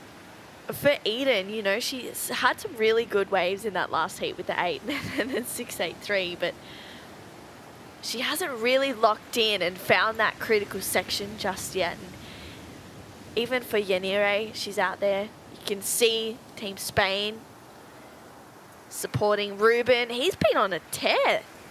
He surfed 4 heats yesterday. He's back for 3 heats today. Yeah, we started off this event calling him a quiet achiever. Now he's just an achiever. He's going great out here. Yeah. He looks really, really good. Got glimpses of his prep. Hopefully, from his point of view, get a little extra kick as he paddles out with a good result for his teammate who's leading this heat at the moment. Yanni Echeverry with the best of it. Left-handers from her. She would have had more points if she hadn't fallen on the first wave as well. Some good culinary delights in her part of the world as well. Famous for the pinchos in the Basque Country. Wow. That's I don't know. What is that? Enlighten me. Like little tapas. Oh. But yeah, they get quite eccentric with it. Uh-huh. Yeah, they get really fancy. See, sweet treat all the way for me. There goes Aguirre. Slicing. Softer wave. Nice action though. That's a great hit. Just kind of presses the lip. Gets it done. All right, we need Japan to get involved here to stay in this 8-minute mark. Doesn't quite get the first turn. Won't get the second either. Oh, that was unlucky. Wave just kind of was not working in her favour for Nanaho right now. Just a little bit out of rhythm with the ocean. She still has 8 minutes left. So she's got the opportunity with 8 minutes to go to find herself in a good one. We know how good her backhand is as well. So we'll see how it goes. And I think for that last one of Seoul, she's back in the game at 4.97. Yeah, back at this. Good competing to identify this wave.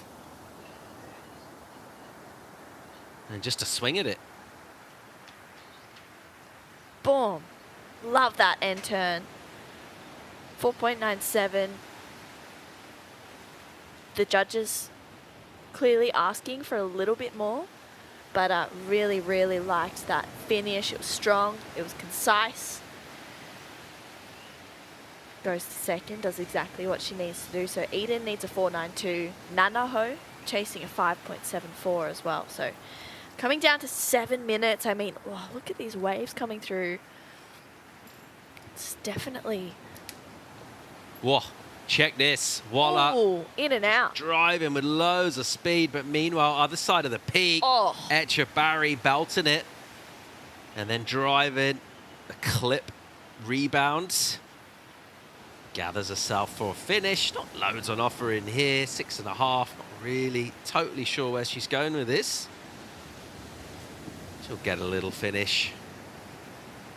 I think she may have got a first turn in there as well to start. That is huge for Yanire. It's starting to come alive now. It always does this, the last 5 minutes. Gets pretty jam-packed. Big scores to come through. Let's take a look at this one. Deep bottom turn. Huge top turn connection for Yanire. Wow. Look at these waves. It is just glistening out there. Really, really well surfed. Good timing. Team Spain would be really happy with that. We can hear some big cheers as well. I think it might be from maybe Team Japan, but that wave is going to be the best wave of the heat for Yanire. Suzuki on a bomb right now. Team Japan, first turn is great. Gets right up in the corner and smacks it once again. Her best wave by a country mile in this heat, and crucial because she's in fourth.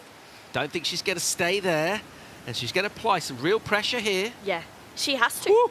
She needs to bring the heat right now because Yikes. She needs a 5.74. I mean, this last wave of Team Spain, Yanire, is going to be huge, I think, for sure. 5.74 for Nanaho. She could really challenge for that, for sure. I feel like it was a good wave. First 2 turns were nice. Oh, she's getting that. You think so, right? Yeah. Good chance of being the highest I've been score. off all event, though. Yeah, so. well, we got that 6 in early on for Yanire. She fell. Sorry, that was her second wave. She got the 6. She fell on the 5.17. She's going to get a number as well. She got a big turn out the back, did Spain. Here is Seoul. Wow, look at this wave. Really nice opening maneuver. Loading up with the speed now. A lip. Can she hit it? Oh. No. sort of lip dodges, really. Didn't like that. And she'll try and clean it up on the inside. Very guilty of lip dodging there, and I don't know why. She should have cracked that. Yeah, there was definitely a few opportunities for her to get up into the lip, but you never know. This could be really, really costly because this one's really come alive. Everyone's sort of finding themselves in this heat now, and these numbers are nudging up. Expecting something really significant for white Japan. Whew. I don't even know where this is going to go. Yanira is going to extend her lead for sure. 5.74 Nanaho needs. She could get it. I was talking to her out in the free surf yesterday, and she was saying, should be fun tomorrow. I just want to keep going left. So she's sticking to the plan right now. It's just whether the plan pays off. A 6.43 for that last wave of Yanire. So extends her lead, goes into the top 2. Scores for Seoul. She needs to about a 4.77. I don't think she'll do that. Yeah, she mangled that one a bit, didn't she? That was a really good looking wave, but never really tried to surf it until the very end. I don't know why. It's easy to watch it. There are some really potential good lines maybe coming through. Inside 3 minutes here. We're waiting for a score. Significant one for Japan. It comes in. It is the high score of the heat. 6.93. Goes to second. Crucial for Eden Waller here. 6.11. Driving roundy on a good look at this section. Just clips it and sets up. Still hasn't quite cracked it. That was a touch soft as well. It's a good wave, but it's pushing her wide. And as a result of that, things are a bit softer. She'll keep swinging on the inside. Sort of a stumbling snap as well down on the end. Like way less convincing than what we've seen in her previous heats. Meanwhile, here goes Japan driving bottom turn. She loves these lefts. This is why she's so dialed into the backhand. Covering some ground on a face. Tries to sort of manufacture a little whitewash finish, a redirect.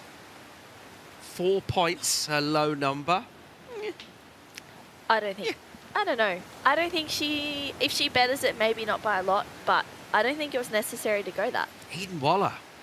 Where's her number going to go? She needs 6.11. Did we see that? I don't know. It's real touch and go. It needs to be better than Yanire's second wave or up there with that 6.43. I'm not sure. It's going to be really close, I think. But first indications for me are no. But again, I've been wrong all week. I have not had actually one single good call this whole week. Here goes Aguirre, and she needs to fire up here. She's got an absolute bomb. First turn is a slash in the pocket. Second one is into the lip. Quite close together, those turns. Her number, 5.97. Big question marks in this heat for the scores. I mean, there's a lot going on right now. It feels like Nanaho needs to get a wave in the sense to just better the 4. Because it's not hard to do, and I think for that strategy, it's a good thing to do.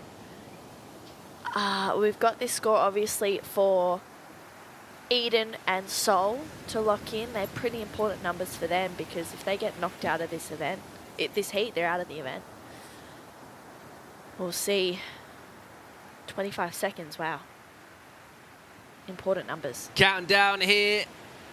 Let's see who's coming back for finals day, who's going to surf for medals tomorrow. Just 2 of these women will. At the moment, Spain, Echebarri leading it. And the number in for Eden Waller comes up quite a bit short. Doesn't go in the top 2. It's a low 4, and we're all out of time here. Number 4, Seoul Aguirre, is being considered, as is that left-hander by Suzuki. Okay, numbers in for that. Doesn't get an improvement, so the requirement stays the same for Seoul. So last bit of business from our judging panel. They owe us a number for Peru. At the moment, heading out of competition. Let's have another look. Was this the 5.97 in your expert opinion, True Starling?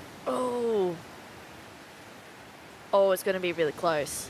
That I liked the 2-turn combo. It was in a tight space. Maybe that first turn... Bit soft. Bit soft, maybe. But that second turn, not soft at all. 5.97. Big question marks there. It has to be...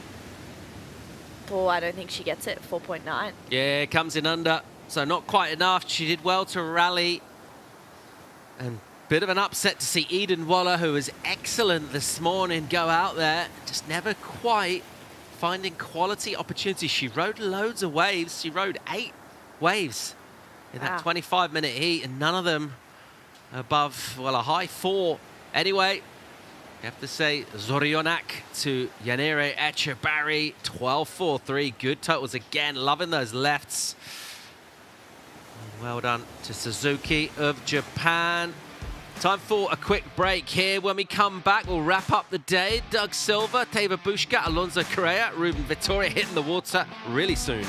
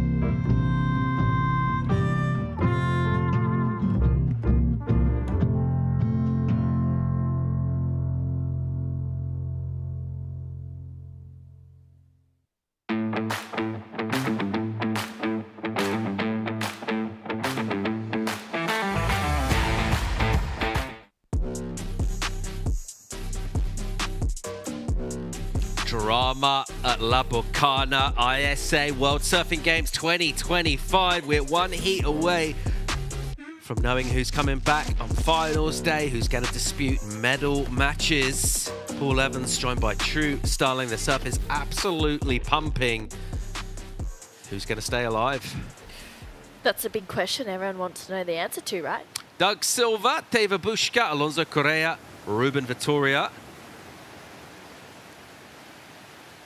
Let's see. Having a look at Ruben. Straight into it. Good glide. Does well to hang on. He's pretty stoked to get that. This is second wave, so a sprightly start. Here's Peru. Correa punts. Ooh. Reverses. Spins. He's good. Little double up section. Bang. He'll tag that. Nice combo. Bang. On fire. Paul. Bang, bang, you're dead. Teva Bushka. Backhand from him. Beautiful section. Zah. Gives it the treatment. What's he got here? Whoa. Again, tagging it. Very nice. Crisp surfing. Not trying to do too much, matching the energy of the wave with his own shred. I like that. He had a buzzer beater moment. I think it was like first heat of the day or second heat of the day. There was a lot of emotion. He was shaking. He was like, I couldn't believe that. And you could see how much passion he had for it, and that really showed on that first wave of his. What a great first wave exchange as well. And I feel like for me in this heat, Ruben Vittoria has been a standout the last 2 days. And to start off the way he did just now, he's on a roll. Oh, look at these lines. It looks so good out there. Waves, real quality. And it just looks so surfable. Really blue, warm water and waves up and down with loads of energy. Lips to hit, pockets to tear into. Looking to do that. Douglas Silva needs to come around here. Bit of a fatter opening and then a really nice turn. Look at this section. Backhand from him, whippy. High in the pocket. This is a crunchy section. Wow, that's great. An absolute hammer for Team Brazil. Bora. As he gives it the fist bump. Staunch. That was a staunch finish as well. There was not ever one moment where you were thinking he was going to fall. That was pretty well surfed. I mean, already fireworks straight away in the first, 5 minutes of this heat? 4.5? Yeah, love the momentum in that ride. It just built and built throughout. It got steeper and steeper. Felt like he was just picking up speed the whole time and gets the hammer to finish. Love that opening exchange. Judges with a bit to do here. It's always nice, though, when you're waiting for scores for a little while at the start of the heat, because you know they're important and you know that they're going to matter. Let's go and check in with Team Spain. Yanni Echebarri with Rachel Tilley. Thank you so much, you guys. Into finals day. Congratulations. You must be feeling on top of the world right now. There are 6 women remaining in the entire field. You're one of them. You just won that heat, smashed it, in fact. How are you feeling? I don't know. I don't have words. I'm super happy and I'm super tired. It's been a really long week and I just can't wait for tomorrow. Well, you know, talking through making it through the repechage rounds, okay? So now the 2 women that you're going to be meeting with tomorrow are women that came from the main round, who have been able to maintain in that main round throughout the entire event. Is there a mindset shift going into a heat like that now? Not really. I'm really happy with my surfing. I have like plus experience here today, exactly, for example, and I'm super happy and I just want to go surfing and just show my surfing one more heat and hopefully in the final as well. What does winning a medal here mean to you? I think it will be everything. Like, it will be my first medal in the ISA. I've been in a couple of juniors and I wasn't never like get a medal. I wasn't never in a final. So to be in a final in the Open, it will be like one of the best things right now. Well, you're doing incredible surfing to get there. You've gotten a 6.43 and a 6.0. Let's take a look at this one. Talk us through it. I don't know. I actually don't know. I just was focusing on the left because like in the previous heats I saw there was a lot of left and yeah, that's it. I just surf like I know and I'm really used to it on the left, so I'm super happy and yeah, that's it. I don't know.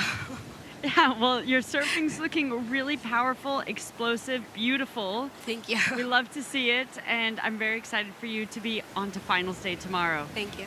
Congratulations, and we'll see you back here tomorrow. I hope so. Eskerrik asko bane etxetikan eta bihar arte. Thank you very much. Thank you. Back to you guys. Great stuff. Yanni Echebarri absolutely stoked to be back for finals, disputing medals. Here's Teva Bushka. Whoa, look at this section, just wrapping calves on the backhand. Really nice whippy action. And he'll make the room for a little finish. He'll enjoy that. Momentum with him in the form of a second score. It'll be decent. He's got an opener of a 5.4. From the opening exchange, we've got some info here. So 6.67, Silva, Brazil. The best of the early work. But other than that, pretty evenly placed. Victoria, 4.67. That was his second wave, that right-hander. And then we got Alonso Correa, 5.5 for the combo, the air. All right. Doug Silva getting the best of it by about a point. Worthy as well, I think, for the wave, the magnitude of it, the size of the turns. Yep. Size of the turns, that end section, huge as well. So we'll have another score for Teva to lock in as well. Was there a question mark by that 5.5 for Alonso? Were you expecting it to go higher? No. No? That was where you expected it to land? Yeah. Okay. I'm just wondering, trying to get the insights of what goes on in the mind of Paul Evans. No, I would say I thought like he surfed up the potential of the wave. I thought like he did really well to get that score in that wave. A little bit of a slower one, wasn't it? A little bit sluggish. Sort of had about half the energy of like Doug's wave, but he did really well to get a similar score. Yeah. That's fair. That's cool. Maybe had that bit of excitement or flair to it with that first. Definitely, yeah. No, he's trying to keep Team Peru in contention here. They came into today behind Australia, leading once again. The Aussies. Whoa. Brazil, the defending champs. Part of the reason why is because they've got incredible surfers like Douglas Silva. Oh. And that is another absolute hammer from him. And you'd have to think that'll probably be better than what he's already got. But that 667, Yeah. that was great. I feel like he's kind of done the job right now. I mean, obviously we still have 15 minutes to go, but off the back of basically 3 waves, he'll find himself in the lead for sure. That was a really brutal last turn. You could see the fins out the back. It was a tricky section. His waves are actually quite whitewashy, but it kind of gives a little bit of an extra edge, a bit of an extra, I don't know, something, because it's so difficult to be making those turns. And he is just up and into it with no care in the world. Guess you can't really have any in the repechage round, especially with the likes of the other 3 surfers in this. Yeah, he's going for it hard. And when he does that, he takes risks. It looks really cool. Another quality goofy here, though. Alonso Correa. Look how beautiful these waves are. And he goes all the way back, pushes off the white water, and gives that one a nudge as well. Oof. Lovely work. 3 goofies in this. Loving these rights. Ruben Vittoria's gone quiet. He'll need to get involved. Seems a little bit uncharacteristic for him. He's been pretty busy. Here we go. Morocco, Bushka uses priority. First turn stings. Second one, sort of whippy. This wave will die a little bit and it will reach towards a section and bank off it. Was that a good use of priority? Probably not. Bit of a question mark there. I'm not loving the wave. There's better waves out there than that. Just been watching really impactful right-handers, and that one, so we're sort of fizzling out a bit. Yeah, I mean, I understand why he did it. He's trying to better the 5.4. He saw Alonso on the wave. But I think if he doesn't do that, the better option for him is to just stick with it, wait for one of those bigger sets to roll through, or one of the waves that maybe even Douglas has found himself on. See if he can break that 6 range, because that's where he'll really set himself aside from the other 2. 13 on the clock here. Another fun morning of competition will conclude. We'll know who's coming back to surf tomorrow. Surf City, El Salvador is delivering once again. Look at these crisp lines marching in. Absolutely delightful scenes at La Bocana. Very much about the right-handers in this one. Ruben Vittoria getting involved. Beautiful opening turn. Look at this section. That was great. Here's carving. Oh no. He was on his way to a big number there. 6-7 is what he needs to jump up. What happened? I don't know, sometimes that happens. You get on a roll and then you just, it's another section. And you're thinking about the last turn before you've even finished the turn. You're actually staying present, you know? So maybe that's what happened for Ruben. I mean, he's been on fire, so I'm sure he'll be able to regroup and recover. But, wow, that's a really unfortunate situation for him to have put himself in. If you're paddling back out and you see one of your competitors fall, how good does that feel? Oh, yeah. You always want to try and be a good sport, but Do you? As soon as you leave the water, for sure. But it is pretty nice when you see that happen, for sure. Amazing. Oh, it is. You're thinking, oh, this is a good wave. They're going to really get a good score, and you see them fall on the turn. Unlucky. Oh, no. Sad for Ruben, though. For him, that's not where he wants to be. So you're giving me that you're not a good sport kind of vibe, Paul. Silence is loud. Take that as a yes. See where its number goes, though. Did good work before that. It'll get scored for beautiful couple of opening turns. Let's have another look here. It's a good look at this wave. These waves are absolutely beautiful. Look how clean it is. And he is just, wow, that turn there was huge. And he really, could have set himself up for such a good score. Would have nudged into the sixes 100% because that last one was a 5.67. Wow. Doug Silva. Wow. First turn, smashes it, and then won't get there for the next one. That first turn had some anger to it. Ever since he got knocked into this repechage round, he's like let out more of that passion, that fire, anger, whatever you want to call it, and he is just looking unstoppable right now. This first turn, deep off the bottom, kicks it a little bit harder, and you could see how much spray he threw. Great connection. Under 10 minutes. Who's going to be tucking into delicious pupusas, thinking about finals day? Who's going to be weeping in the moonlight? We'll find out soon. Here goes Alonso Correa. First turn is a big hit. Climbs the foam. He's in fourth, which is also last in a four-person heat. And he wants to get out of there by getting a 5.88 or better. Does he do that with that? No. No. Yeah, that's a strong no. For Alonso, he needs to find himself in another good wave. But the worst thing for him right now, he's in fourth priority. Still has 9 minutes to go. That's the best thing for him at the moment because there's still a fair bit of time left. He just needs to hope that the ocean cooperates and it doesn't settle down. We'll see, but I just need to go back to that 5.67 of Rubens. That was the one that he did those two carves and then he fell. He needed a 6.7. Gonna go out and say that if he hadn't made that third snap and got a finisher, well on his way to that score. Yeah, he was getting it, wasn't he? That was potential for being right up there with Douglas Silva's high score, which is the high point of the heat in terms of numbers, 8.5. I feel like there's plenty more in this. Priority back with Ruben Vitoria, the Spaniard. Let's see what he does, see how he reacts to that setback. What he did do was improve his high score. That's why his requirements come down. That's why he's in third. Alonso Correa, on the other hand, took a wave, didn't do a lot with it. He's still in fourth, still looking for a number.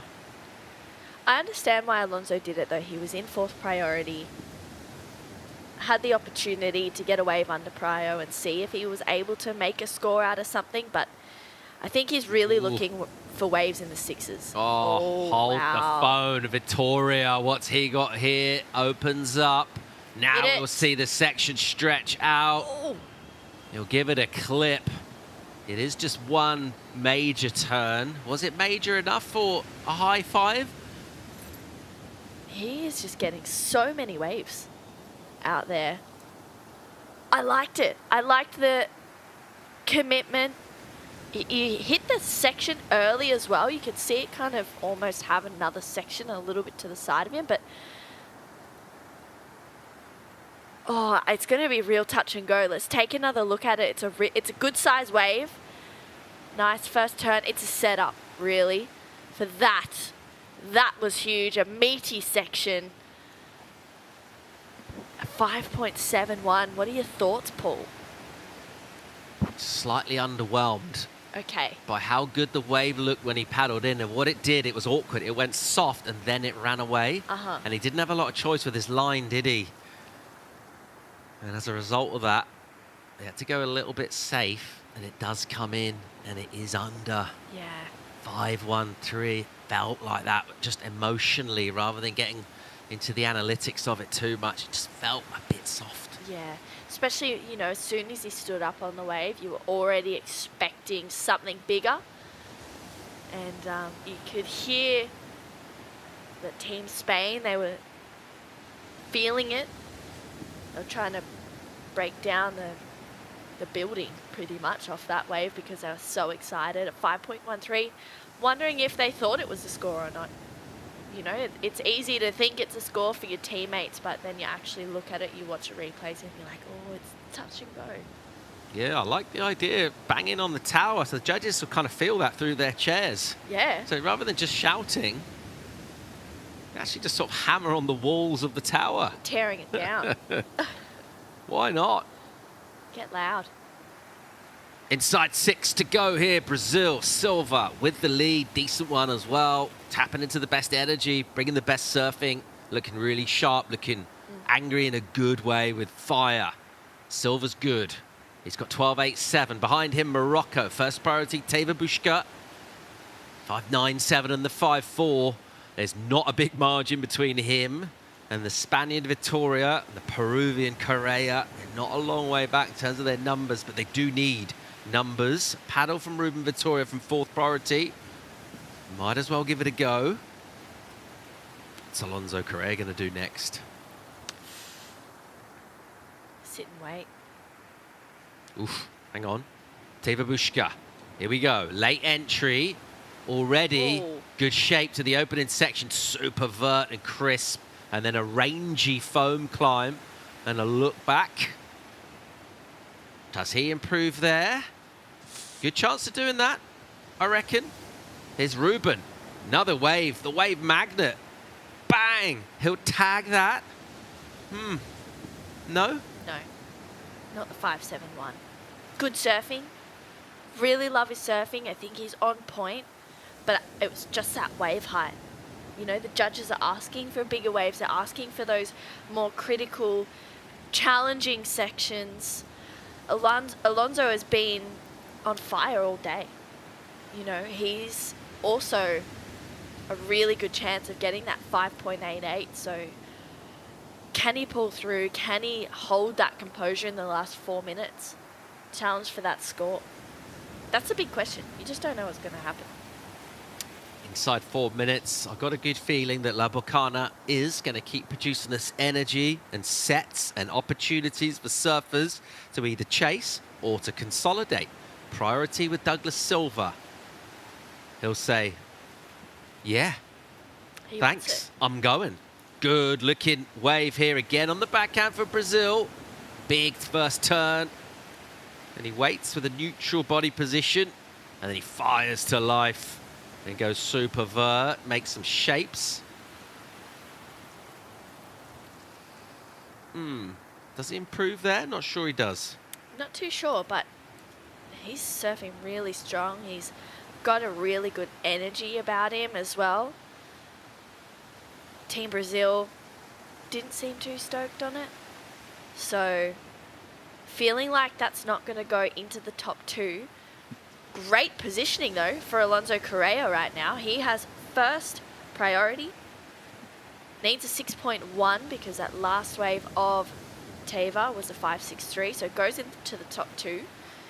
And, yeah, Alonso, he's a really good chance at getting that.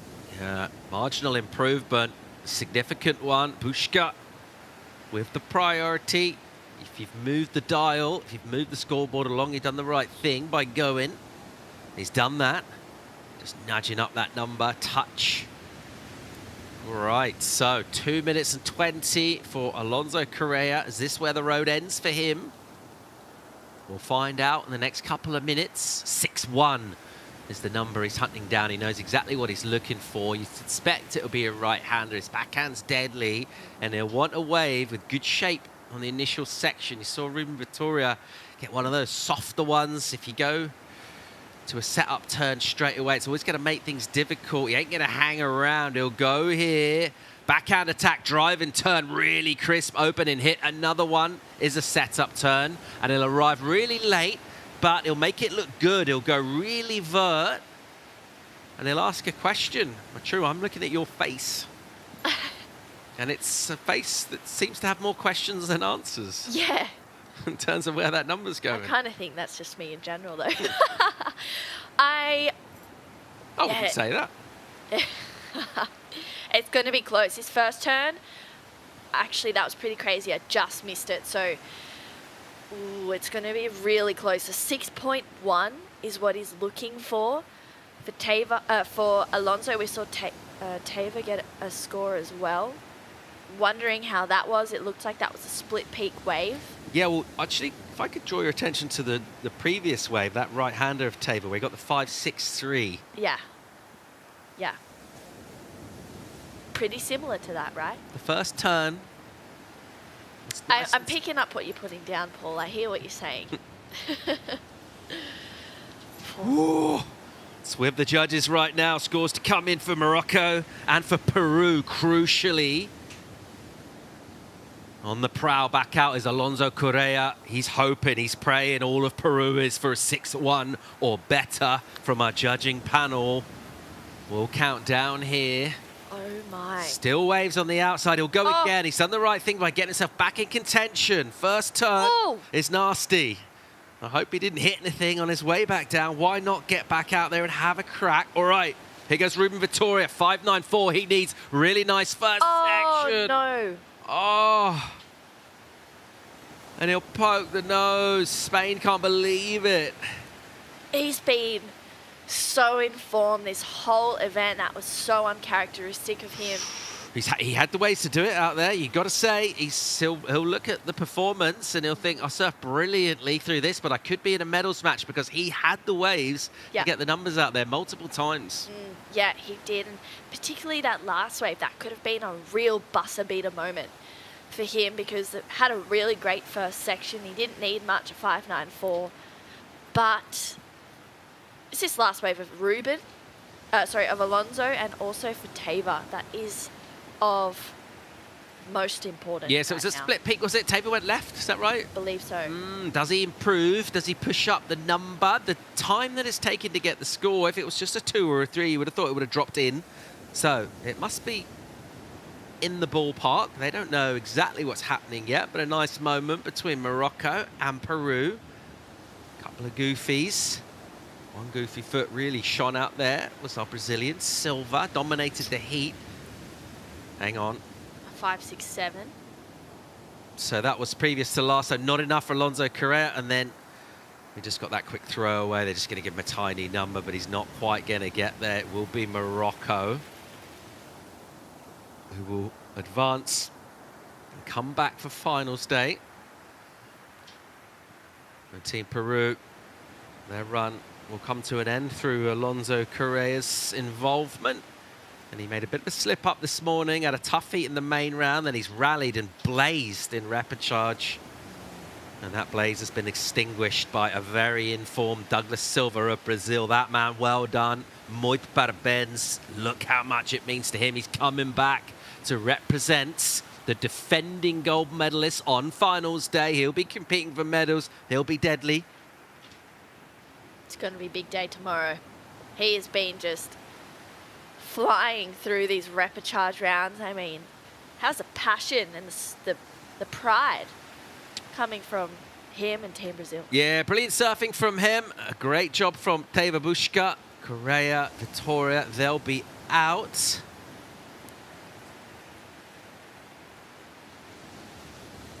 We're going to hear from Douglas Silva shortly.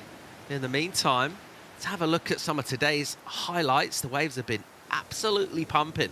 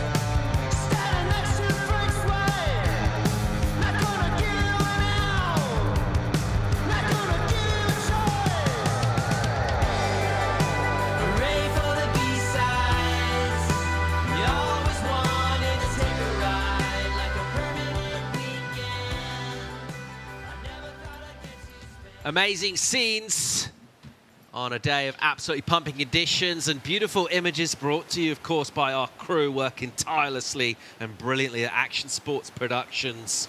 The Massive and crew. Shout out to Jay Johnson, our producer and surf broadcast pioneer, George Bryan, our master director, Mike Morrissey, replay wizard, Dan Stafford, our graphic director, Sam Lee, audio director, Jesse Westgard, production assistant, Carson Bielby, replay assistant on cams, Vasco Nogueira, the snail, Caracol.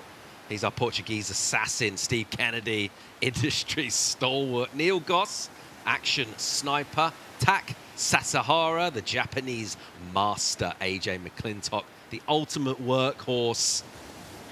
Also Tony DeMaria, our drone master, and Billy, also on drones. What a crew! Hey, yeah, the squad. This is why we get the best footage, the best coverage here in beautiful El Salvador. Some crew get to be like wizards or masters and others just sort of assistants. Yeah. Where would you say you come on that sort of spectrum? Wizard? Master? Assistant? Commentary assistant? Yeah. No, not at all. We've had a really fun day here. It has been. What have we learnt? A lot. It's been a big day. I feel like we've learnt that it's pumping. And everyone is ready for a medal tomorrow. And I think tomorrow's going to be big. Well, who's going to get those medals, True? Who do you like? Who do you fancy? I want a male and female surfer that's standing out for you. Oh, you can have, you know, the emotional choice and then who you actually think's going to win if you like. Why can't they be the same? They might be. Okay. For the women, Yolanda Hopkins. I don't know Love why. that. Cool. Every time I see her, I'm always like, there's just something there. For the men, that's a really tough one because there's still so many good men in the draw. I feel like it could be Dane Henry. I thought you might say that. I know. The only reason why I say that is because I feel like we haven't seen the best of him yet. It's quite hard to think how anyone's going to beat him as well because you just feel like he's got so much in his weaponry. If he's struggling, he can just do something crazy on a non-priority wave. He's just got so much in his arsenal. That seems to be going kind of faster than everybody else as well. You don't really get points for speed, but, I mean, it looks impressive. There's something there. What? Give me your picks. Come on. I like the Hopkins call. Thank you. I was probably going to... But I've already called that, so you got to go for something different. Don't copy. No, I'm joking. You can copy. It's fine. Just a bit unoriginal. I think Yanni Echebarri. Yep. She's doing really good work, and I feel like we maybe haven't seen her best as well. Yeah. Similar to your call on Dane. So, good potential there. For the men.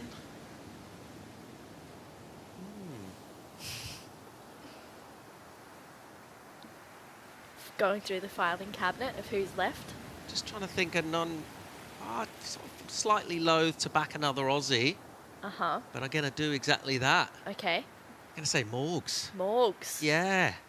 I also think he's surfed well, but I feel like he's been surfing like 60% or something compared to his own best. Yeah. Which is super dangerous for finals day. So I think Morgs is in with a great shout. Yeah. I like it.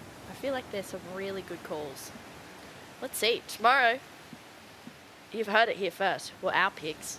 Tomorrow we're actually going to find out who wins. And teams overall, Aussie's heavy favourites, of course. Yeah. I mean, they've won every day that we've been here. Yeah. They've still got multiple surfers just one heat away from medals. That's pretty crazy. I mean, for the men's team, for the Aussies, there's 2 left in there. You've got to think the other team is Team France have 2 surfers left in there, right? That's close for the men's side. Yeah, for sure. They also have Jorgan and Cowley. Yep. Coming back tomorrow. We'll fly above Surf City, El Salvador, as we reflect on what's been an epic day of competition. Looking forward to hearing with Douglas Silva. I think we're ready to go and check in with Douglas, with Rachel Tilley. Thank you so much, you guys. Douglas, another heat win for you. How are you feeling at this moment? You're one of 6 competitors left in the event. Como você está se sentindo sendo dos últimos 6 atletas desse evento? Eu me sinto muito bem. né? Eu queria, do fundo do meu coração, que todo mundo estivesse vivo, que todo mundo estivesse aí na competição, representando a gente. Eu sei que todo mundo deu o melhor de si, foi, lutou, mesmo caindo na repescagem, a galera foi guerreiro, foi até onde deu, né? E a gente só pode ir até onde o Papai do Céu determina, né? Não pode ir além, né, velho? E por mim eu botava todo mundo lá no pódio junto comigo e era isso, mas eu estou muito feliz, né, poder estar representando o Brasil, ainda estar vivo ainda, e dizer que Deus é maravilhoso comigo, Deus tem me abençoado de uma forma incrível que às vezes nem eu consigo entender, mas Ele tem trabalhado na minha vida de uma forma especial, né, e Ele sabe disso, que eu tenho me dedicado, eu tenho feito várias coisas boas, né, para tentar me redimir pelo amor dEle, pelo carinho dEle. Então eu estou trabalhando nisso, nesse propósito. Eu acredito muito que eu tenho sim surf para chegar na final, né, igual qualquer um surfista aí. E eu sou o único brasileiro, mas eu me sinto honrado, é como se todo mundo estivesse comigo, né? É incrível ver como a torcida se organiza, todo mundo está ali torcendo um pelo outro, independente da situação, ter perdido ou não, a vibração e o amor pela bandeira fala mais alto. He said for him, everyone would be still alive in this event, like the whole team. He would love if everyone was still in the event, but he being the only one, he feels like he has everyone with him. And he said that God has been wonderful with him and his grace and everything that's been happening, all the hard work he's been putting, like God honoring him, and he's just really grateful to God because God has been wonderful. And he said it's like everyone's with me, and he's very fired up. Well, it's really beautifully put. You know, Team Brazil looking like a really fun team to be a part of. You're one heat away now from winning a medal. So I'll let you guys go, rest, and get out of this heat. Congratulations. Very happy for you, and we'll see you tomorrow. É isso aí. Muito obrigado, thank you. Muito obrigado a todo mundo que está na torcida, né? A todo mundo que está lá no Brasil mandando a vibe positiva. Isso é muito importante. Orem por mim aí, que se Deus quiser vai dar tudo certo. Já deu, né? Só continuar no caminho, trabalhando certo, que as coisas acontecem, né? Agradecer ao meu time por todo o apoio, todas as coisas maravilhosas que eles têm feito por mim.